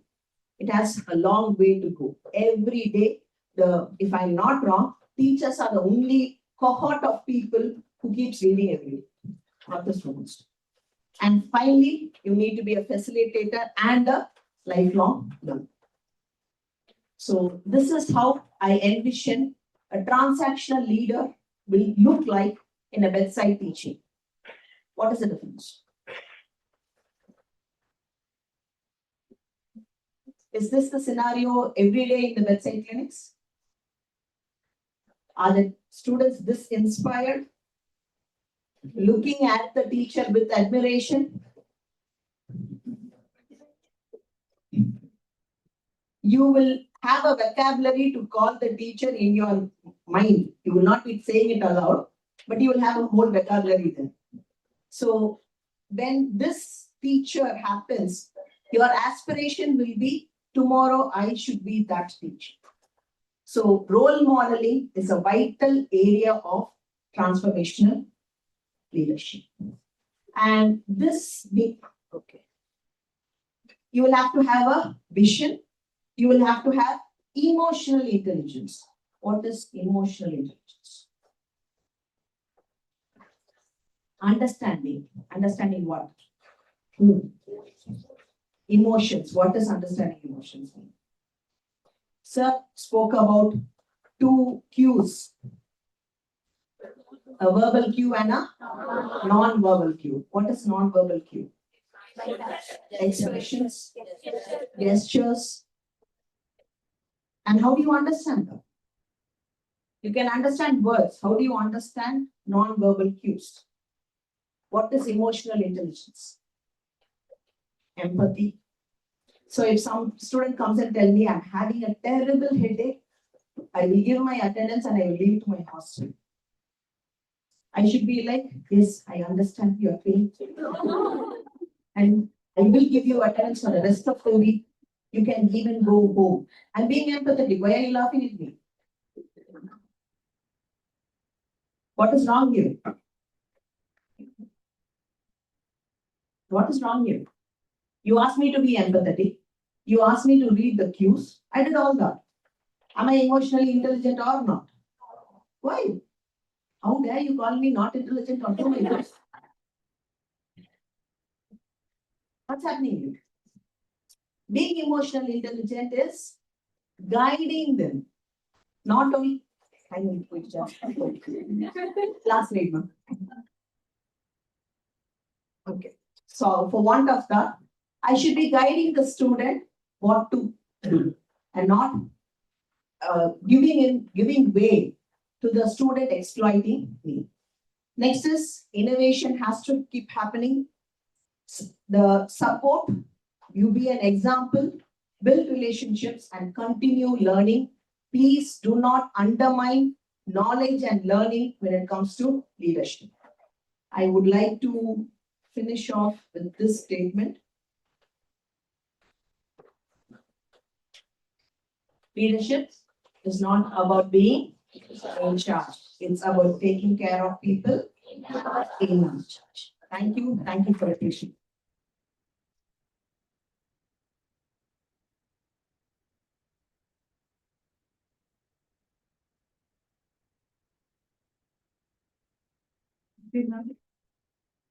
For the interactive session, I now request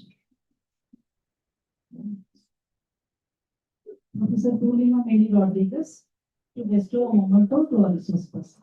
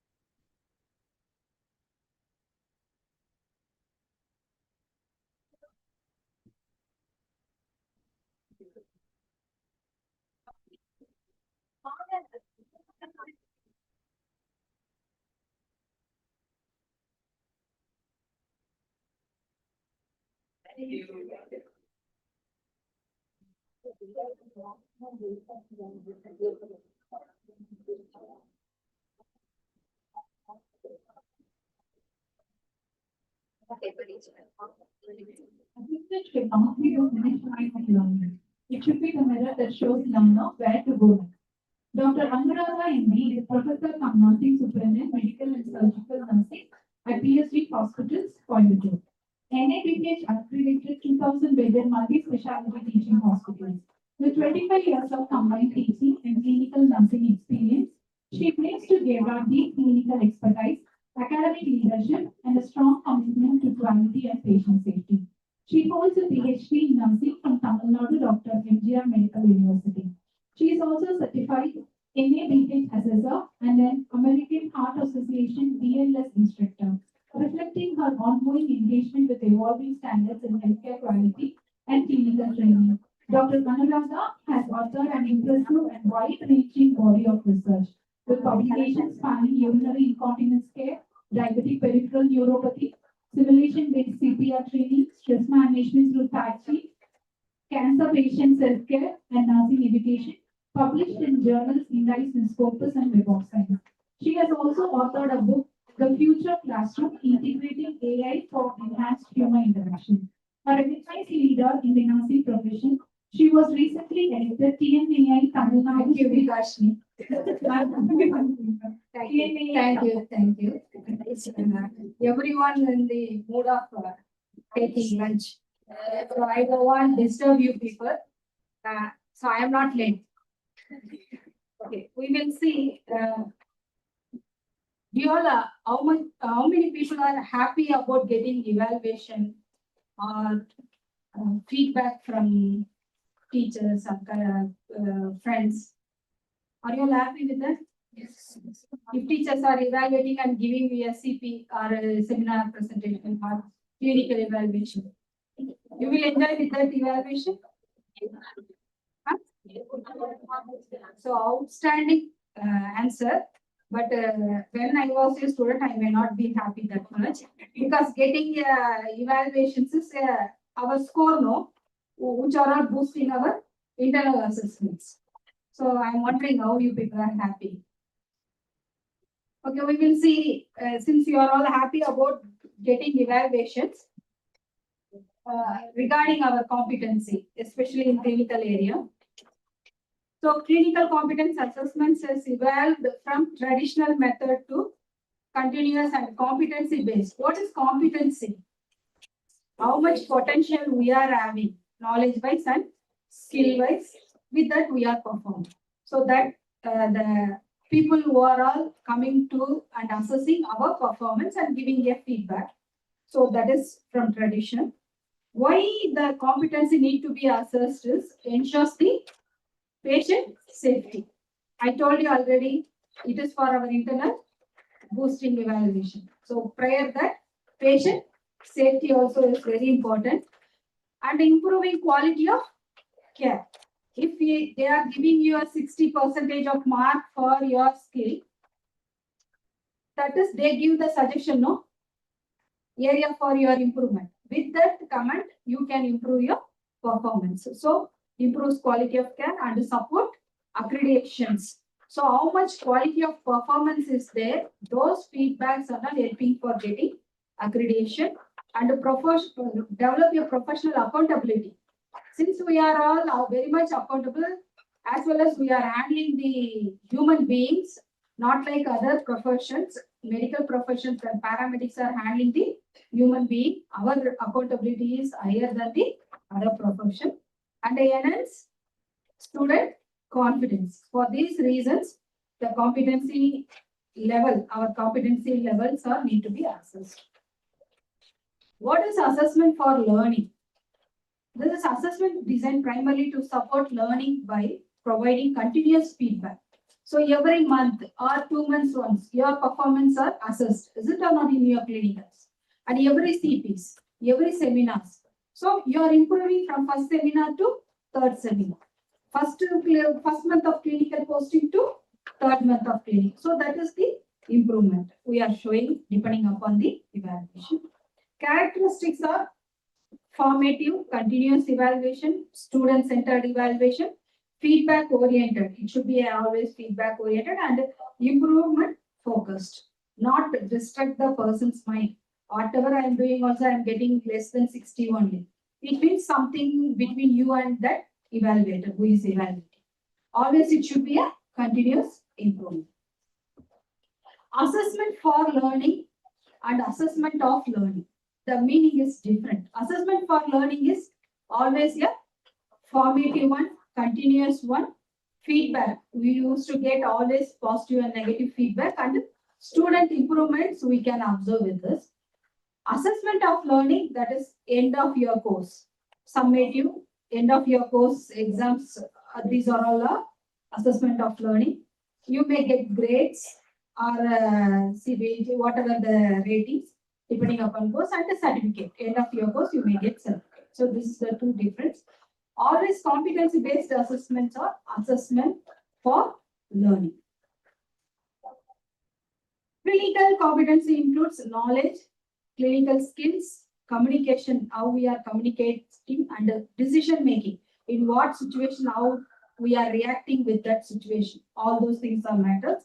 And professional ethics, how professionally we are performing our patient care and patient-centered care. All these are involved in the included in competency.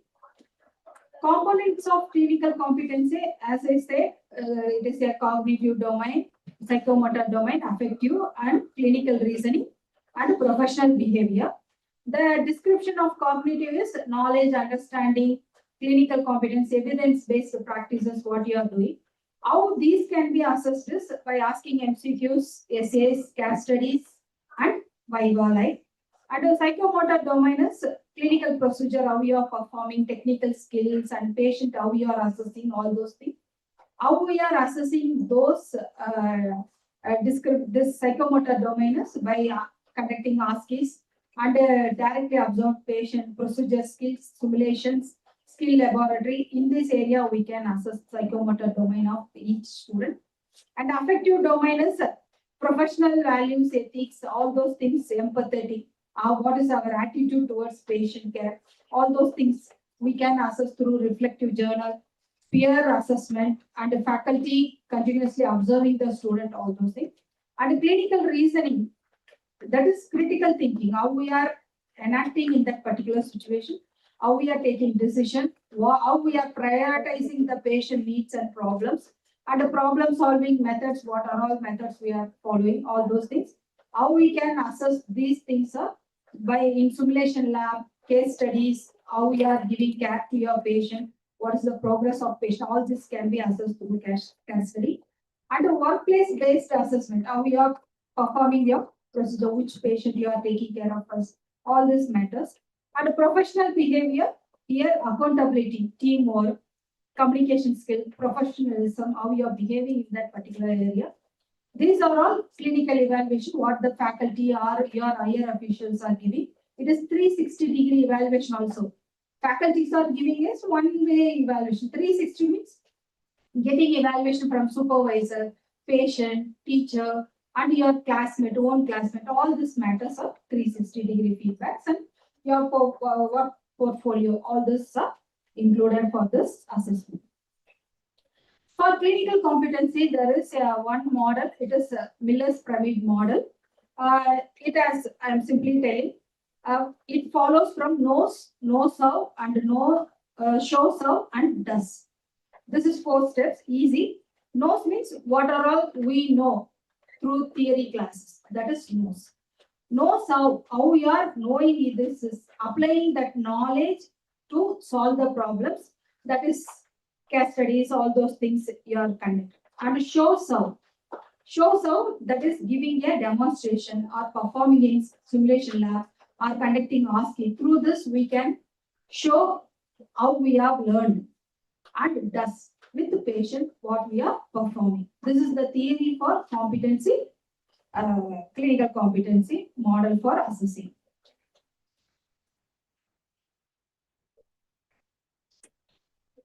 So, competency-based assessment, it is a modern approach to measuring clinical components. It is a learner-centered assessment approach that evaluates whether students have achieved the specific knowledge, skill, already discussed, attitudes, and how they are behaving professionally, and clinical reasoning. What is the decision making in a particular situations? All this included combinedly is assessed is called clinical competency assessment. The key principles is observed outcome. What you have done through outcome-based assessment and performance standards. With that standards, we will have checklist or whatever the evaluation performer with that evaluating and a continuous progress. First evaluation, your competency is 60%. And next, after 2 months, they are evaluating means you should show some improvement from 60 to 70. You understand? Not from 60 to 50. So this is and individual competency achievement. Individual also is very, very important. Comparing with other, your friend, you are showing some improvement. So these are all the key principles. And observable outcomes are, it is skill based, what the faculties are observing you and the supervisors are whoever is in charge in that area, that is observing your clinical skills and clearly visible. What you are doing, the teacher can be able to see your performance and measurable. They have the checklist and the ratings also will be there. Standard checklist will be there. With that, they are measuring and demonstrated repeatedly. If you are not performing, you have chance to re-demonstrate or show the other.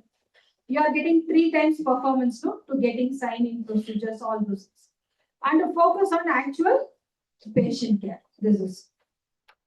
Next one is performance standards. Here that level of, they are grading you. What is your level? Example, beginners, like first year students, they require to perform a particular work, supervision is required. And developing people, they need some guidance from either senior students or faculty. Then competent people, they can perform the procedure with minimum supervision. You understand? Those people are competent. Proficient people are, they are very much confident to perform the procedure. Experts are no need of any supervision. They are become like the leader to handle the beginners. So this is the performance-based competencies assessment and a continuous progress. It is very well said. Every month we have to show some progress. So how we can assess this is weekly clinical evaluation, simulation exercises, reflective journals. What is your experience you gained in this month? You can write. By next month, you have to show some. Reflective journal is nothing. You are writing your own experience. So first month you are writing something with what you learned in your area. Next month you are writing somewhat advanced learning what you have done in that area. So with that also we can assess. And clinical log books also it shows. First month these are all procedure you have to complete. Second month these are all like that. And mini clinical evaluation exercises and a director observation of procedure skills, faculty feedback, peer assessment, your own friends. So always we should show some improvement. And the individual competency, as I said, your should be different from other your friends. Some way you have to show your effective performance. This is. And the examples of competency-based assessment in nursing is OSCEs. Usually we are conducting and simulation-based assessments and clinical skill checklist. Each procedure or each example CPs are evaluated or CAT studies are evaluated based on the checklist. Or the teacher want to analyze your performance of IV assessments, they should have some checklist. With that only you can able to assess where you are lagging, they give the feedback. And a peer and self-assessment and a reflective journals and a case-based discussions, how you are involving, what is your effective for patient progresses by discussion, case study, presentation, CP presentation, you are doing those things with that. And care-based discussions under your own portfolios, what are all your achievement in first year semester, second semester, you develop your own journal of our own portfolio. What is your competence? With that also we can assess. And a 360-degree feedback, what I said already. And a written examination and case study. That is conducting your model practical exams or main practical exams. With that, your performance are evaluated. AI in student assessment. So the topic is current trend in clinical competency assessment. If you are going means AI-based assessments are there. Why AI in students assessment? Is it very important? So you're all 100 students. Faculty is coming to clinicals, 5 faculty. So every month or 2 months once assessing means they will become tired, no? Tired or no? They won't. They will get tired. So AI-based assessment helping for teachers as well as students to know their competency learning. It is raising student number, need a scalable assessment, reduce educator workload, promote fairness and consistency. If I am favorable to this student means I can give more mark. If I am not liking that student means I can give less mark. So it won't be work out if they are using AI-based assessment. So clear and no bias will be there while assessing the student competence. And automates grades. So while using the tool, it will give the grades and feedbacks where we are lacking. Every summary it gives to the students and support both formative and summative assessments. An example of this AI-based assessment, Turnitin AI helps in plagiarism checking for a MSc and PhD student. Type of AI-based assessments is automated graded systems, adaptive testing, learning analytics, natural language processing for essays. Unfortunately, faculties are very 1 or 2 only. This is for faculties. If they are using AI-based, useful for them. And AI in peer and self-assessment, AI for skill and practical assessment, real-time feedback mechanisms. These are all few types. Automated grading means AI evaluate multiple choice and essays what the students have written. Like how the NEET exams being evaluated, you are writing in coding paper, all the marks, you can multiple choice questions and all. No teacher will sit and correct all those things. It will be scanned and evaluated. So all the entrance exams or pattern is like that. And provides immediate feedbacks and saves teachers time. It is very speed, consistent and a scalable one.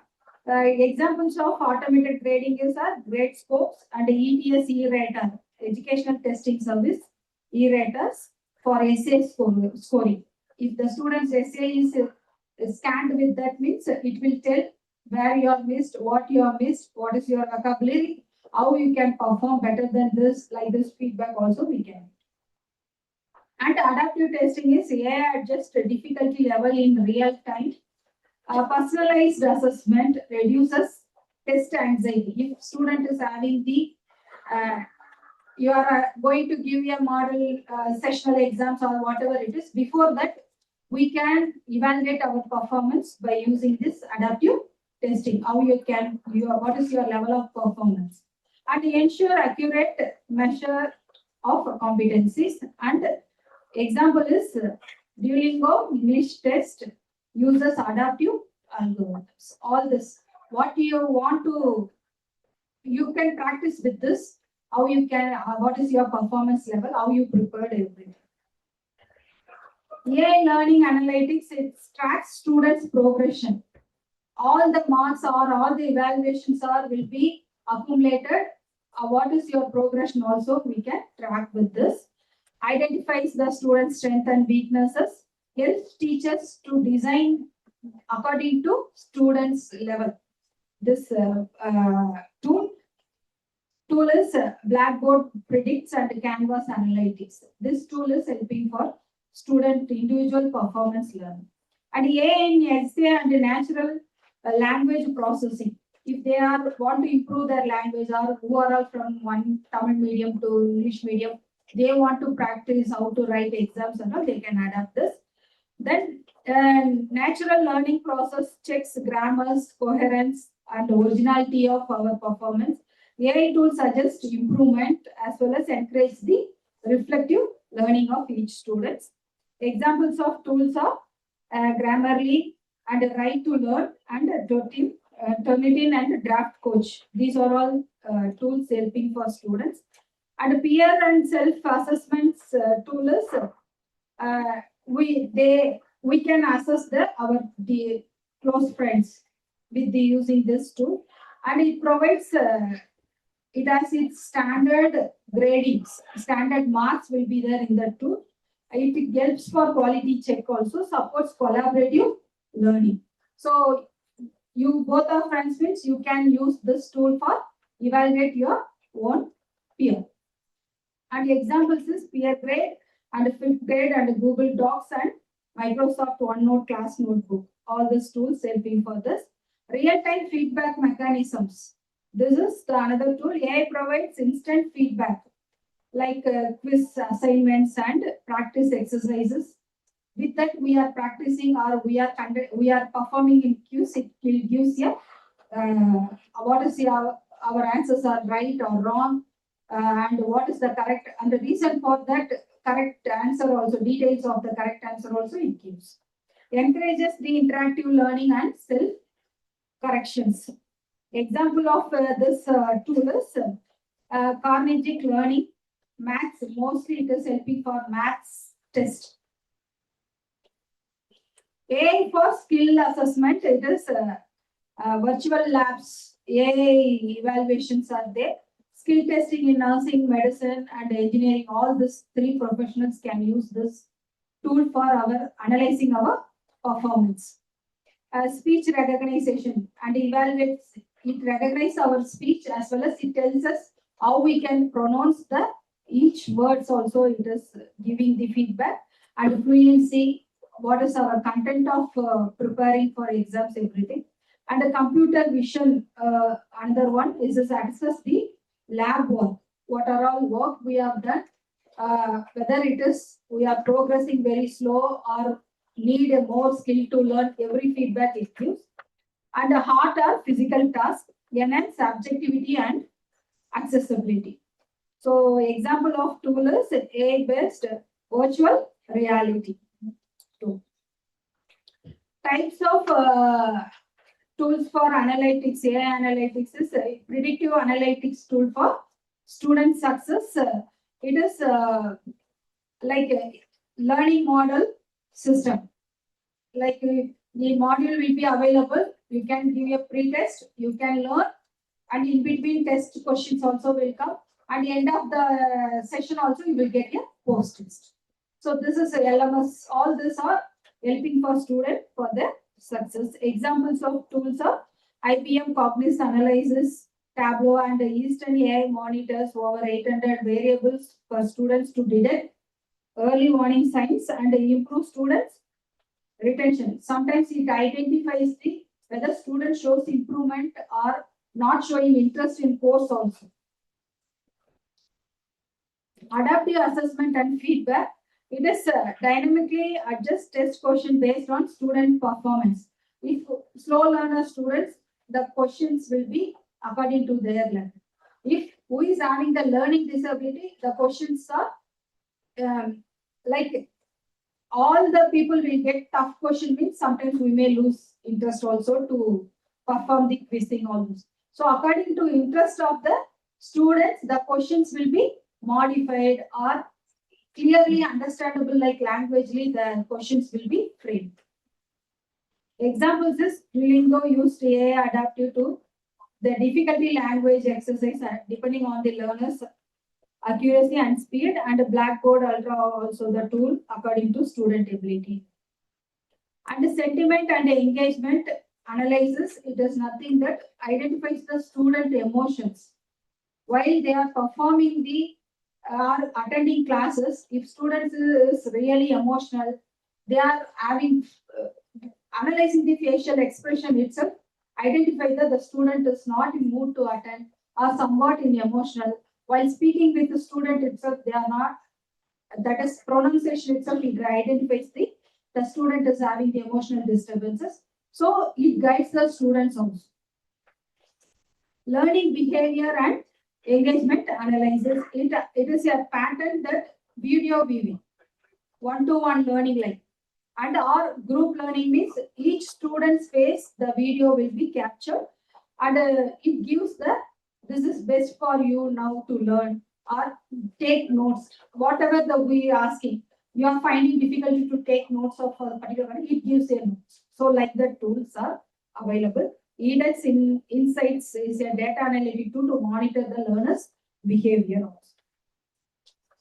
And predictive career and skill test AI tool is like a platform like LinkedIn Learning uses AI analytics recommend the skill courses. According to, if you want to improve your skill, it recommends what skill you are lacking and what type of learning you need also. And the institutional decisions and this tool is university level of tool.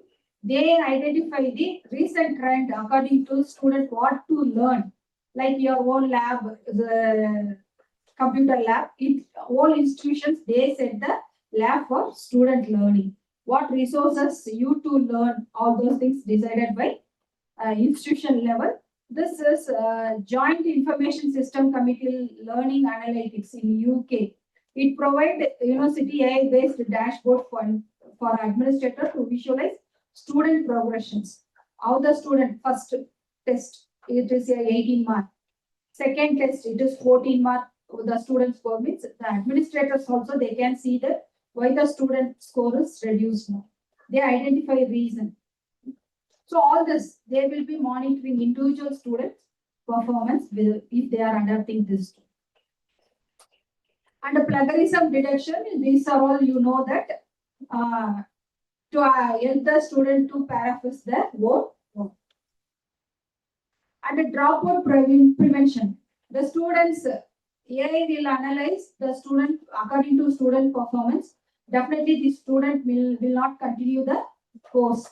One point they will discontinue the course at all. It will analyze and give the feedback to teacher to overcome the or counseling the students to become prevent the dropout situations.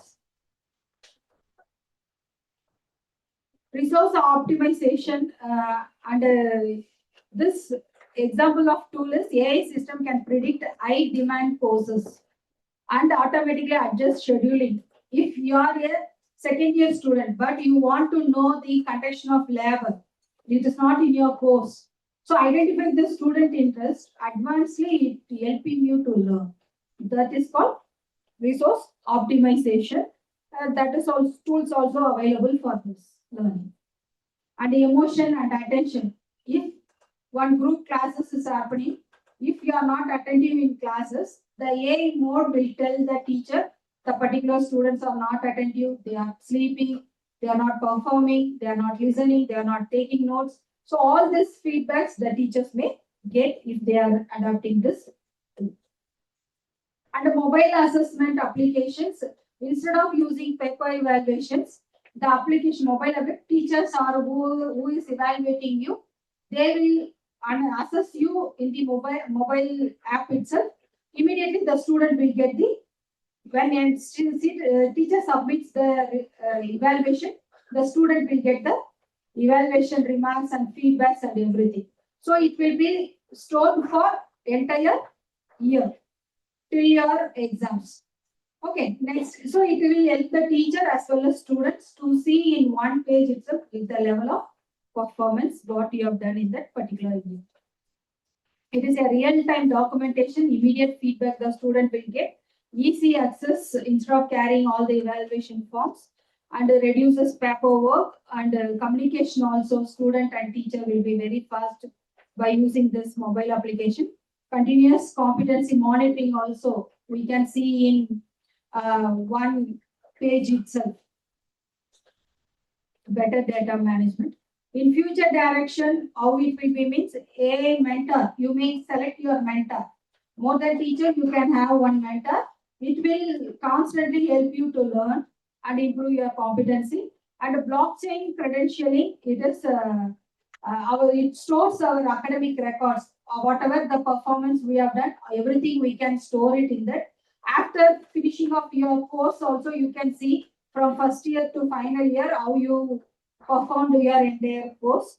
And a personalized dashboard, it is also similar like that. You can keep all your performance.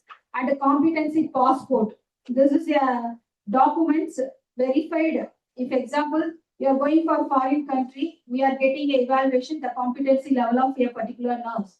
So we are referring the papers and we are telling them this she is A level competent or B level competent. But if dashboards is there, if we are putting the particular staff's ID itself, it will give the clear picture, how long she performed, what are our intervals she was assessed, and what is our entire average competency level we can use. So this is also the future direction in competency assessment. Strategies for better improvement. Definitely for running all this, the faculty also need to be get faculty development program for this, and a standardized checklist we may get by using this, and student orientation. Students also should be oriented what tool their institution is using for assessing their performance, and it should be the tool what we are selecting should have a continuous evaluation pattern, and institution support also very important to buy the AI tool for assessing the student performance. Thank you. Any doubt? Okay. Happy lunch. Thank you, ma'am. I now request Dr. Bhaskaran, Head of the Department of Research, to bestow a memento to our resource person.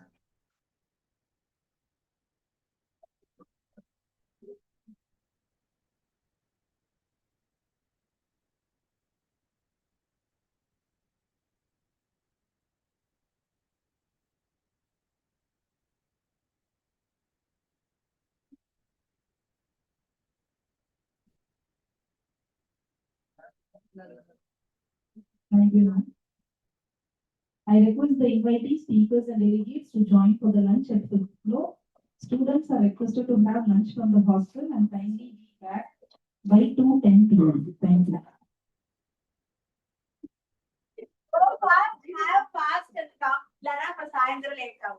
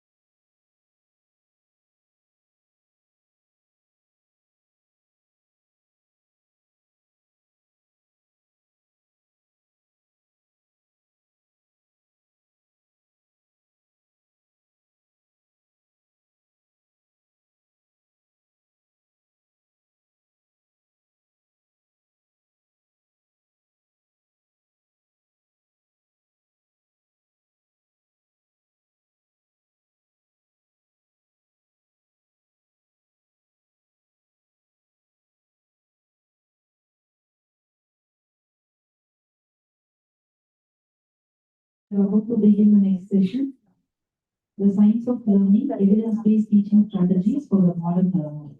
For too long, teaching has run on tradition and inclusion. Its time is ran on evidence. The same rigor we demand in the clinic should guide how we teach in the classroom. Dr. J. Kavita is a professor and program coordinator at PSG College of Nursing, PSG Institute of Medical Sciences, Coimbatore, bringing with her 20 years of rich and diverse experience across nursing education, clinical practice, and academic leadership, spanning institutions in Tamil Nadu, Karnataka, Kerala, Madhya Pradesh, and West Bengal. She holds a PhD in childhood nursing from Tamil Nadu, Dr. M.G.R. Medical University, along with an MSc nursing in the same specialty and the BSc nursing, both completed with first class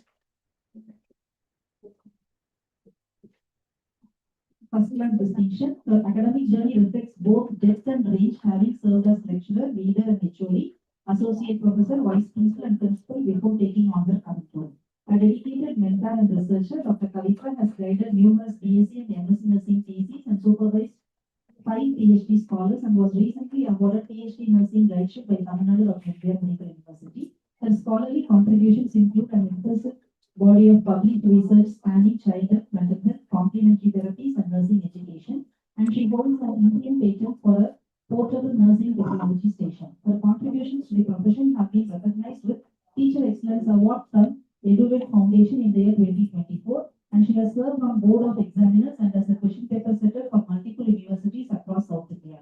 She also completed a UGC Malavia Mission Teacher Training Program in mentoring and counseling with grade A distinction. Ma'am, the stage is yours. Good afternoon, all of you. Had your lunch? Yes. Ready to listen or ready to nap? I couldn't hear. Sure? Yes. Okay, good. Okay, my topic is on evidence-based teaching strategies for a modern learner. Who is modern learner? Ningla. Then Z's. Yes. Then in future? Alpha, beta, and so. Yes.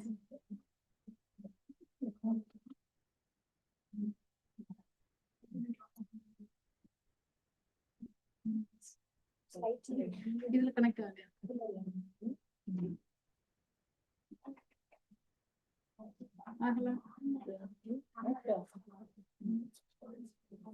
Connect.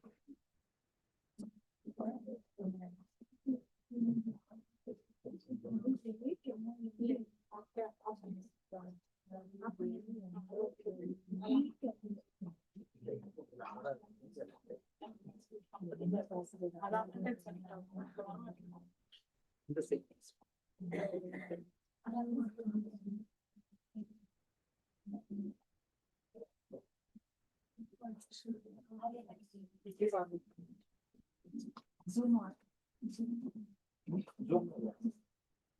Okay.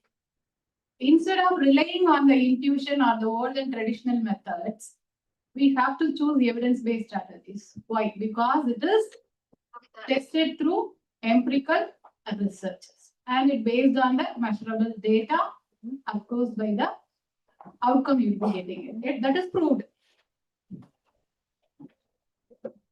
When you say the strategy is evidence-based, it's supposed to have fulfill certain criteria. Yes. So that is empirical validation, replicability, cognitive alignment, and measurable impact. Empirical validation, it is based on again the same empirical research, maybe it is cross-sectional studies or meta-analysis, whatever it may be. Then replicability is when the strategy is tested, how many times it is tested, it's supposed to give the consistent positive effect on diverse students and diverse subjects. Cognitive alignment is your strategy is supposed to go align with the how your brain works, processes, or stores information. Measurable impact, of course, based on a statistically significant data. When these criteria or components are there, you can say it is evidence-based strategy. Why these strategies matter in the modern classrooms?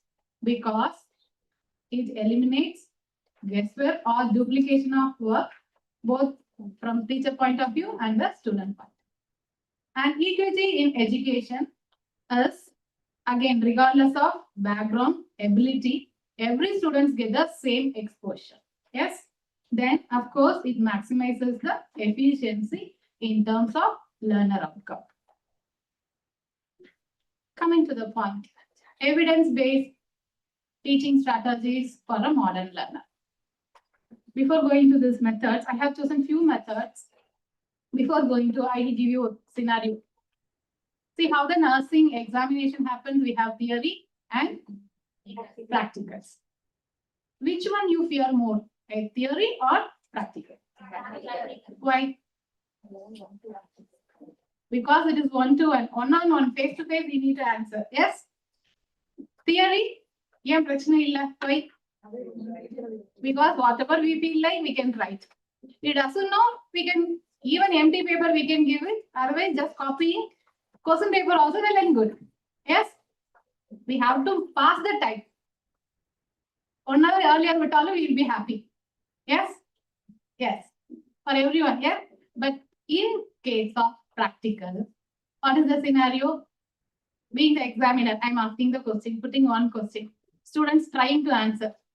How do you answer? If you know the answer, you just tell the answer. If you are not knowing it, what do you do? Mala, Keela, right, left, all rotation we will take. And we'll all sort of hand movement we do. Then finally, when teacher asks, finally teacher head up, ma, padichi amma. Yes, ma'am, I do study. I does yesterday. Yesterday night I didn't even sleep. Full night I have studied. Then why you are not telling? Because forgot. I forgot the answer, no, but this I have studied. Yes, that is the answer you used to give. And Gen Zs are giving even more. The way they will better answer they will give. What? I wanted to hear from you. நீங்க எல்லாம் என்ன answer கொடுப்பீங்க தெரியலனா பிஸியா ma'am chat GPT இததான் சொல்லுச்சு இவ்வளவுதான் சொல்லுச்சு S you never ever know the book reference name keta maybe few you know adu because of teacher says because we studied referring books we run to the library in during MSc and we run to the library to take the books because foreign editions eல்லாம் 2 or 3 தான் இருக்கும். So what you do is assignments we will get. MSCs they will be giving assignments all together. We will be taking the seminars. Yes. So everybody rush to the library to get the book. Ipo your everything on your table. You are using the ChatGPT. Before coming to the class, ChatGPT no or விஷயம் கேட்டா என்னவா இருக்கும்? Are you giving the right answer? I'm going to take from your reference only. I prepare the slides. Correct information கொடுத்தியா அப்படின்னு கேட்டுட்டு வந்தேன். What ChatGPT said? என்ன சொல்லிருக்கோம்? Check the result. Yes, I may be right, but please verify. In fact, once again, if you feed it, I'll just check whether I have given right information. So the ChatGPT or the AI can make mistakes. You can use of technology, but still questionable. You need to have a reference. You need to verify it. Yes. So with this note, we'll go with the strategies. So this is the main. I have chosen 17 strategies. Certain things are old one. Few are new according to your Gen Z's thing needed, gamification and all added. But still, old is gold, no, always, because it is the base. Yeah. From that base only all the technology is coming up. So old is good. Okay.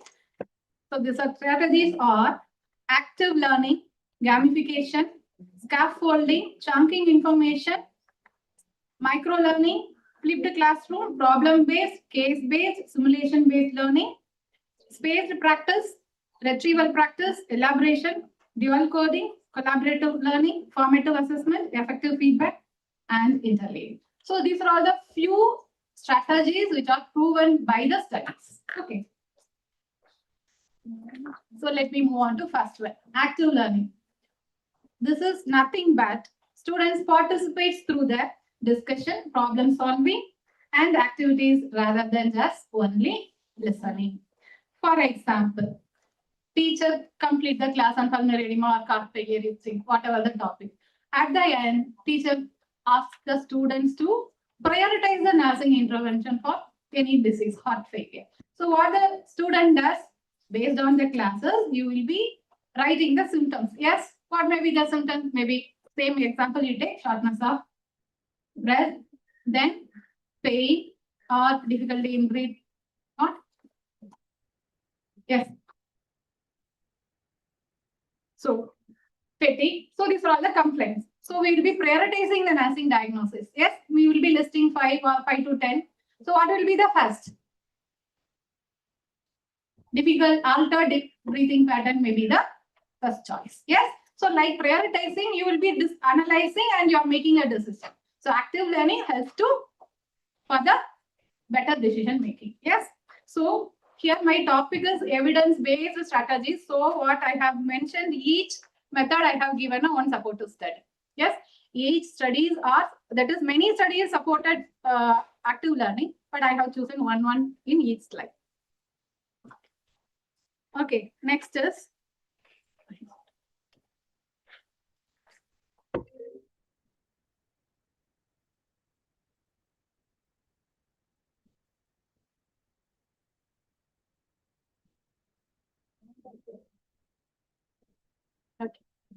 second one is retrieval practice, or it is called active recall. It is nothing but process of retrieving information from memory instead of repeatedly reading notes. Yes. So recalling is important. For example, every teacher usually start the class with questioning. Yes. Why? Just to ensure whether you have understand the last classes. So if teacher not asking, for example, Jayadiba ma'am used to ask questions such as, how do you come to the class of Jayadiba ma'am? We just have a look. Jayadiba ma'am will ask questions. If Kavita ma'am is not asking questions, Kavita ma'am will not ask questions. There are nothing to worry to see what has happened last. Yes, that is what. So this is how how far it is helpful. It strengthens your memory.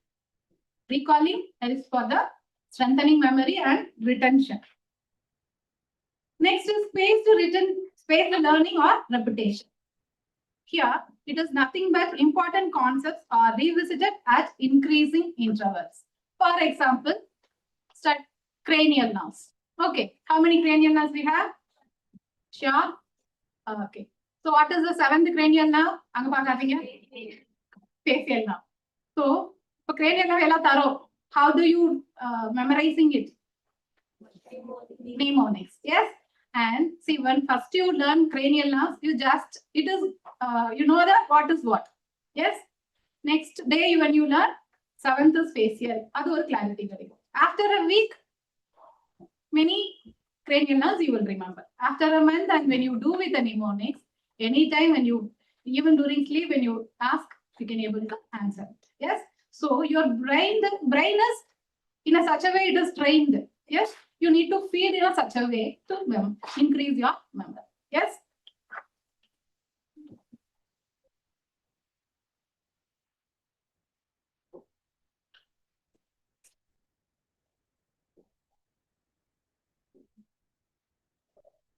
Taking time to because of ChatGPT, it has so much volume, so it is finding it difficult to load it. Next is interleaving. It is nothing but mixing different but related topics during one study session rather than studying one topic continuously. Again, the same example if you go with heart failure. When you study about heart, you're supposed to relate which are all things causes heart failure, and of course ECG. One day you can study ECG, next day if you some other class if you study shock, you will not get the continuity and you cannot able to relate the things and you will not get the complete understanding. Last rows, please listen. Sit straight. Straight. Little more. Yes. So learning completely helps improve in better understanding and better memory.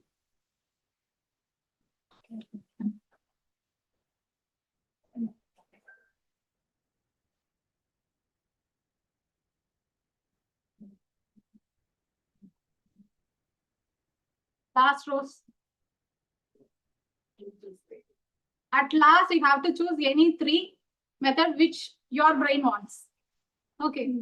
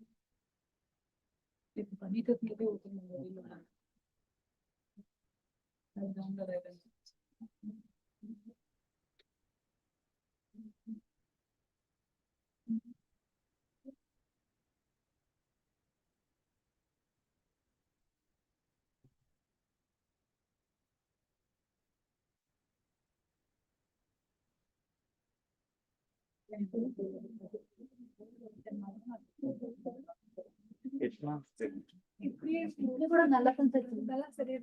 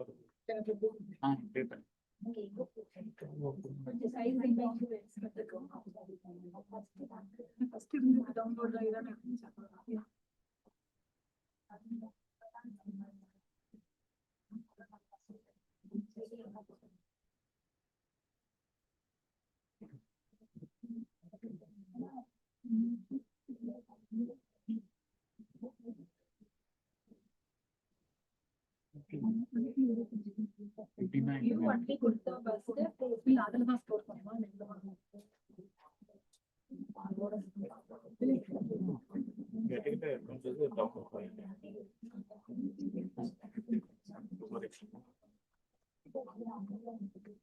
Plates,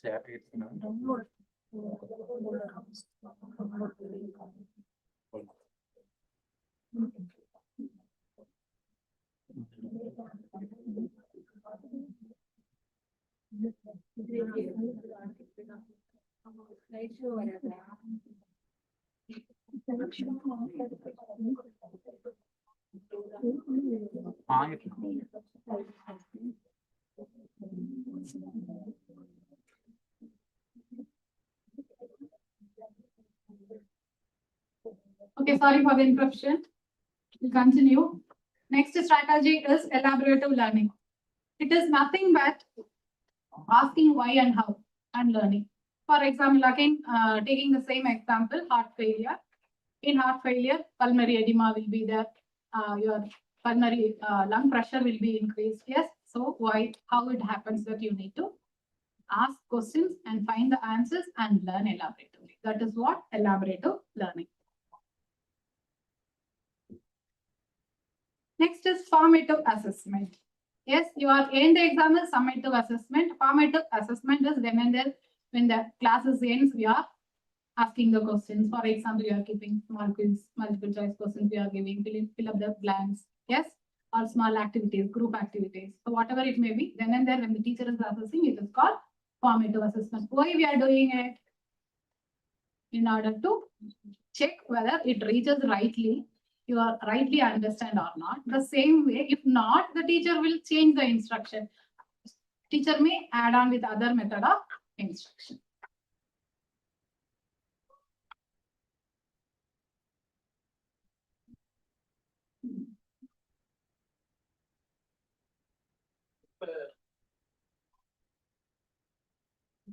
Okay, next is collaborative learning. It is nothing but students sit together and learning. Example, it is kind of group learning. Great example is your project. You are doing the group project. How do you take up the responsibility in the project or in a case study? So each one will be taking one topic. You will all stick together after completion of your work and you will come to conclusion. Yes.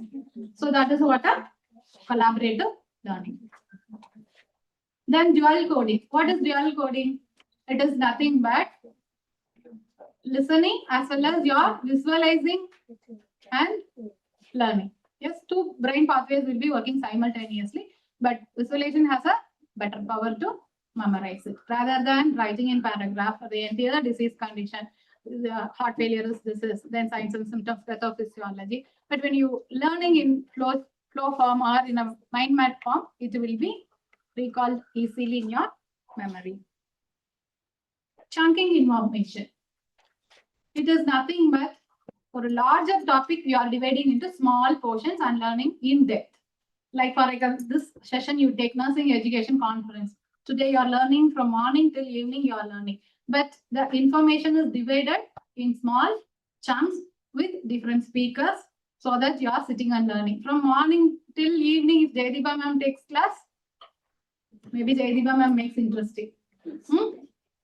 So, but you will be monotonous. Yes, brain needs after 20 minutes, you need a change. Yes. So, ungaloda brain because the strategy should go along with the brain cognitive alignment. Yes, it is tested basically with that also. So, like that, you need to divide the topic, larger topic into small portions. In depth, you will be learning it. When you see this picture, which one you are getting it? Digestive system. Why? Because your visualization is coming faster. Like this.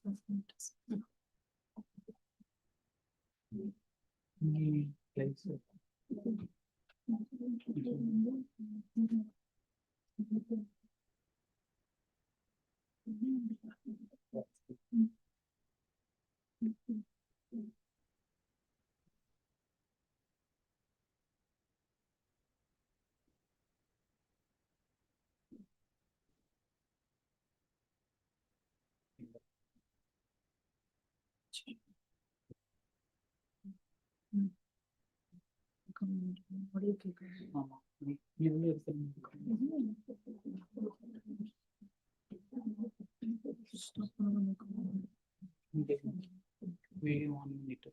Okay.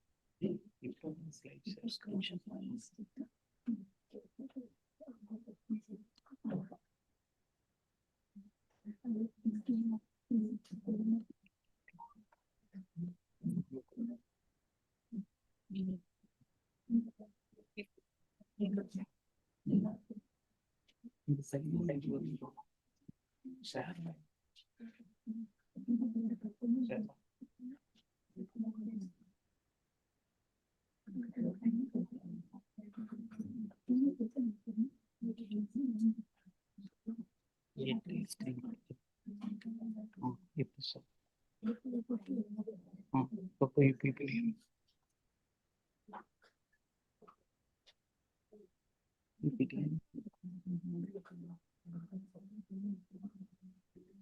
Minimize பண்றது.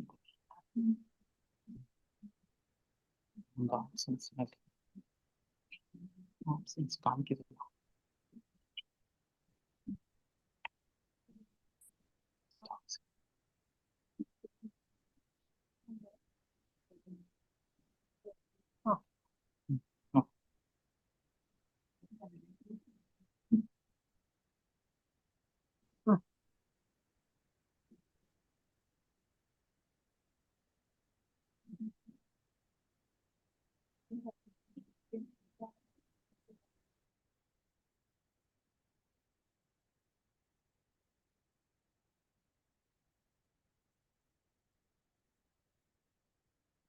Okay, next is micro learning. So, sir, either of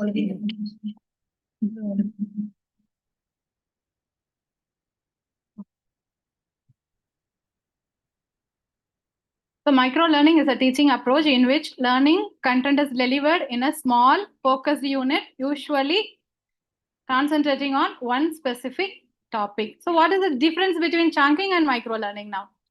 Chunking also we are making it in a small. Yes. Micro learning also we are learning content is delivered in a small portions. Yes. So what is the major differences here? Time concern. Micro learning is for maybe 5 to 10 minutes. For example, when you give a lecture on infection prevention for the 45 minutes, instead of we can go with a 5 minutes short video of hand washing steps. Yes. So it will be easy to memorize the steps when you see in the video rather than the lecture method. Then scaffolding. It provides temporary support and gradually remove as if the students become independent. In nursing, for example, doing bed making. Yes. How the procedure, first the teacher will teach the procedure how to do. Yes. Next you will be practice along with the group.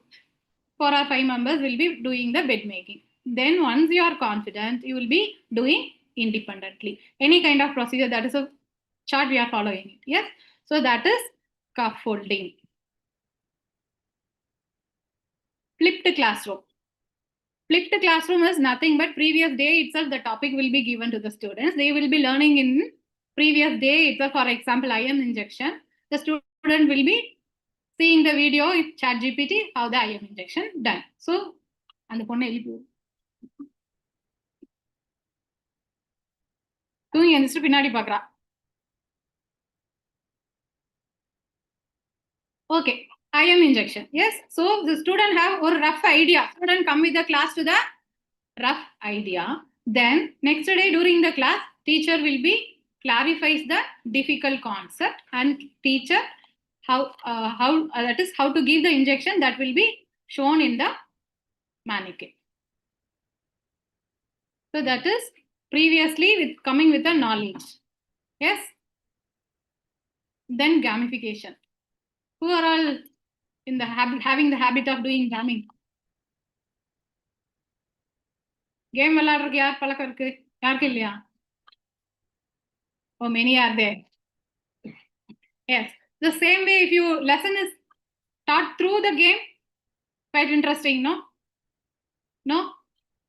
Yes. So that is, so it is not entire the concept will be taught through the game, but we can go for a few topics or few portions which can apt for that gamification will be selected. For example, medication safety. When the topic is medication safety, the teacher can go with the medication safety challenge. So in which you can keep the levels.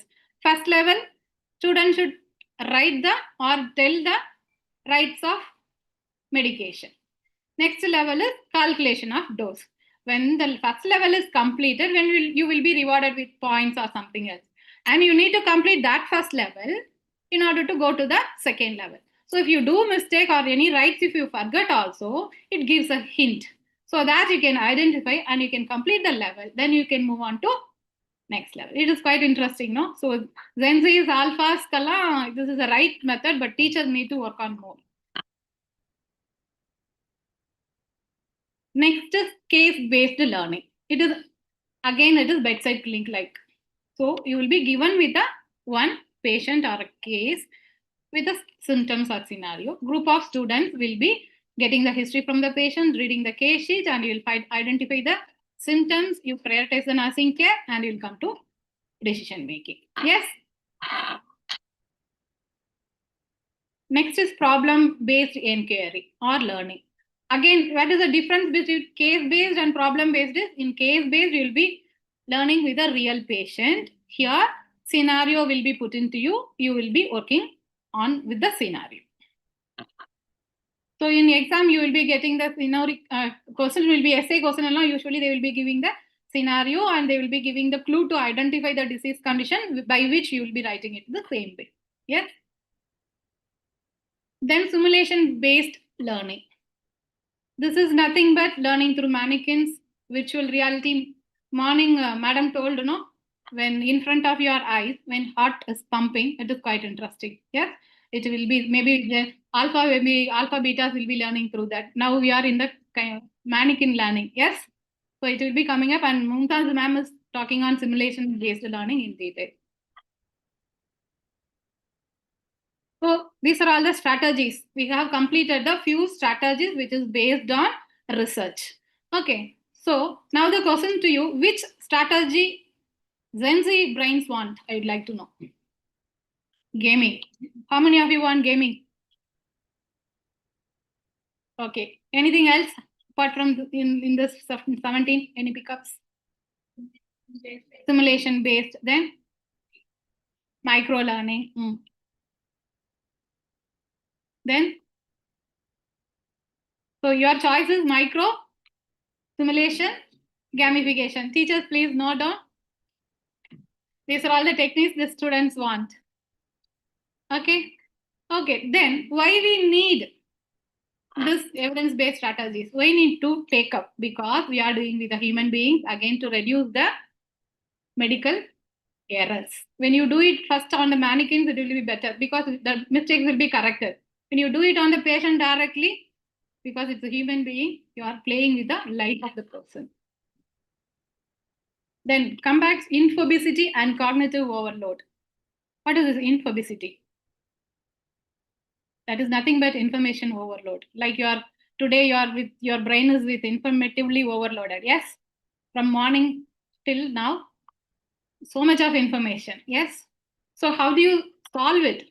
You can go with a spaced learning, interleaving. So you can choose the strategies by which you can smartly learn and retain, and it helps with the memory retention. Then bridging the knowledge and practice. So always the bridging the knowledge and it is a lab. Simulation lab will be filling the gap between the theory and the practice. Next is it cultivates dynamic metacognition. It is again from morning, many speakers said today's syllabus is no more in future. Yes. So future generation will be learning differently.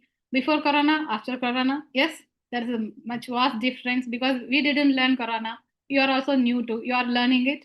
And in future, many, what may be. Yes, so that is challenging one, unpredictable one. Yes, so we need to empower, update our skills and knowledge.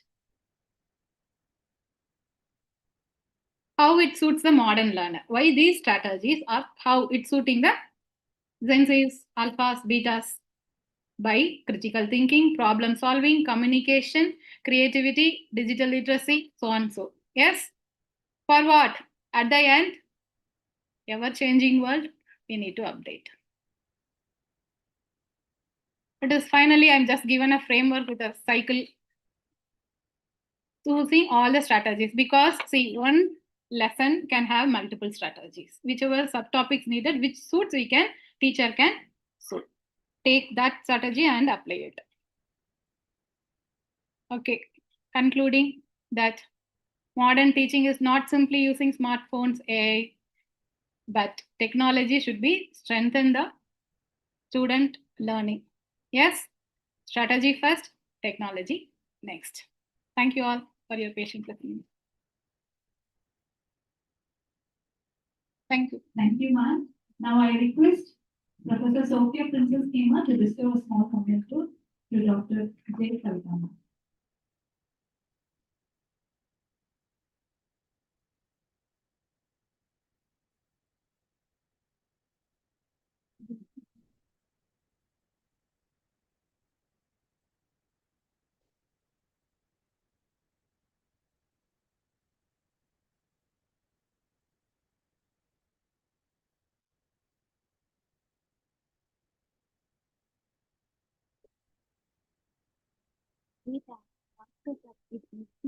We used to say practice makes perfect. English lets us practice the movements we hope never happen until competence becomes instinct.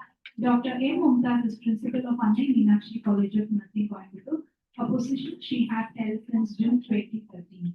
With over 26 years of experience in nursing education, clinical training, academic leadership, including international teaching experience in Kuala Lumpur, Malaysia, she brings a truly global perspective to nursing pedagogy and women's health advocacy. Her academic credentials include a rare breadth of specialization, Master of Science in Maternity Nursing, MBA in Hospital Administration from Bharatiya University, MPhil in Women's Studies from Madhya University, and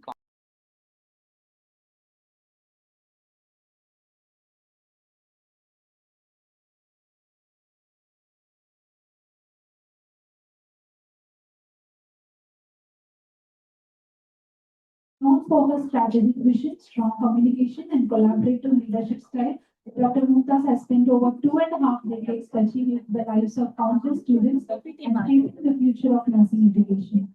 I request ma'am to take over the session.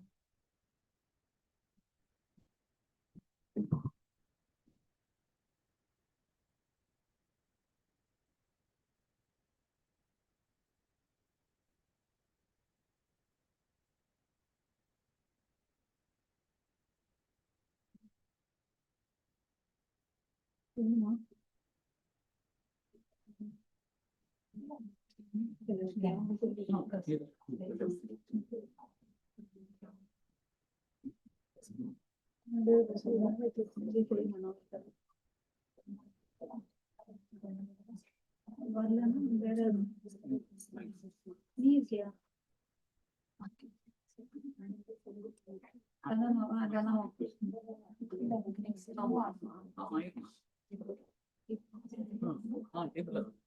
Next. Right side.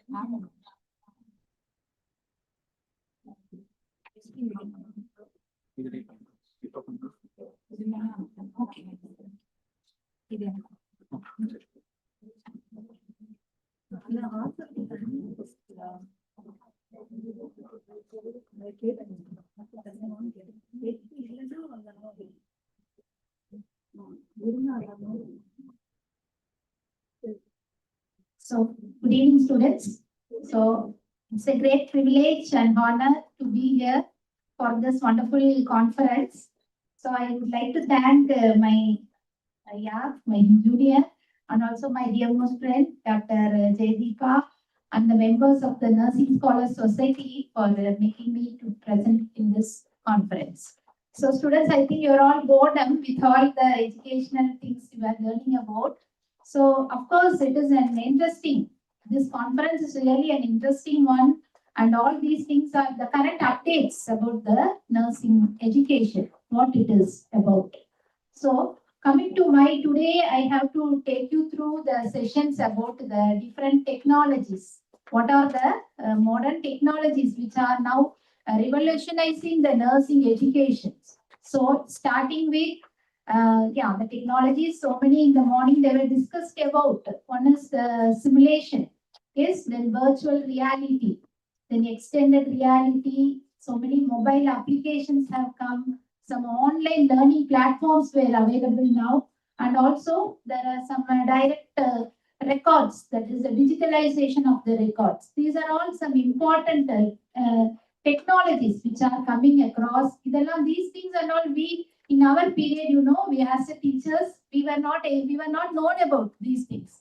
So it is really a challenge for the teachers also to keep update about all these features. So when they gave me the topic simulation, virtual reality, and extended reality, really, I was also somewhat stressed. What I can talk to the students about? Really, that was the true picture because we are not coming across so many. In our country, there are so many deficiencies. We are only looking into, in the abroad countries are going on these practices. So that's why we think about, before going into the technologies, what was the traditional education? Traditional nursing education, our teachers, they used to tell, nursing education, teach பண்றதுக்குனா முன்னாடி நர்சஸ்க்கு வந்து incentives கொடுப்பாங்க. Incentives கொடுத்து இவ்வளவு hours attend பண்ணினா உங்களுக்கு காசு கொடுப்போம்னு சொல்லி அந்த மாதிரி they were teaching the nursing students. Then after that, when we were there, how was the teaching?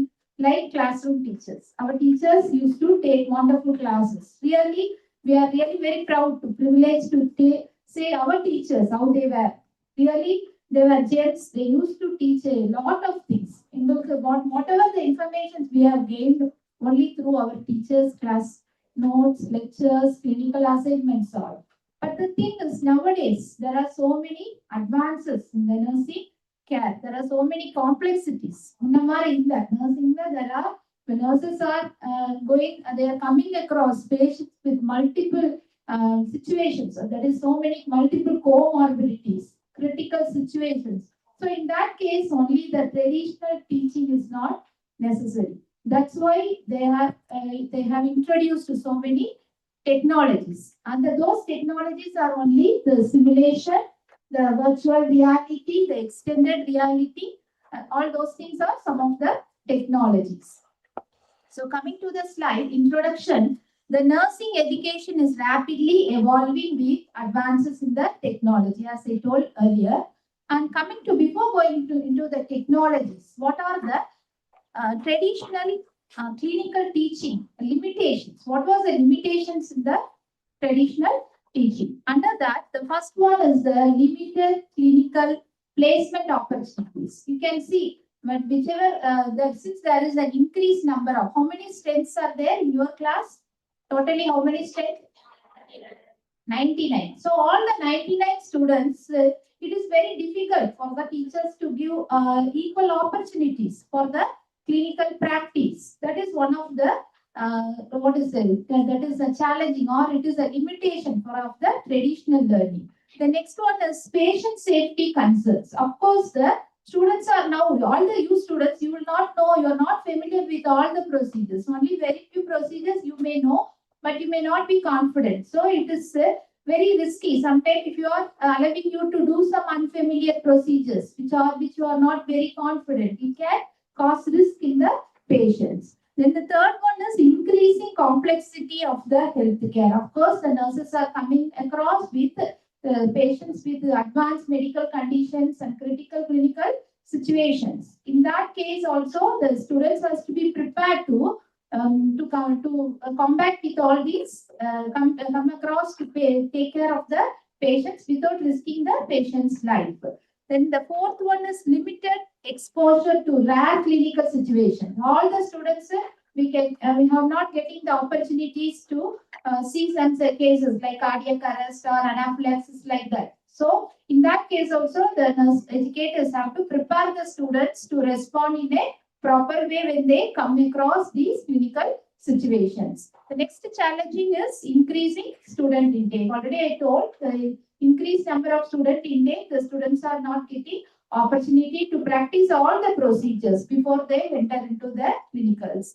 Then the rare emergency situations also, it is very, we cannot wait for an emergency situation to occur so that the students can learn that situations. And finally, the ethical issues. Of course, it is a very important thing. So the patient cannot be, all the real patients, we cannot use them as a learning opportunities. We have to respect their autonomy, the privacy, and of course, we are more responsible for the safety of the patients. Okay, so these are some of the limitations of the traditional nursing education. Then coming to the, why is this change needed? Why is this technology needed? In the sense, in the previous, the traditional education was mainly focusing on the teacher center, and also it is a theory focus and limited clinical exposure. Of course, there is a passive learning. So these four are the important aspects. Why this? There is a change in the from the traditional to the technological learning is needed. So of course, bridging the gap between the classroom and the clinic. Always this is what we have tell whenever whatever is taught in the theory, whether we are able to given the opportunity to practice in the clinic or what. Okay, so that is the question mark. So it is mainly the nurse educators' responsibility to see that the students, once it is taught, immediately they have given an opportunity to practice it. Okay.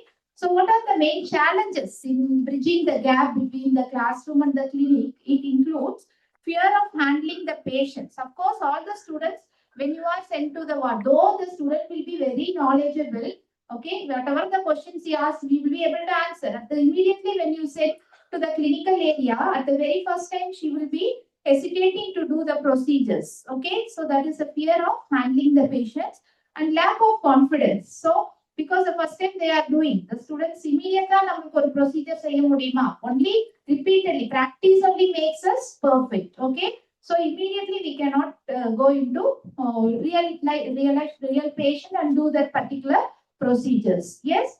The next one, communication difficulties. Of course, the nurses, this communication is a very important aspect in our nursing. Okay, we can see so many people nowadays, the nurses, they are failing to communicate with the people. They have to communicate properly with the nurses, with the patients, their relatives, apart from that, with other healthcare team members. Okay, we should be smart enough the way we communicate. There should be really what to say. Yeah, the nurses know really a tough one. Okay, she knows things well. Like that, you have to create a good impression. So communication plays an important role, and she should be able to communicate with also in an emergency situations when the patient is in a difficult situations. So you should know how to communicate with the patients properly. So that communication skill has to be improved as in a nursing student. The next one is decision-making challenges. Of course, the nurses are only not going to do the procedure like that. We are learning what are the responsibilities. As a nurse, we have to assist the patients. Yes, we have to prioritize the patient care. We have to perform the procedures. And further, we also have to solve the problems, or if at all any uncertain things happens also, we should be able to take a good clinical judgment and decision in order to save the life of the patient. So we should be challenging enough, okay, to take care of the patient. And of course, the last challenging is limited opportunities for practice because of increased intake of the students and also the facilities, lack of facilities, there is limited opportunities to practice. This is some of the challenges in bridging the gap between the theory and the practice. Can you understand what I speak? Yes or no? Are you with me or sleeping? No? Okay. Then coming to the evolution of the nursing education, how was the nursing education is evolving? Okay. So first one was the traditional learning. After traditional learning, it went to skill laboratory, what we are all doing now. Then that we moved on to the simulation based education. That is also, I think you people are coming across. You are taught through simulation, right? Yes or no? Yes. You do procedures now in the simulation lab. You have a simulation lab? Yes. What are the procedures you do? IV injections, CPR, intubation, conduction of normal deliveries. Yes, of course. Yeah, that is the next method. Then the next one is what we call it as virtual reality. Are you going into this virtual reality? You had been to this platform? Yes, that's the next level of nursing education. The next one is the AI, artificial intelligence. Then the last one is the metaverse based nursing education. This is what the evolution, that is the nursing education is evolving. Then what are the advanced learning, clinical learning technologies? So under that, the first one is the simulation. then virtual reality and the extended reality. These are the three. They provide innovative approaches to the clinical learning, and these technologies are complementing the traditional classrooms and the clinical education. And let's know what is this simulation means. So I think you are already familiar with the simulation, what it is. So simulation is an education method that recreates real-life clinical situations in a safe and a controlled environment. So in that case, some of the examples include low fidelity task trainers. You have standardized patients, or high fidelity mannequins are available, emergency and critical care scenarios, and also virtual patient simulations.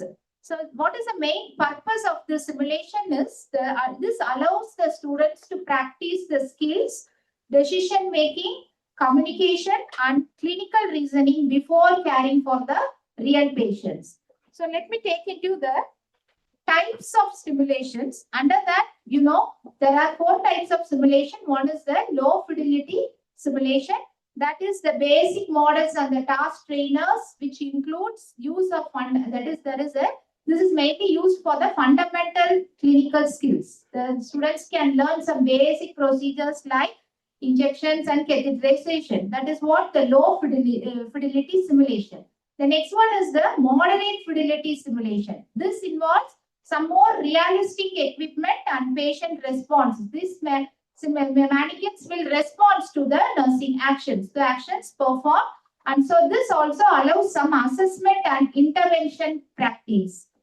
Then the third type is high fidelity simulation. So this is an advanced one, which is a computer controlled mannequins and realistic. They also provide some realistic physiological responses, and it can stimulate some complex and emergency situations. Students can learn all some emergency situations and complex conditions where it is not possible to practice in the real patients. Then the next one is the standardized simulation. That is standardized patient. In standardized patients, some of the individuals are trained to portray the patients. They will be trained how like for example, a COPD patient, okay, or some psychological depression patients like that. They will be portraying the real patients by talking to them, communicating with them also. We are trying to know the procedures or communicate with the patients. That's what we call it as standardized patients. So these are the 4 methods of simulations which we are currently using.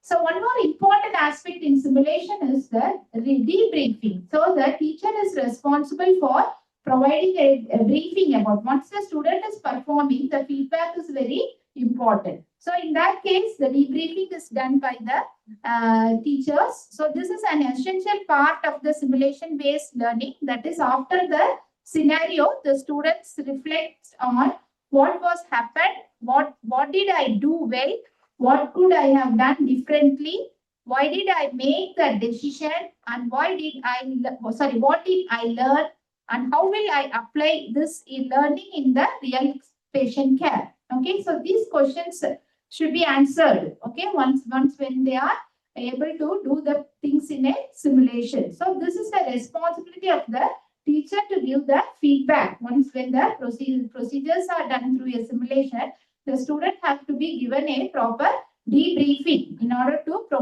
improve their skills. Coming to the benefits of simulations, it provides a safe learning environment, allows repeated practice, develops psychomotor skills, improves clinical reasoning, then builds confidence and competence, promotes teamwork and communication, and allows exposure to rare emergency situations, and supports learning from mistakes without harming the patients. So these are the benefits of simulation. So just I'm skipping the examples of simulators because already you told some of the simulators what are available. So we have some more simulators in all areas, in all the subjects like medical, surgical, pediatrics, OBG. There are so many simulators are available so that the students can practice. So next, coming to the next step after simulation, the next method technology is the virtual reality. What is meant by virtual reality? What is virtual reality? What do you understand by that? Virtual na என்னது? Yeah, something அதற்கு வந்து something இருக்கு ஆனா இல்ல அது வேற aspect இல்லையா? Something is there but இல்ல. So this is a computer generated system, okay, where the student, that is the it is a computer generated immersive environment சொல்லுவோம். Immersion னா அந்த இடத்துக்கே அந்த student எடுத்துட்டு போற மாதிரி. Like example, if it is a road traffic accident, okay, when you go and wear an headset, you are there in that road traffic accident. You can see how many patients are getting wounded and injured. So which patients you are going to take priority care, how you are going to mobilize the patient, what first aid you are going to give. Everything we are learning through a simulation. Okay, so that is virtual reality. So that is what virtual reality is. So in nursing education, virtual reality allows the students to experience realistic clinical situations without putting the real patients at risk. So what are the key features of this virtual reality? In the sense, there are three aspects. One is immersion. Second one is perceived presence, and third one is interactivity. So immersion, what they do is there is a multi-sensory input, including the student can hear the sight, sound, touch, and also draw the learners deeply into the scenario, replicating the complexity of the real world clinical practice. So if it is a OT environment, or emergency area, or ward, anywhere the student is going into that room, put the headset and the glasses, immediately she is taken to that particular environment where she can see the real situations like something which is happening on a real one only. Okay, so that is the immersion. The next one is perceived response. Here the learners engage with simulations as though they were real, encouraging emotional and cognitive involvement. Then the third one is interactivity, means the student is able to perform all the things. Whatever you do, you are able to assess, you can provide the care, okay. Then also you are giving interventions. That is what we call it as interactivity. So these are the three key features in what? In virtual reality. What is the first one? Immersion. You are அந்த சூழ்நிலைக்கு நீங்க எடுத்து தள்ளப்படுறீங்க. That is what we call it as immersion. The next one is perceived presence. You are really, you can perceive that you are in that particular, really something is happening. That perception you are able to have. Then the third one is the interactivity. Interactivity means you are allowed to perform things in order to safeguard the patients, or you are able to perform the procedures. இதெல்லாம் the virtual media நடக்குது. That's what we call it as virtual reality means. So in nursing education, where VR can stimulate hospital wards, emergency departments, intensive care units, operating rooms, community settings, virtual patient encounters.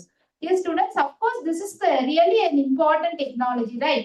Yes or no? Nama teachers வந்து emergency or ICU la போய் நம்ம procedures teach பண்ண முடியுமா? It's very difficult. Nowadays, you know, the patients are now like PSC, like hospital, patients are really highly paid for it. Now students opportunities கிடைக்குதா இல்லையா? Yes, though you may get, but sometimes, okay, I have seen where I studied also in my institution during our period, they will not allow, some patients will not allow them to touch, okay, or the attenders may hesitate because you are only learner. The trainer which pandranga, ask the nurse to come, like that. There are so many drawbacks for the students to practice.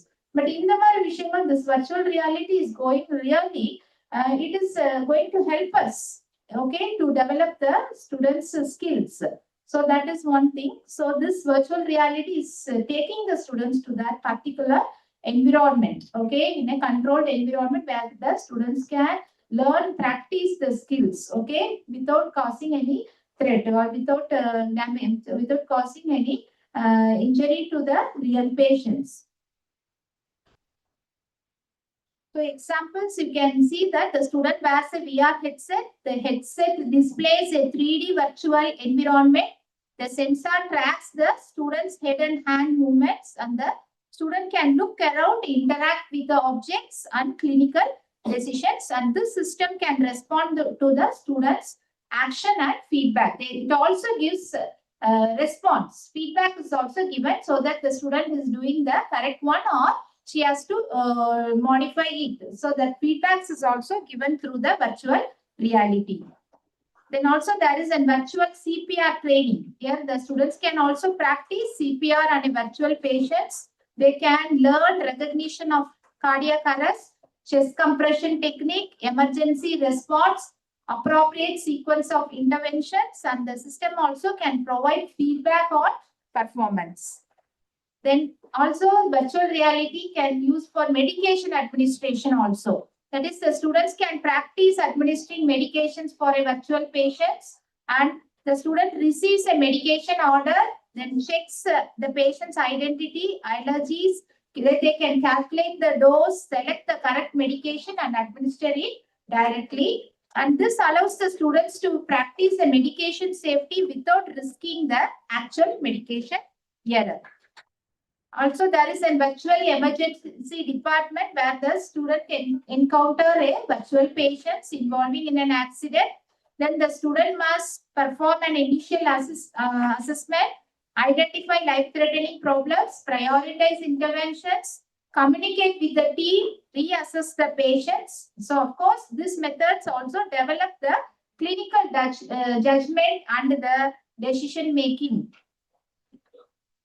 One more important is this virtual reality is helping too much in learning the anatomy. Okay, the 3D models. She can go and whatever she can rotate the organ and then she can learn completely, thoroughly. Instead of in our period, we used to study only the Rosen-Wilson book, only for anatomy. Our teachers used to ask to study the whole Rosen-Wilson and we will mug up and keep all these things. Nowadays, it's not like very made easy. All the 3D models, we can learn the complete anatomy. So you can see how much you people are gifted. But nowadays, we tell to our students, but though the technologies are available, the students are not ready to use them. That is the drawback with our students now. Even as ma'am told, no, like that was true. Any foreign books, our teachers made us to learn only from the foreign text. We cannot learn any local text. We were mostly sticking on the foreign text like fundamentals, Potter and Perry. Yeah. So Potter and Perry book, we have to be thorough, line by line we used to study. And with that, that knowledge only still we have. Okay. But though the book is nowadays, the students are not going so much of bookish knowledge, but still nowadays so many other resources are available. ChatGPT கிடைக்காத விஷயங்கள் இல்ல. But அது கூட நீங்க புக்கையும் படிச்சீங்கன்னா நீங்க வேற லெவலுக்கு போயிடுவீங்க. எஸ், ChatGPT ஒரு ஐடியா கொடுக்கும். பட் லைப்ரரியில make use of the library. Okay, brain சில விஷயங்களை பார்த்து படிச்சு ரிட்டைன் பண்ணணும்னா கண்டிப்பா புக்குனா இந்த நம்பர், இந்த பேஜ் நம்பர் எடுத்தீங்கன்னா இந்த கண்டென்ட் இருக்குங்கிற அந்த மெமரைசேஷன் நம்மளுக்கு வேணும். So always depends on the book also. Though ChatGPT ஒரு adjacent-ஆ இருக்கலாமே தவிர அது ஒரு ரீப்ளேஸ்மெண்டா இருக்கக்கூடாது. புக்ஸுக்கு எதுவுமே ரீப்ளேஸ்மெண்ட் கிடையாது. புக்ஸ் யார் எழுதுறாங்க? புக்ஸ் எழுதுறாங்க? மனுஷங்க தானே எழுதுறாங்க. எக்ஸ்பர்ட் எவ்வளவு விஷயம் படிச்சு சாதாரணமா ஒரு புக் எழுதுறதுக்கு இப்ப நினைக்கிற மாதிரி இல்ல. ChatGPT தட்ட எதை கேட்டாலும் பதில் சொல்றது. It's not like that. It's experts, அவங்களோட எக்ஸ்பீரியன்சஸ், உண்மையான விஷயங்கள் தான் புக்ல இருக்கும். சரியா? So that's why giving more importance to the book. And though என்னதான் நம்ம ட்ரெடிஷ்னலா இருந்த ட்ரெடிஷ்னல் தான் ஃபவுண்டேஷன். சரியா? இப்ப இருக்கிற நம்படேஸ் டெக்னாலஜி என்ன பண்ணுது? Only enhancing. இப்ப இருக்கிற காம்ப்ளெக்சிட்டிக்காக நம்மள மாத்திக்கிறதுக்காக என்ஹான்ஸ்மெண்ட் பண்றதுக்காக டெக்னாலஜி இஸ் தேர். பட் என்ன ஃபவுண்டேஷன்? எது foundation? Traditional education, textbooks, okay, the knowledge. Knowledge-ங்கிறது நம்ம வெறும் knowledge-ங்கிறதுனா என்னது? I know things. அடுத்த லெவல் என்னன்னா I can do. தெரிஞ்சா மட்டும் பத்தாது, என்னால அந்த விஷயத்தை செய்ய முடியும். That concept, that transition should be coming. Transition from what is that? I know-ங்கிறத I can do. அப்படிங்கிற மாதிரி we have to the transition should be coming up. Okay. Yes, of course, the topic half an hour பேசக்கூடியது இல்ல. There are so many concepts, but still, okay. I hope you have understood. So virtual. The next, coming to the benefits of Benefits of virtual reality, immersive clinical experience, practice anytime, anywhere, repeated learning opportunities, exposure to rare clinical conditions, improves clinical decision making, encourages active learning, provides immersive learning, and provides immediate feedback, and can also reduce anxiety before real clinical practice.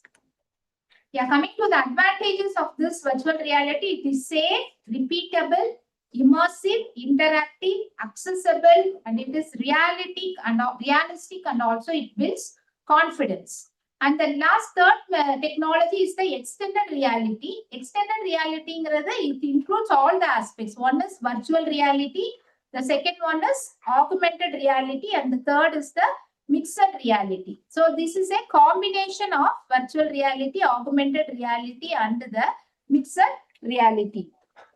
So what are the extended reality applications? It can be used either in anatomy and physiology, clinical procedures, medication education, patient assessment, emergency training, and community health.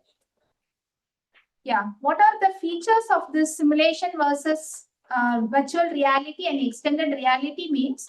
Like in realistic clinical practice, that is the simulation is a realistic clinical practice, virtual reality, and both the three things are realistic in clinical practice, and physical equipment is required in simulation, whereas in virtual and extended it's not necessary. Then immersive experience is moderately high in simulation, whereas it is high in virtual and extended. And repeated practice is present in all the three technologies. And real-world interaction is limited in simulation, whereas it is not limited in virtual reality. Of course, in extended, it is limited. And digital visualization is limited in simulation. In virtual and extended reality, there is a digital visualization. And coming to the clinical reasoning, in all these three types of technologies will enhance the clinical reasoning. So what is the impact of the clinical learning of these technologies? They will enhance the clinical competence, critical thinking, clinical reasoning, decision making, communication, teamwork, problem solving, confidence, and patient safety. In the technologies is having a great impact. So coming to what is the role of the nurse educators? So what is their role? One, they have to act as a facilitator. They have to facilitate all the things in case of all these technologies. There should be a clinical mentor. They should act as a technology integrator, then scenario designer, assessor, and also they should be able to provide a feedback. So always remember, the nurse educators should set clear learning objectives. They should select the appropriate technologies, develop realistic scenarios, ensure student engagement, facilitate effective debriefing, and also evaluate the learning outcomes. So coming to the challenges and limitations of this virtual, that is the technologies. One is high initial cost. There is a need for technical infrastructure, faculty training requirements, technical difficulties, limited access to advanced equipment. There is a possible of cyber sickness with virtual reality, maintenance and software updates, lack of standardization, and cannot completely reproduce real patient interactions. So these are some of the drawbacks or limitations or challenges of these technologies. So I'm not going to discuss about the overcoming, that's not for you. The future of extended reality in nursing, future developments, it can include artificial intelligence powered with virtual patients, personalized learning experiences. So each students are given their learning experiences will differ according to their strength and weakness. Okay, each students according to their level, these virtual reality helps to improve their real-time performance feedback. It gives the feedback then and there. Okay, at that time only, no, this procedure you are doing is not correct. The site you have selected is not correct. Like that, you will be getting the feedbacks through the virtual systems.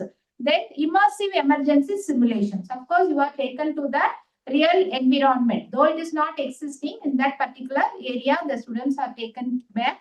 And also remote collaborative learning. So the students from different areas, they need not come to that particular hospital. Even in the classrooms, they can sit and they can learn. Okay. Then also the 3D anatomy and physiology. As I told earlier, it is very much helpful in learning the anatomy and physiology. And also advanced MR and AR and MR clinical guidance. And the last is integration with the electronic health records and clinical decision support training. The students' virtual reality system also helps the students to go into, look into an electronic record. The patient's history will be there. Based on that history, she can modify her procedures. Like that, she can learn instead of going to the ward and taking a patient record and learning the things. Already there is some electronic records about that patient. Through that also she can learn. Okay. So these are the future extended reality in nursing education. So coming to the last slide, key takeaways: simulation provides safe and realistic clinical practice.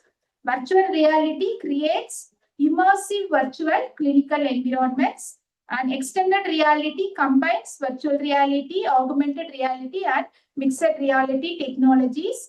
And these approaches improve the active learning and clinical reasoning. And they also support confidence, competence, communication, and patient safety. And effective educator facilitation and debriefing are essential. And technology should complement the real world clinical practice. So to conclude, simulation, virtual reality are transforming the nursing education. They provide students with opportunities to learn, practice, make decisions, reflect, improve, and apply. So by integrating the immersive technologies with traditional education and real clinical experiences, nursing programs can better prepare the students for a complex, technology-driven healthcare environment of the future. Yes. So that is about the topic. So hope you have got a quick reference about what is meant by the technologies. What are the advanced technologies now emerging in the field of the nursing education and how it is going to enhance or revolutionize your nursing education.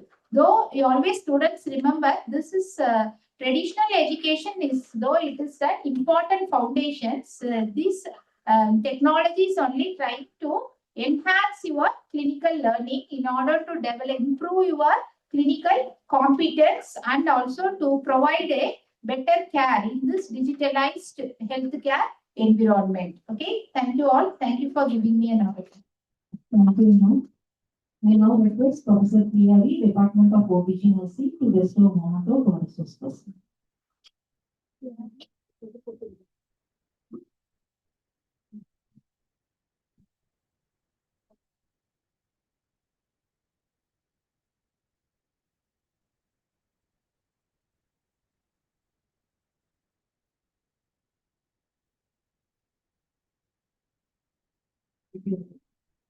Session is on artificial intelligence and generative AI in health professions education. AI will not replace the teacher, the nurse, or the clinician, but the educator who understands AI will replace the one who does. Dr. S. Maharani is the principal of Sri Shai Pandanathan Nursing College, Coimbatore. Ma'am holds a PhD in nursing from Sri JJT University, Rajasthan. Her doctoral research focused on the efficacy of video-assisted teaching in objective structured clinical examination for teaching normal labor conduction in a simulated environment, placing her at the forefront of simulation-based nursing pedagogy. Prior to her current role, Dr. Maharani served for 13 years as professor of principal at Sri Abhirani College of Nursing, where she led the OBG department and excelled teaching and clinical leadership positions across institutions in Bangalore, Puducherry, and Coimbatore. She is a prolific researcher and author with publications spanning debriefing methodologies in nursing education, postnatal maternal care, cardiovascular risk reduction, and clinical case studies, appearing in journals such as the International Journal of Novel Research and Development and the Journal of Rare Cardiovascular Diseases.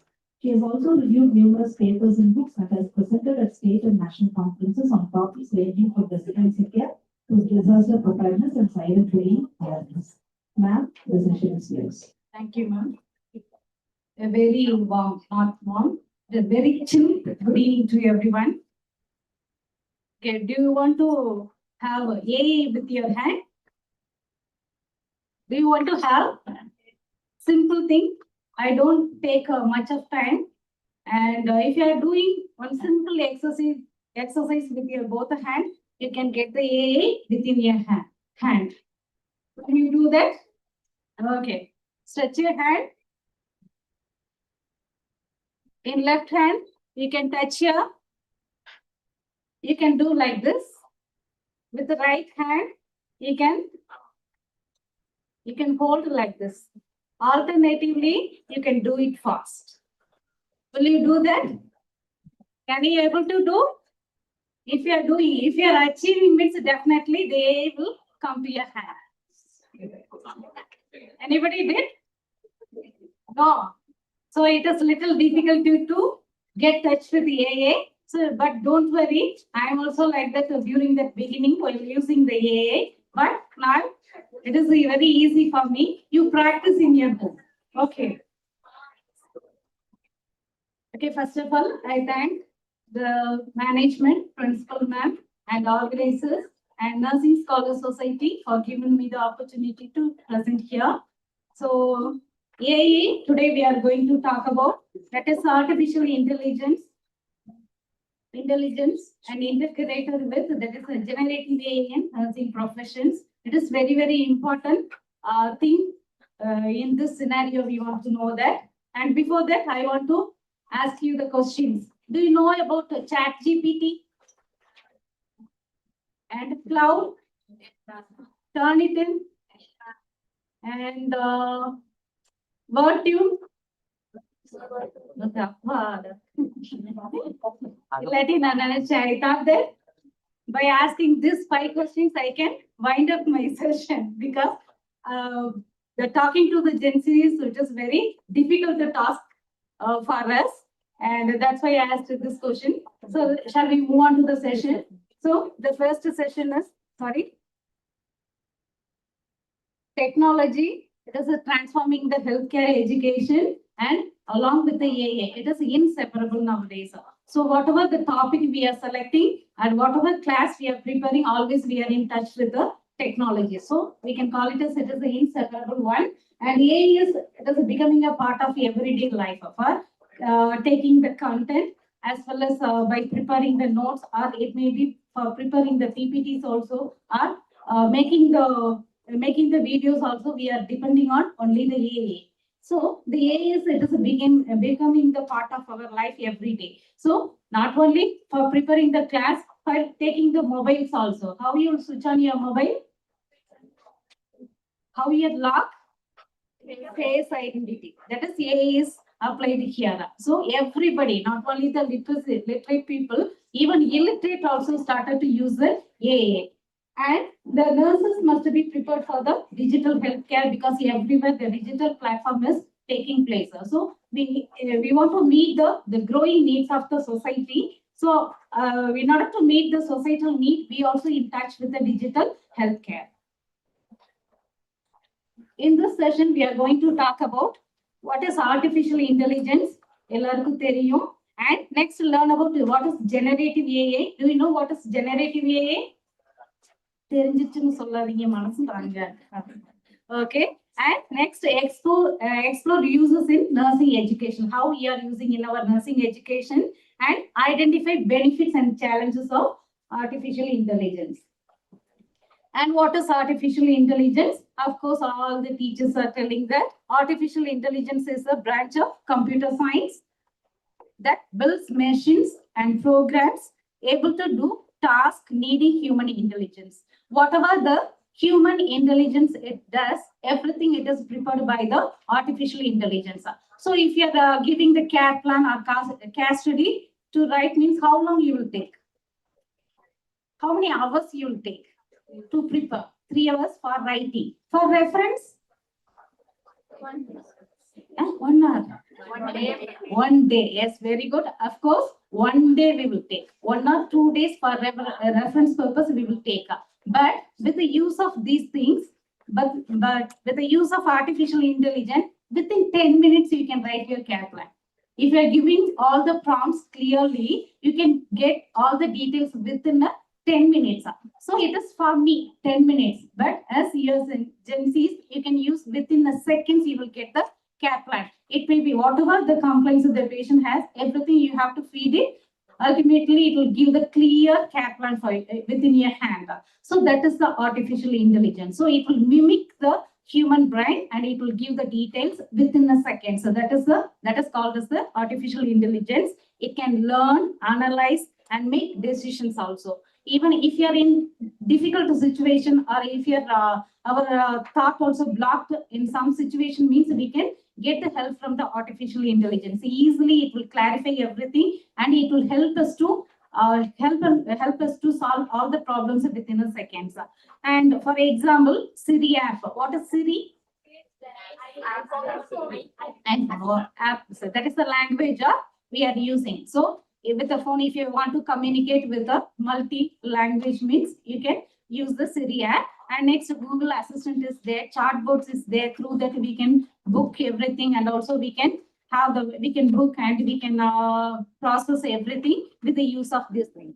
And next thing is the simple example of AA. Already you know about the AA. Just we will recap. Don't get bored. Just we will recap what is AA. The phone recognition, as I told you earlier, that is the first example is phone face identity. So with the identity, we can unlock our phone. And next thing is YouTube recommendation. So repeatedly, if you are watching any videos, means it will recommend some suggestion also. Whether if we are in the track, or it will capture our mind and it will guide us to travel. So that is the recommendation given by the YouTube. And second thing is hospital patient monitoring systems. So the monitoring system, I think you got experience with ICUs and all. So many monitors will be there. So it will warn the nurses if anything goes wrong. So these are all the simple and everyday the usage of AA. What we are day-to-day in our day-to-day life we come across. And next thing is types of AA. The types of AA is it is classified into narrow AA, and second thing is general AA and super AA. Narrow AA means example is that is Alexa. A serious example for the narrow AA. So it will do only the particular task. So already it is programmed in such a way. So it will do the specific task that is called as the narrow AA. Example is Siri, Alexa answering your questions. So that is apart from this programmed version, it cannot provide any of the things. So that's why it is called as the narrow AA. And second type is it is called as general AA. It is a little strong AA, we can say. It is a human-like intelligence it will do. So it can think and also learn, and also it perform any intellectual task as human beings are doing.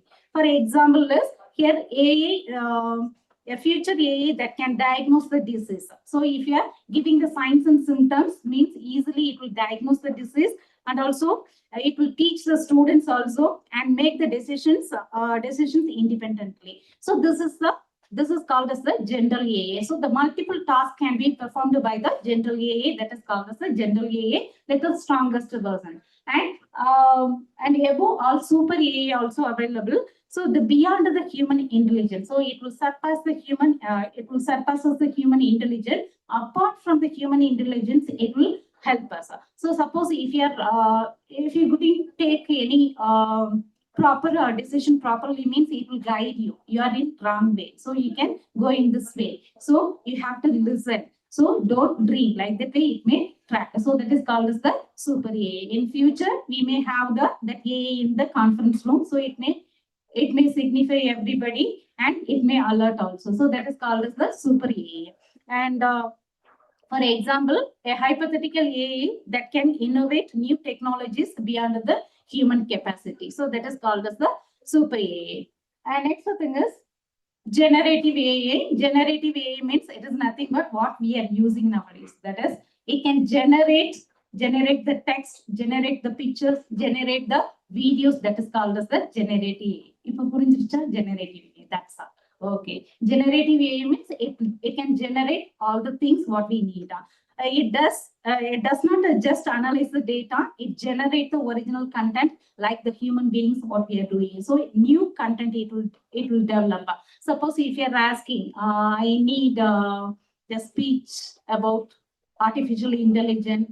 If one person is giving means it will give one content. And if another person is giving the same topic, it will create the another person. So it will not give the same content for everyone. So it will provide the different content for everybody according to their needs. So the main need of the generative AI is it saves time and effort, enhances the creativity, and produces the personalized content as well as supports the decision making also. So as I told you previously, it will give the if your prompt is same also, it will give the various suggestions and various content also. So that is called as the generative AI. And today it will give one suggestion, and tomorrow it will modify and it will give another one suggestion. So that is called as the generative AI. That is the nature of the generative AI. And next thing is the types of generative AI. The generative AI classified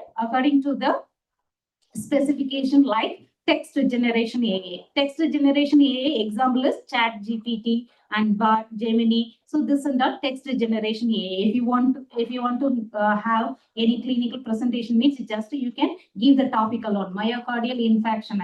I need the clinical presentation, and in little prompt you can go for 15 minutes talk. One recent within a day how to become a crorepati அப்படினு ஒரு இதா போயிட்டு இருந்துச்சுல அது மாதிரி தான். So you can give the prompt clearly. I need 15 minutes talk, and you can give the level of the students also. I'm going to take the class for that is second year students means it will give the content like that. And if you want to take, I'm going to give the talk for the scholarly people means it will give little more enhanced content. So this is called as the text generation AI. And next thing is image generation AI, that is a DALL-E and Midjourney. So this and that image generation AI. So previously what we will do, we will draw and so much of thing choral diagram, and we have to go for longest version of that is a computer science, and always we will depend on the computer science people only. But this AI, it will made us to made everything easier. Even all the people can generate the text, pictures, and everything. And next thing is audio generation AI, voice assistants, and music generation. So that and all every Ghibli nowadays it is talking also. Nowadays it is singing. பார்த்திருக்கீங்களா? இப்ப ஜேலாம் பாட்டு சரி ஏலாம் பாட்டு பாடுது. Can you give an example? என் பேரு ஆமாங்க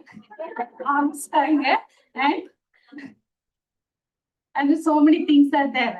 என் பேரு அர்ச்சனா, எனக்கு பிடிச்சது என்னென்னமோ பாடுவாங்கல்ல. So that is it will mimic the human mind. So that is audio generation AI. So whatever it is in your mind, that cannot be explored among the group means you can go and touch with the AI and it will do all this work. And next thing is video generation AI. AI-based video creation tools are available. So through that you can create the video. Previously, during our period, if you want to create the video means we have to spend much of money. So much of money we have to spend. For 60 seconds of video, nearly we spend 1 lakh rupees for creating video. Is it true? It is true only. So for 60-second video creation, that is during our project, 60 seconds if you want to create the video means we have to spend nearly that is 1 lakh rupees. So that is the scenario present previously. But after the evolution of AI, it become very easy. No need to spend anything. Just you can give all the details and content clearly means easily it will give the videos also. So these are all the types of generative AI at present present. And difference between AI and generative AI. The AI is it is analyze and predict, and both supports the learning. And generative AI means it will create the new content. That is the difference between AI and generative AI. AI, it will give the new things and also it will create the new content. So that is called as the generative AI. And next thing is, we will move on to the AI in healthcare. So இது பத்தி சொல்லணும்னு அவசியம் இல்லை. From the morning till evening, இப்போ வரைக்கும் என்னோட previous session வரைக்கும் you come across the AI in healthcare, AI in classroom, everything. So just we will recap the thing. That is the disease diagnosis, AI. So it will, for example, it is attached with the CT. So previously the doctor only will diagnose. Now the every detail it will come as the printout. So after taking the CT, the disease and even which stage the cancer is present, everything it will come within our hand. And next thing is virtual assistant chatbots, assistants and chatbots. So this provides the basic medical advice and appointment support also. So at home itself we can get the support. So no need to travel long for getting the treatment. And if the doctors are in abroad also, we can get the assistance from them. So that is a virtual assistant and chatbots. And patient monitoring system. I no need to talk much about the patient monitoring system. That is monitor in ICUs. So if ECG goes wrong, or that is the BP is falling down, or heartbeat is stopping, means what it will do? It will alert. So that is one type of EA what we are practicing nowadays. And next thing is electronic healthcare records, so that it will feed all the details of the patients, and whenever we need, we can retrieve all those things. So this is the electronic health records. And next thing is robotic surgery. Robotic surgery is available in India, available in Coimbatore, available in PSG. Yes. Here ஒரு record பண்ணிருக்காங்க, கேள்விப்பட்டீங்களா? What is that record?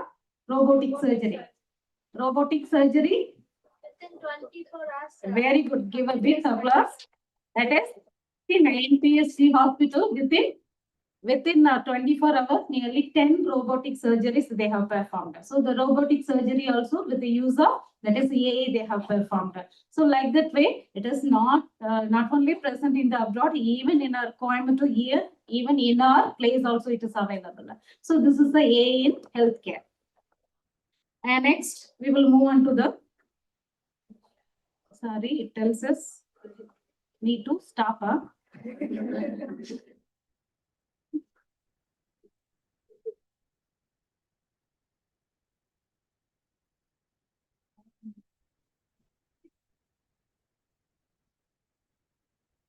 Okay.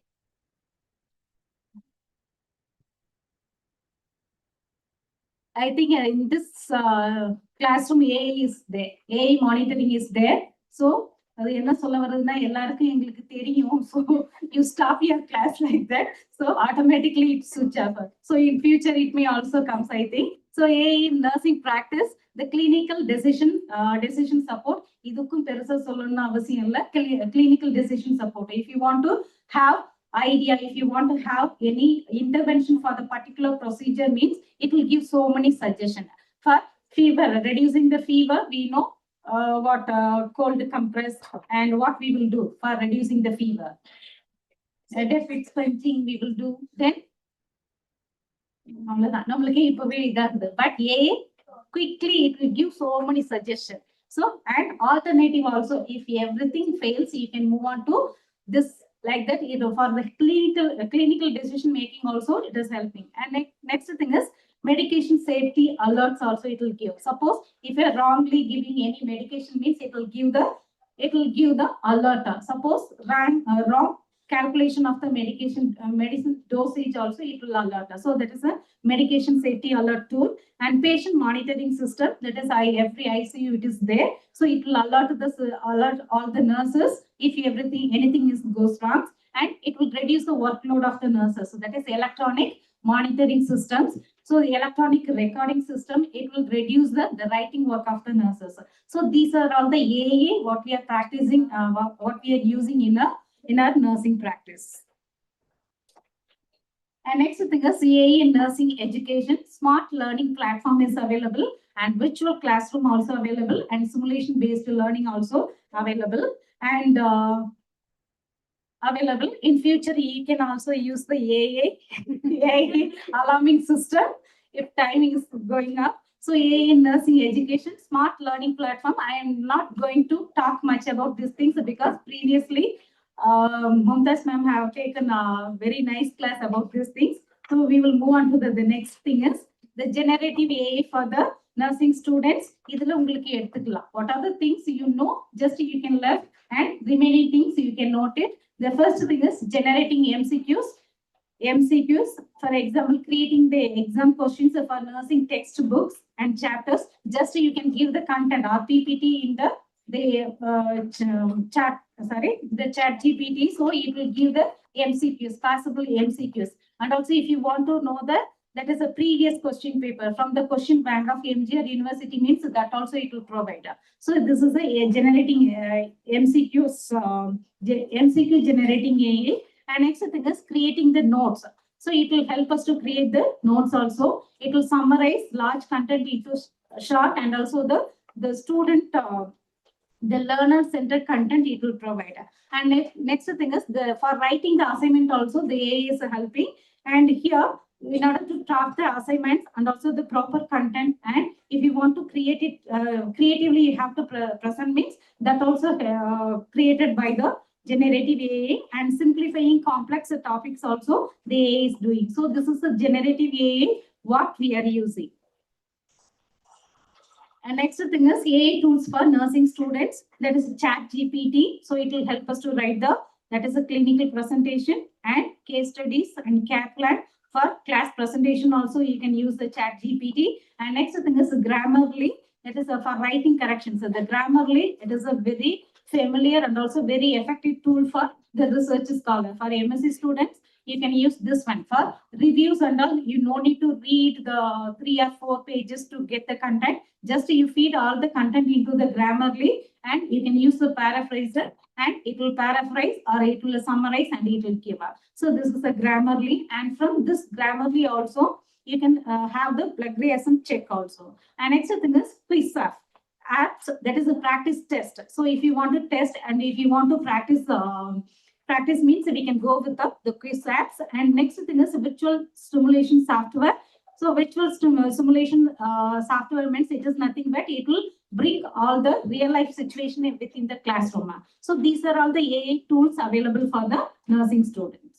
And benefits of AI learning is quick access to the information. That is, as I told you previously, within a second we can get the content. So within a second, not even a minute, within a second we can get the content. So quick access of information, and it will save our time, and it will improve the understanding, because all the content what we are getting from the AI, it will give based on that is input. So whatever we need, according to the need of the particular person, those are in AA, it will provide us. So easily it will improve our understanding, and personalized learning platform also it will provide. So these are all the benefits of AA in learning. And next we will move on to the simulation-based learning. That is already has been taken. So we will skip this one. Simulation-based learning means virtual patient reality. They will bring it within a classroom setting, and clinical scenario practice we can do without fear.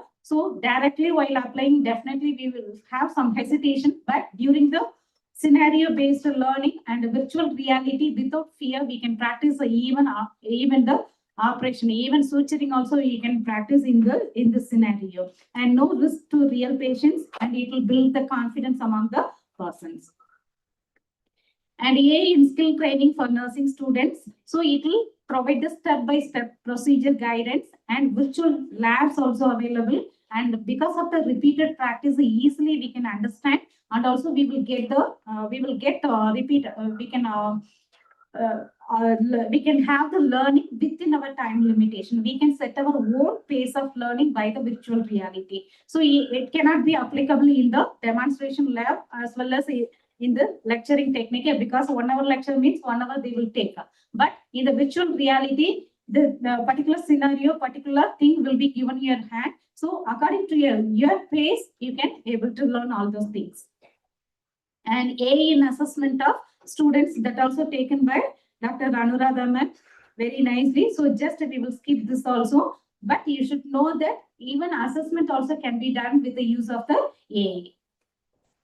And AI in research, the AI tools used for the research is ChatGPT and Elicit is there, and research Rabbit is there, and connected papers. The connected papers, it is a very useful device. It is used for writing a reviews because எல்லாமே எழுதிடலாம் only the part where we will stuck means that is a review of literature. So the படிச்சு எழுதுறதுக்குள்ள time போகும், and also we will be very bored by doing that one. But you can use the connected papers. And next thing is the S site also. It is helping to analyze your analyze how papers are cited, and semantic scholar also available. Apart from this, so many tools are available. That is statistical analytical tool also available.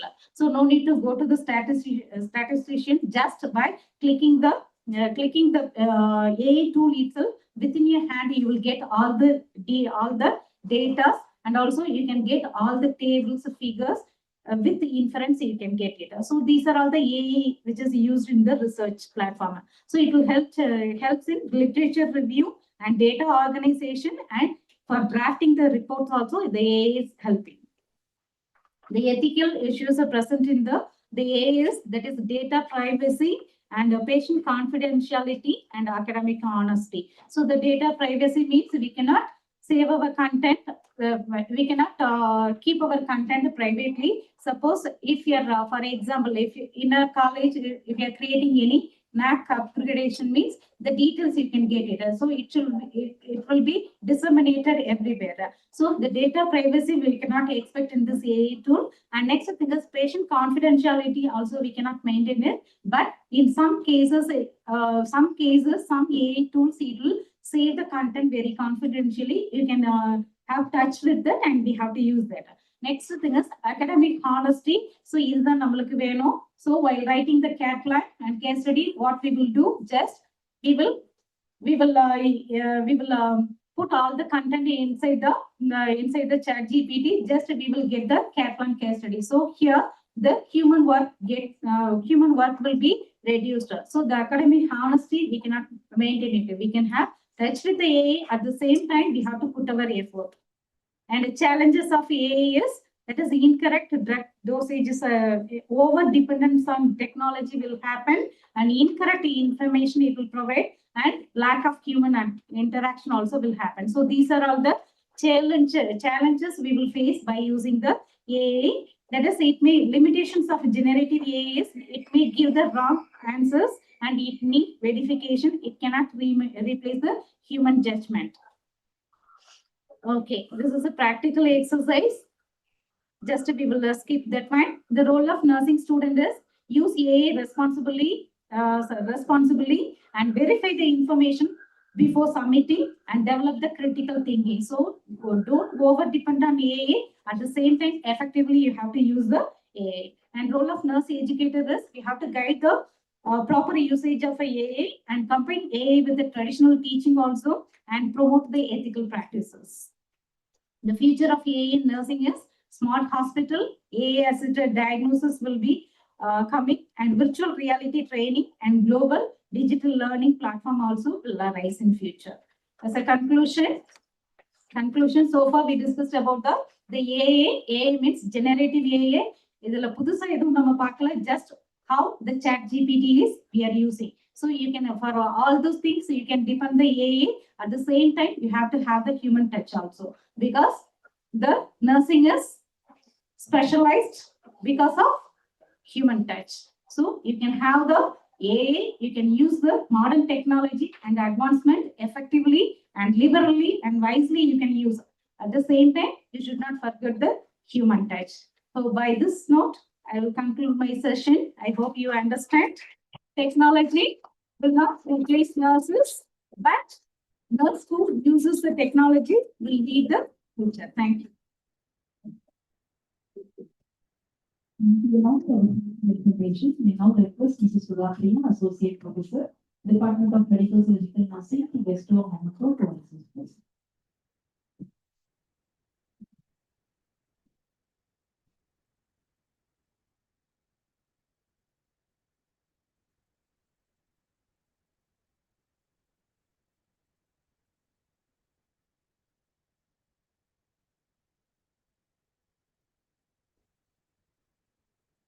A healthcare professional is not built by knowledge alone, but by the moments of compassion that shape who they become long before they realize it. Dr. Jaideepa R is principal of PSG College of Nursing, Coimbatore, a position she held since November 2024. Her career reflects a remarkable breadth of experience across a clinical experience, nursing education, and institutional leadership. Across Tamil Nadu, Kerala, and West Bengal, more than previously. Prior to her current role, Dr. Jaideepa served as the principal of IQ City Institute of Nursing Sciences, Durgapur, and earlier held leadership positions including vice principal, principal at Karma College of Nursing, Kerala. She is currently guiding PhD scholars. Good evening, all. Already we are running short of time. Yes. I know it's difficult. I understand.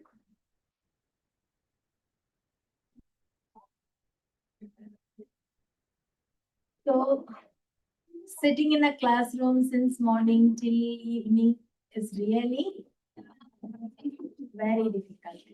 So get up.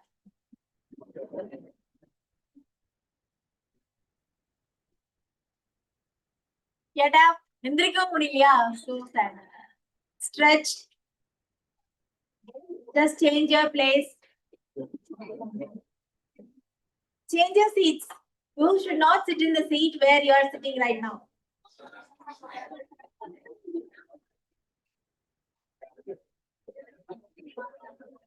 Done?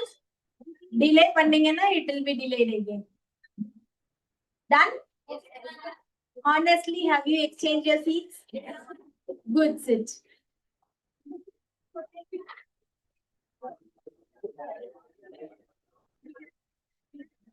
Fine, shall we? So good evening once again to all the participants who have joined offline and online. I would like to say special mention. Many of my friends, colleagues, and students from West Bengal had joined in this. I'm really happy to see the number of participants. Only from West Bengal, we have got the highest number of registrations, and we have got registrations from 26 states. So all over at country level, people are listening to it. So when it come to our mind that we have to host a joint conference with the Nursing Scholars Society, immediately only this nursing education topic came to me, because teaching and learning is not new. It exists from the very first human being is born in this world. But the revolution is taking place from those days, from our days, from your days. Why we give this much importance in the teaching learning process is we are dealing with human. There are machines have come. You are listening to lots of AI since morning, but there is no AI for our life, for our feelings, for the human being. Whatever the technology comes, human beings remain same. So as a human being, only human can understand a human. How much ever the technology comes, this technology enhances this process. So that is why usually in all conferences, whichever I organize, I take the introductory session.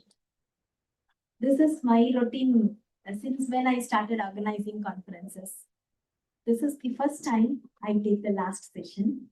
So due to various factors, initially we have planned like that, but since our resource speakers, they are return flights. So when I consider all the factors, then I could not fit myself or fit my philosophy into any of all these previous sessions. Everything is important. But I thought, for a change, let me give a conclusion lecture. So that is how I myself selected this topic, and I will speak on this: humanism, compassion, and professional identity formation. why we are really struggling. As a teacher, I will let you know, this is a great struggle for us to create a professional identity or to inculcate compassion on younger generation. There are multiple factors which determines this. So, and one more very catchy are my attachment towards this quote. As a teacher, if you teach the method, the student is not understanding it. Problem is not with the student. Problem is with you. You change the way you teach. You adapt some method or strategy by which the learner understands what you speak. So this quote, I really like it very much. That is why we are changing ourselves. In what way we can attract your attention?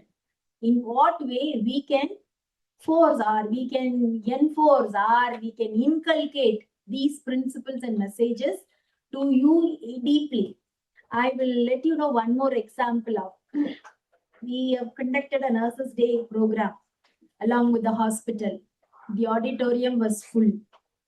1,000 capacity auditorium is full and pin drop silent, well disciplined. The crowd is completely nurses. So JSP sir asked me, Madam, when we organize from medical college, we have not seen this discipline, this organized way of functioning in our programs. So I said, JSP sir, valarpapdi.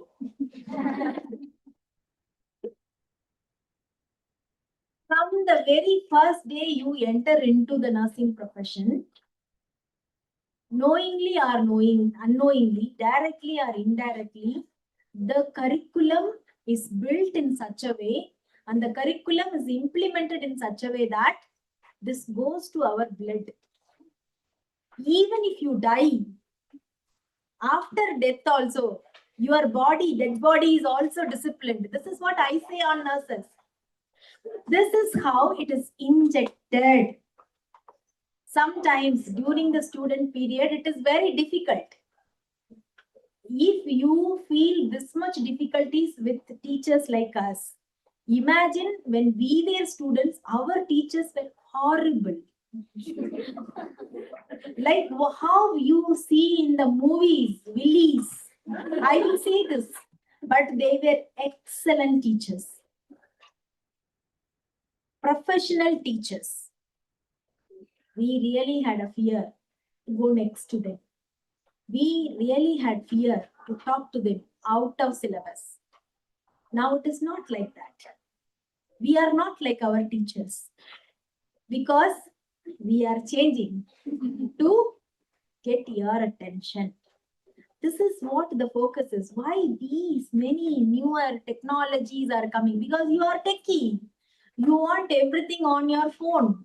That is why you are not buying any textbooks. Madam said, textbook, touch, feel, all your 5 senses work when you read from the books. This is how we enjoy. This is our learning style. Your learning style is different.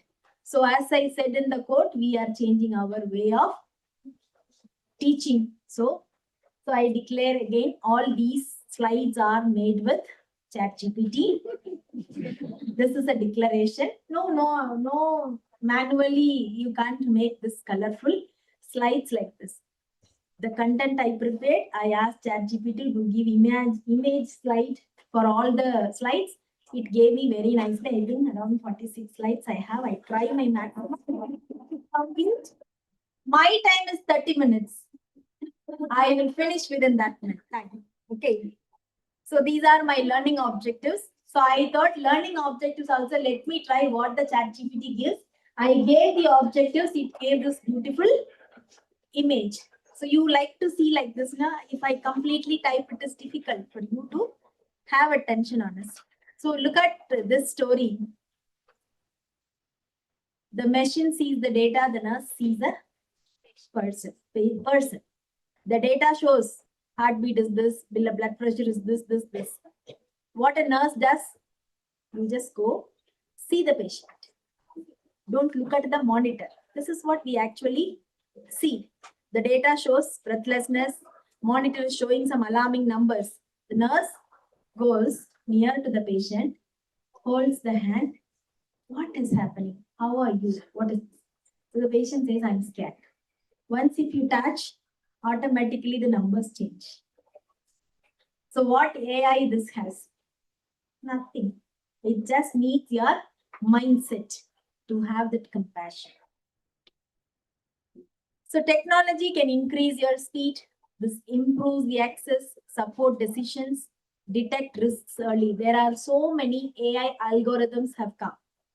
Sepsis algorithm has come, triage algorithm already we are working on a project. Lots of AI algorithms which can detect, even fall prediction algorithms also has come. Many, n number of algorithms. At last, at one point, algorithm will rule. This is what. Maybe it is technically designed. And once we are used to it, what will happen? Automatically, our mindset also will change. We know what the algorithm is going to say. Accordingly, our symptoms also will be predicted. This is what may be happening. But by looking at your screen for a long time, there are many issues. Your screen time is increasing already. Average screen time is 5 hours. 3 hours. 3 hours. Average 4 to 4.5 hours in a day. That is very minimalizing. Now check Okay, so this reduces your eye contact. You turn all the stories into data and numbers. It distances. Sometimes we have heard patients saying they are very busy in filling the electronic health records. Sometimes there is no time for them to listen to us. So this is routinely heard complaints. So use technology without losing your human connections. When this connection is lost, technology also will fail, humanism also will fail. So humanism is seeing the person, not merely the patient. Have some dignity, respect the person, empathy, and have some meaning in life. So who is this person and what matters to them? For every time, everyone who is in the hospital are patient to us. But for the patient, like how we have multiple roles to play. Similarly, they also have many roles as human beings. Look at here. We say bed number, diagnosis, age, SpO2 is this, heart rate is this. But the humanistic view is he is a father of somebody. He is a teacher by profession. At this stage, he is afraid because he is at hospital and he's worried about his family. He is the breadwinner of the family, maybe. Wants to go home. I'm not comfortable staying. So what machine algorithm will read or what consideration the machine will take for these features. And 90% of patients in hospital are having all these issues. So we prepare you all to look into the patient. Sometimes nowadays during the clinical postings, we see you don't even look the monitor, you don't look the patient also. You look at each of your friend only, sit and chat like this. This is how you are. Sometimes the clinical hours go like this. Look at the patient, look at the monitor, establish a human connection. Even on the day of practical exam also, you don't communicate. No history taken. Whatever coming from the EMR, just write. And sometimes many columns are not filled. If we ask, we did not get access to EMR. See, before I complete, the answer comes. These are all practical difficulties. Instead, if you go and talk to the patient, you will get more information. Patients are the best teachers. This is what we were taught, and this will never change. This philosophy, like I said in the inauguration, some philosophies will not change. The patients will teach you more than books, more than data. Speak to them. To speak what you required, a human is enough. Nowadays, robots also are speaking. Speaking mannequins, madam said. Speak. Establish this communication. Establishing IPR. We are very weak. Communicating it, because why we are not able to communicate with the patient?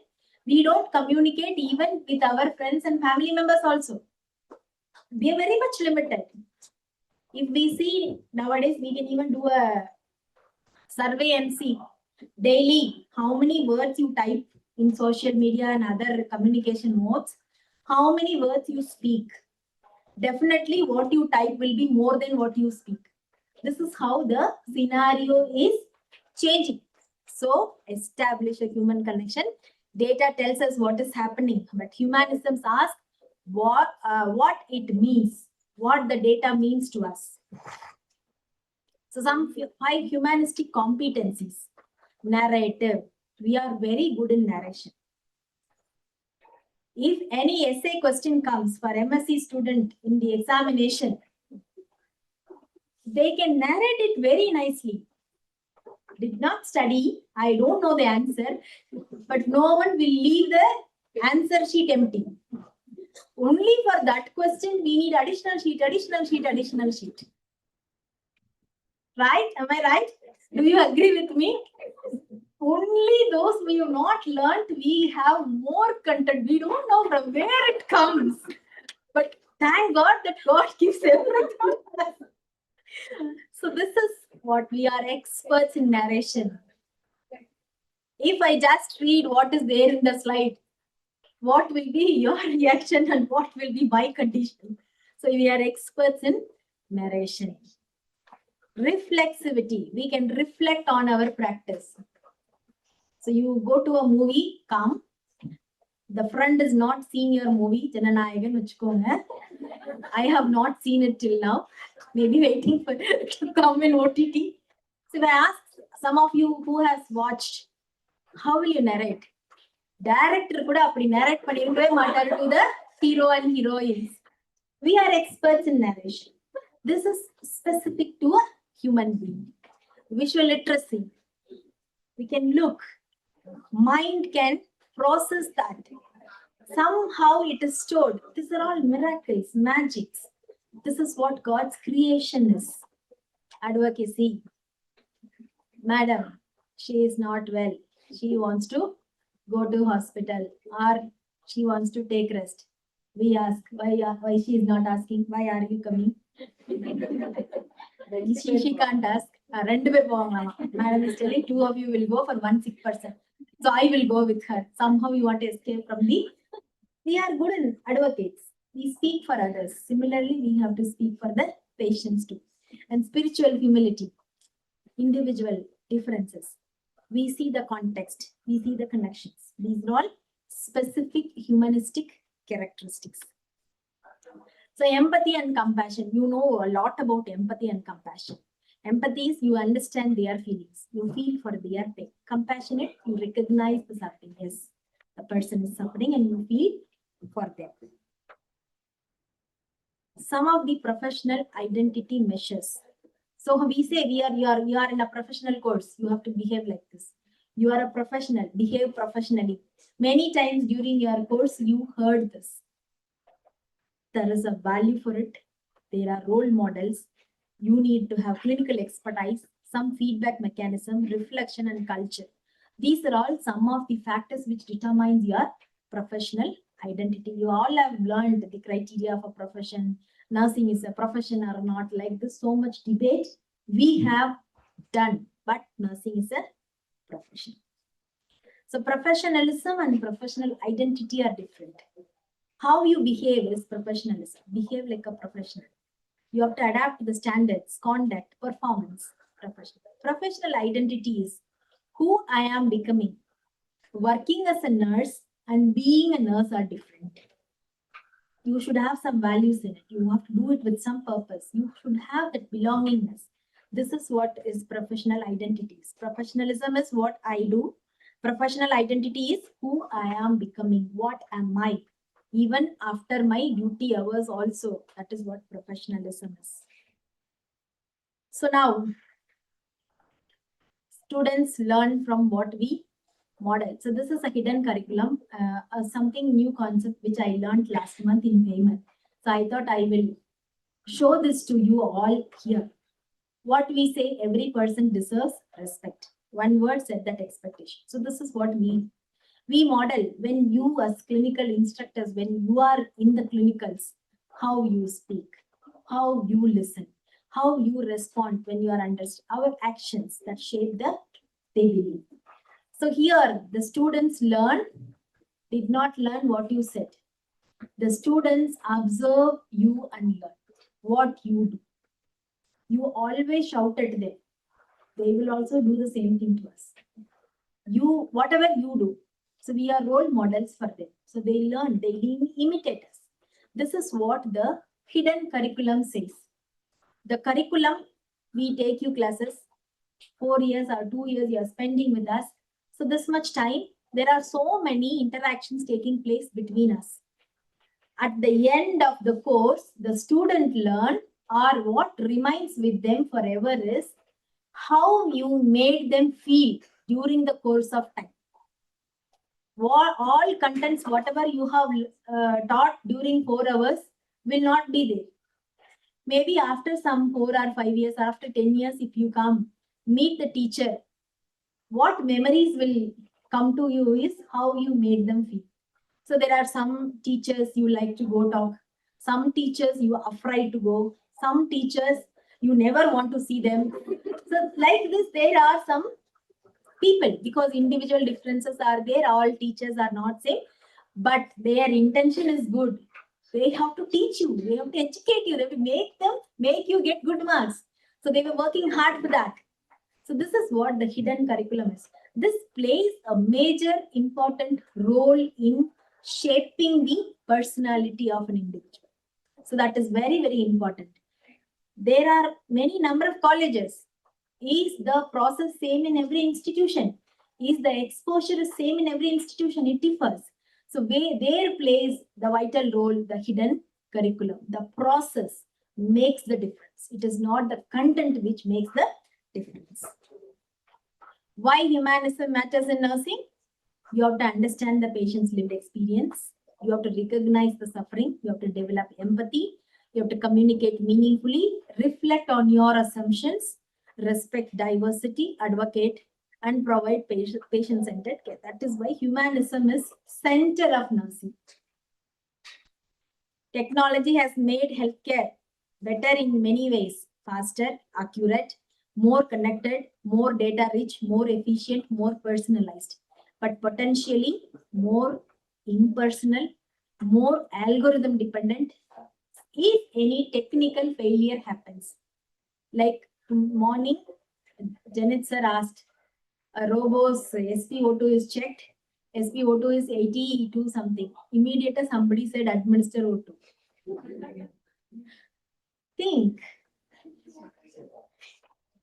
So I'm not here to hurt anybody, but I say sometimes the data gives like this. Similarly, ChatGPT, it will never say I don't know the answer. Whatever you ask, it will give you the answer. So all answers, whatever is given is right or not, how will you know? And yesterday in the module also I said, I use ChatGPT. I can use, you should not use, I said. For what? To learn for exams. And all these AIs are helpful in refining your knowledge, to update your knowledge. But I will strongly say for fundamental learning, fundamental principles learning, you have to learn from your teachers, books, and standard materials. Once your foundation is strong, then you can use AI to evaluate your knowledge, to update your knowledge, to refine your knowledge, to improve your memory. So in these ways only AI will help. The first, if you ask ChatGPT about the anatomy, I don't know how far you will retain that memory for a long time. So we'll just skip this. ABCD of humanistic practice.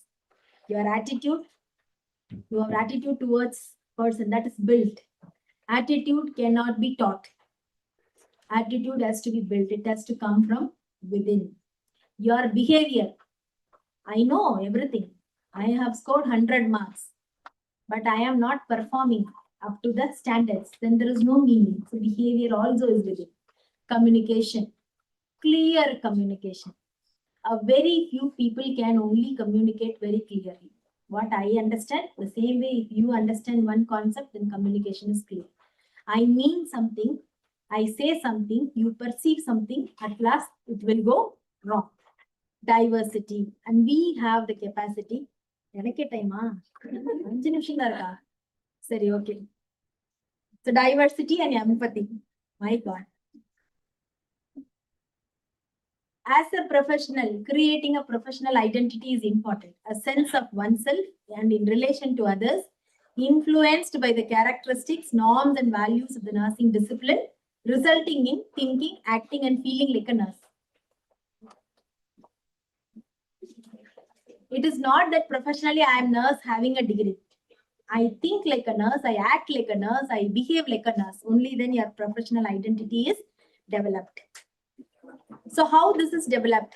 Through role modeling teachers, through your clinical experiences, through the relationships, through feedback, through reflection, and through values internalization.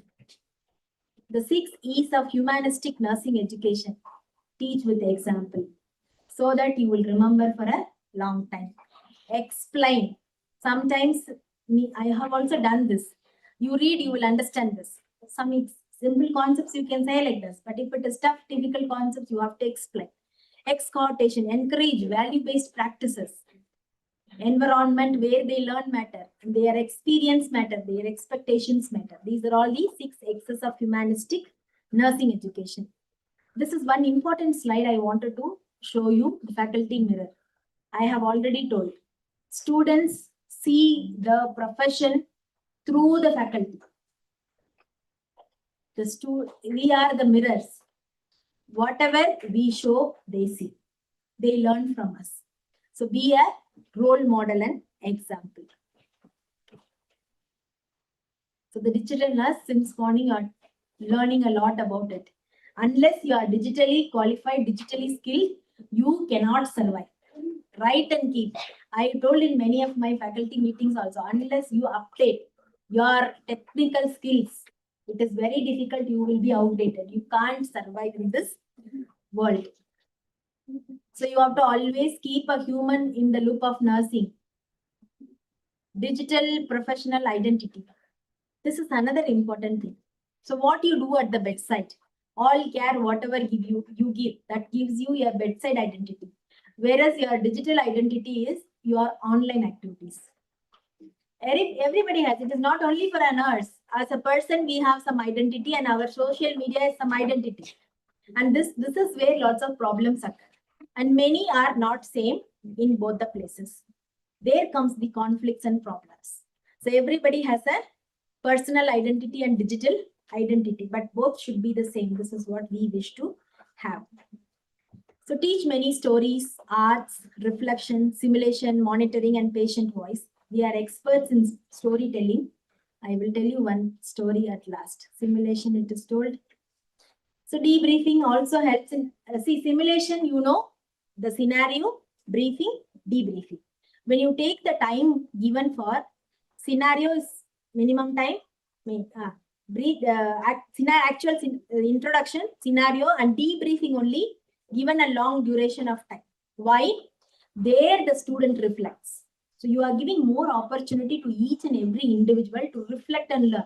So the idea behind is that will stay with them for a long time. You create a memory, and some mistakes also, even if you make, you will correct your mistakes and learn the right things. So that is why debriefing is very, very important aspect.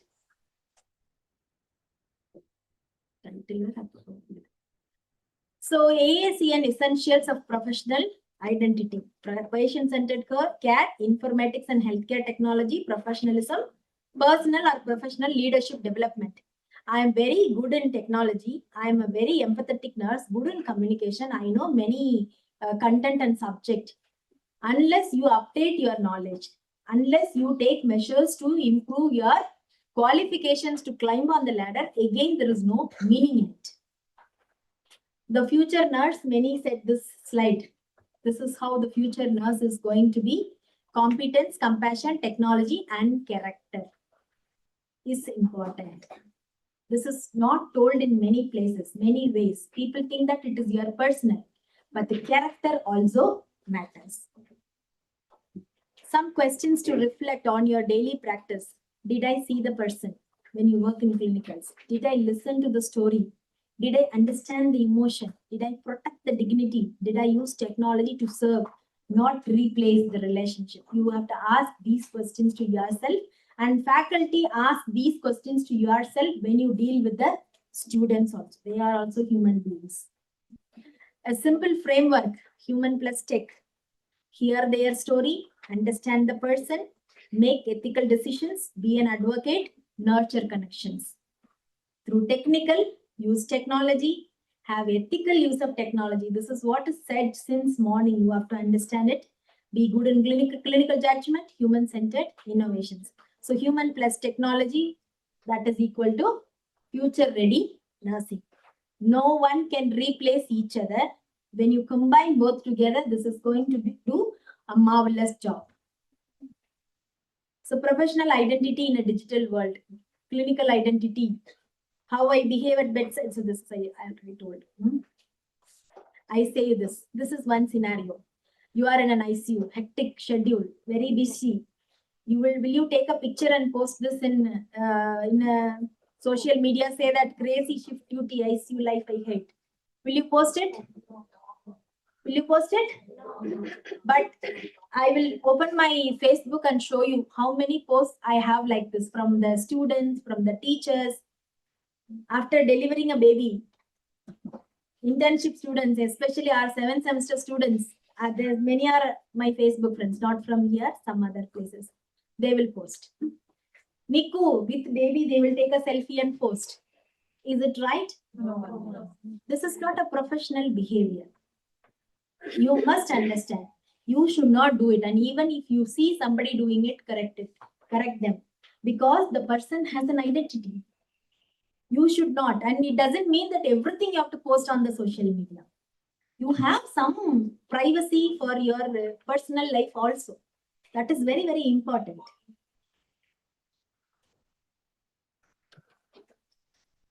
This is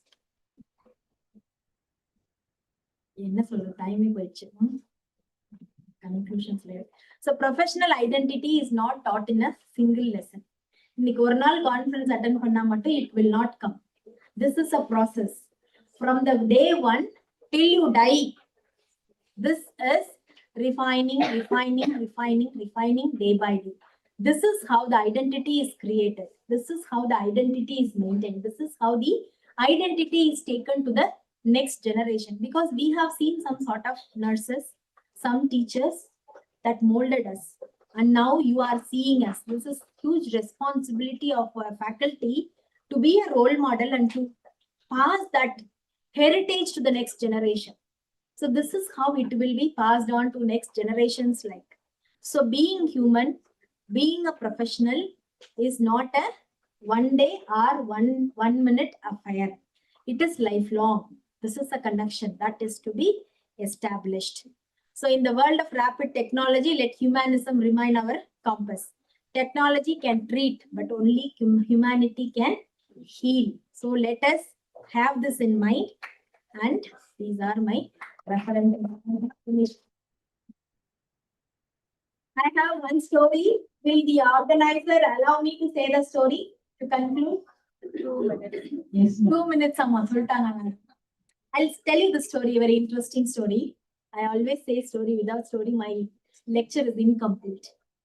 See, there is one king. Tamil because there are many participants from other states. So I convert the Tamil story into English and tell you now. So the king, one priest from some foreign country came and gifted some parrots. Very nice, beautifully looking parrots to him. And parrots are symbol of good and positive energy. I love parrots. And on the way, if I see parrot, I feel that this day is a good day for me. This is my perception. This is how I believe it. Wherever I see a parrot sound, I just look at it. I want to see it. So this is how some parrots have come, given to that king. And he was rearing it. After some time, all parrots learned to fly, started flying. Only one parrot, very lazy, sitting on one branch only. He is not at all moving from there only. The king got so sad. He wanted all parrots to fly. Like how a teacher wants all her students to flourish and grow. This is how the king also thought. So then he announced a competition. Anyone who trains this parrot to fly will be given a huge gift. So many tried, everyone failed. Many experts, knowledgeable persons came, experienced, they could not make that parrot fly. All these one farmer was looking for all these days. All of a sudden, next day when the king saw that parrot from his branch, it was flying in that area only. Then crazy man asked, how did it happen? No one could do it. So then they said, this farmer only made this parrot fly. So he called him and asked, what did you do? How come it is flying? I did not do nothing. I just cut the branch where it was sitting. That's it. It just started flying. Means, as long as you are in your comfort zone, you will not grow. This is the lesson. You will have to move out of your comfort zone. Even if you don't know swimming, if a flood comes, you will try and learn swimming now. This is how learning also takes place. Everything as a teacher, you can't spoon feed the children. Give them some freedom. Let them let them make mistakes, let them learn, but they will learn.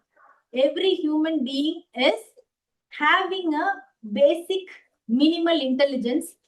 If you utilize that to the most, you can succeed in your life. So that is what, as a teacher, we also try to do it. So with this Kutti story, I am concluding my lecture. Thank you very much for your patience.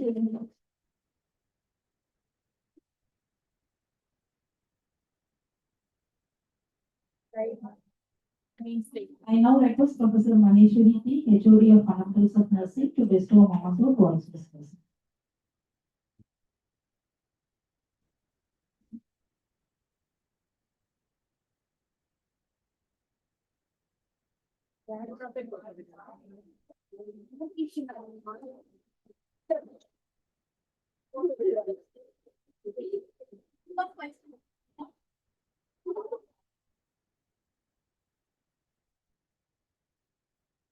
Thank you.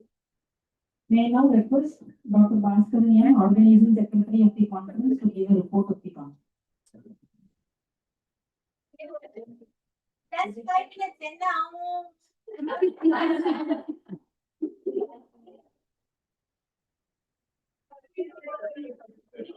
Five 5:30 போணுமா 5:40 போணுமா?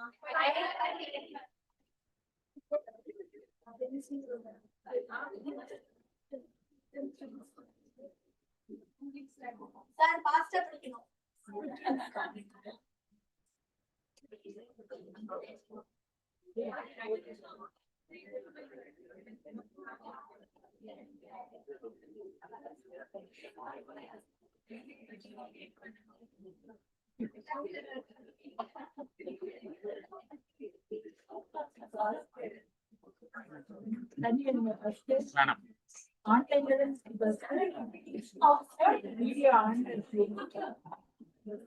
இது mute பண்ண முடியல.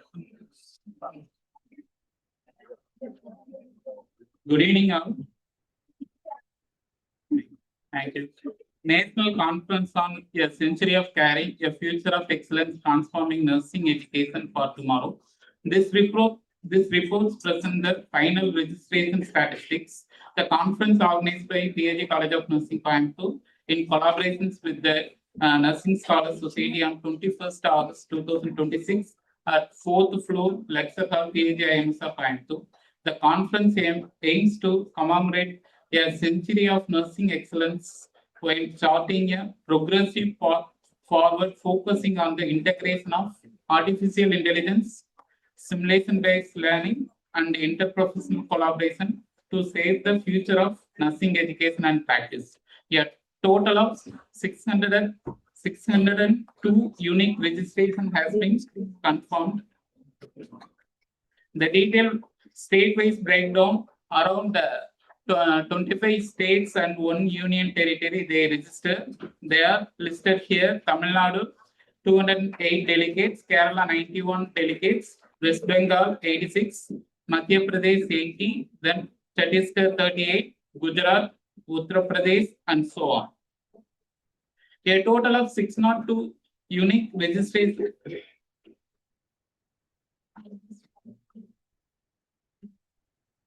Of the 602 total registrations, 173 participants have registered for in-person attendance at the conference venue in Coimbatore. The remaining 429 delegates have registered for the online participations. A significant portion of in-person attendees are from Tamil Nadu, while delegates from all other states have primarily chosen to join virtually. The registration pattern reveals a significant preference for online participations, which consisted approximately 71% of the total registrations, while in-person attendance accounts for the remaining 29%.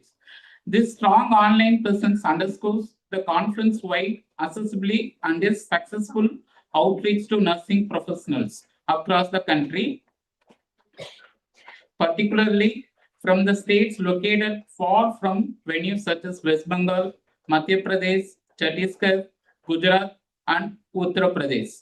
The robust in-person attendance from the local Tamil Nadu nursing community highlights logistical convenience and active local participations.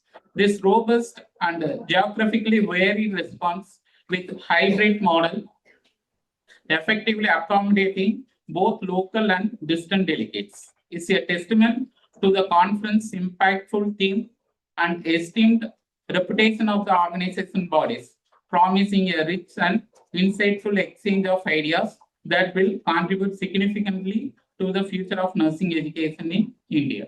Thank you. Thank you, sir. May I now request Ms. Grace from Anna Meenakshi College of Nursing to give the feedback of the conference.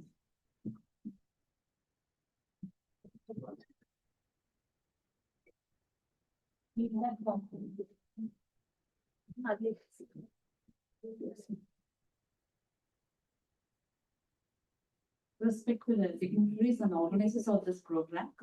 First of all, I thank God for giving this opportunity.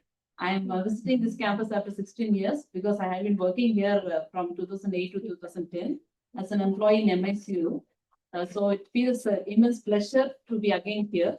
And for this conference, my principal ma'am is here. I thank her for giving me this opportunity. And it is such a beautiful day. Beautifully tailored, fantabulous resource persons. Although we saw a lot of AI, virtual, digital, and professional development, finally the human touch matters, right?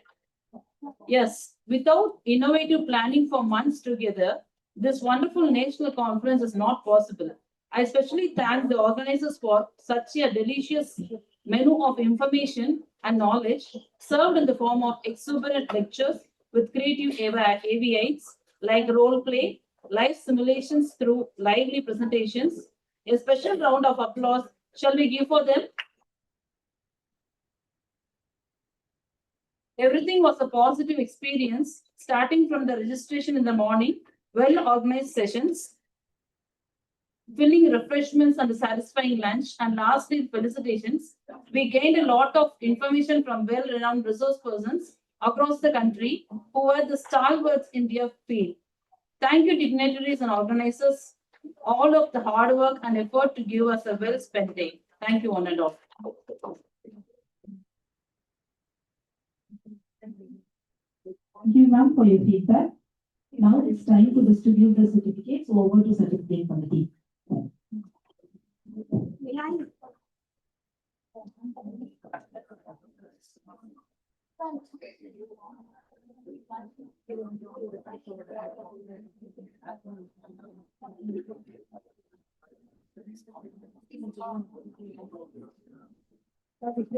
now request our beloved principal ma'am, Dr. Jayadeepa R, to give away the certificates to the delegates.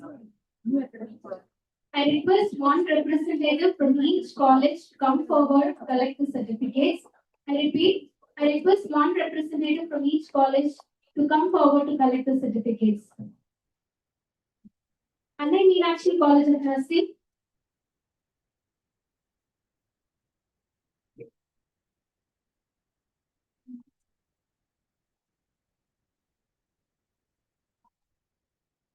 STNM College of Nursing.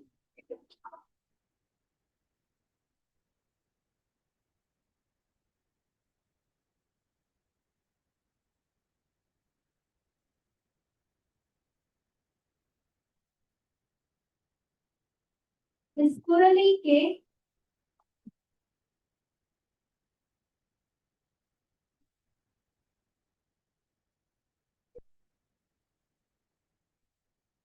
PSC Hospital Staff Nurse.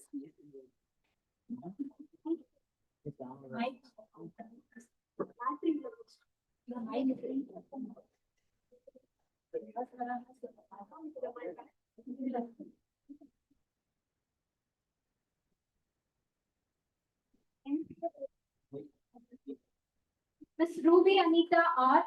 CNS PSC Hospitals.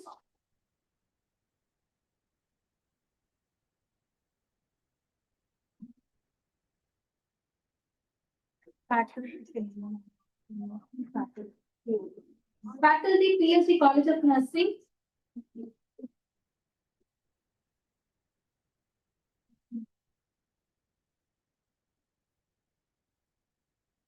Plus Nursing, second year PhD College of Nursing.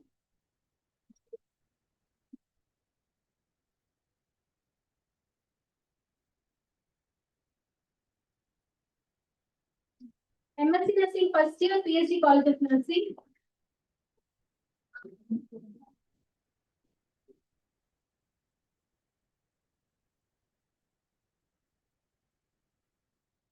BSc Nursing, second year PhD College of Nursing.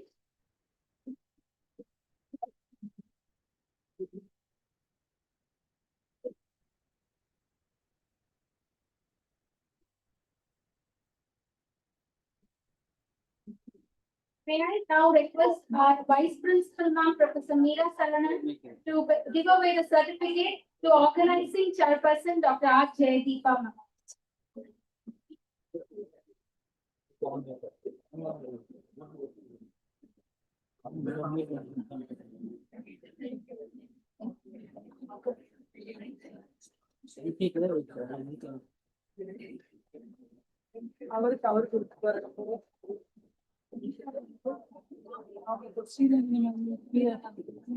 Ma'am, I request both of you to stay back. I request the principal ma'am to give the certificate to our co-organizing co-chairperson, Professor Meera Saranan.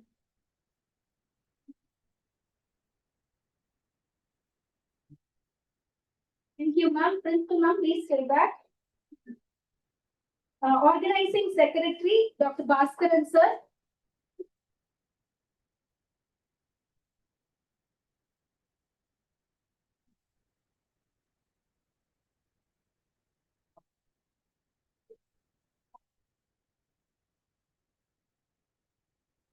Organizing joint secretary, Mrs. Rajeshwari PM.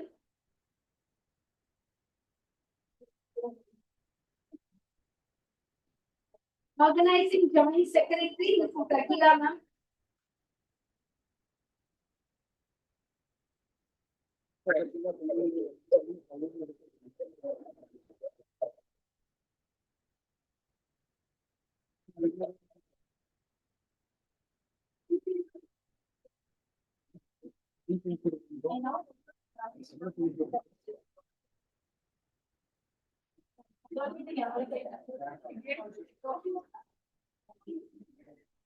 A very good evening to everyone. So it's my great pleasure to propose vote of thanks in this gracious occasion. First and foremost, I thank God Almighty for shower His blessings for the successful completion of this conference. I thank our management and administration for supporting us in all our endeavors. I thank today's resource persons, all resource persons for their enormous support and giving us an excellent sessions by sharing their knowledge and insight. And I thank our beloved principal ma'am for her guidance, motivation, caring, and the mentoring. And so that's the excellent guidance throughout the planning and implementation of this conference. Thank you, ma'am, for your lovely, approachable nature that help us to complete this and a successful. Thank you, ma'am. I thank our vice ma'am for her timely help and guidance in this conference. Thank you, ma'am. I thank all of the HODs, faculty, conveners. Without their contribution and accountability, this conference may not be the successful. Thank you, everyone. I thank the students, your patient listening, active participation. Thank you, thank you. And I thank our all supportive teams, photography, audio, dietary, and everyone to support for us in this conference. Thank you. I thank our non-teaching staff of our PhD College of Nursing for being with us from the planning until this end. Thank you. I thank everyone one more time. I have to thank mainly the Nursing Scholars Society patron, Madam Dr. Shresha Ganna and Vinusa for collaborating with us in this conference. From the starting, they were supporting us and collaborating and a continuous communication regarding all the responsibilities they have taken for, they have come forward to support us for this conference planning and implementation. One more time, I thank everyone. If I missed anyone, sorry for that. Thank you. Have a nice evening. Thank you. Thank you, Mrs. Ravishwari. Shall we rise for national anthem?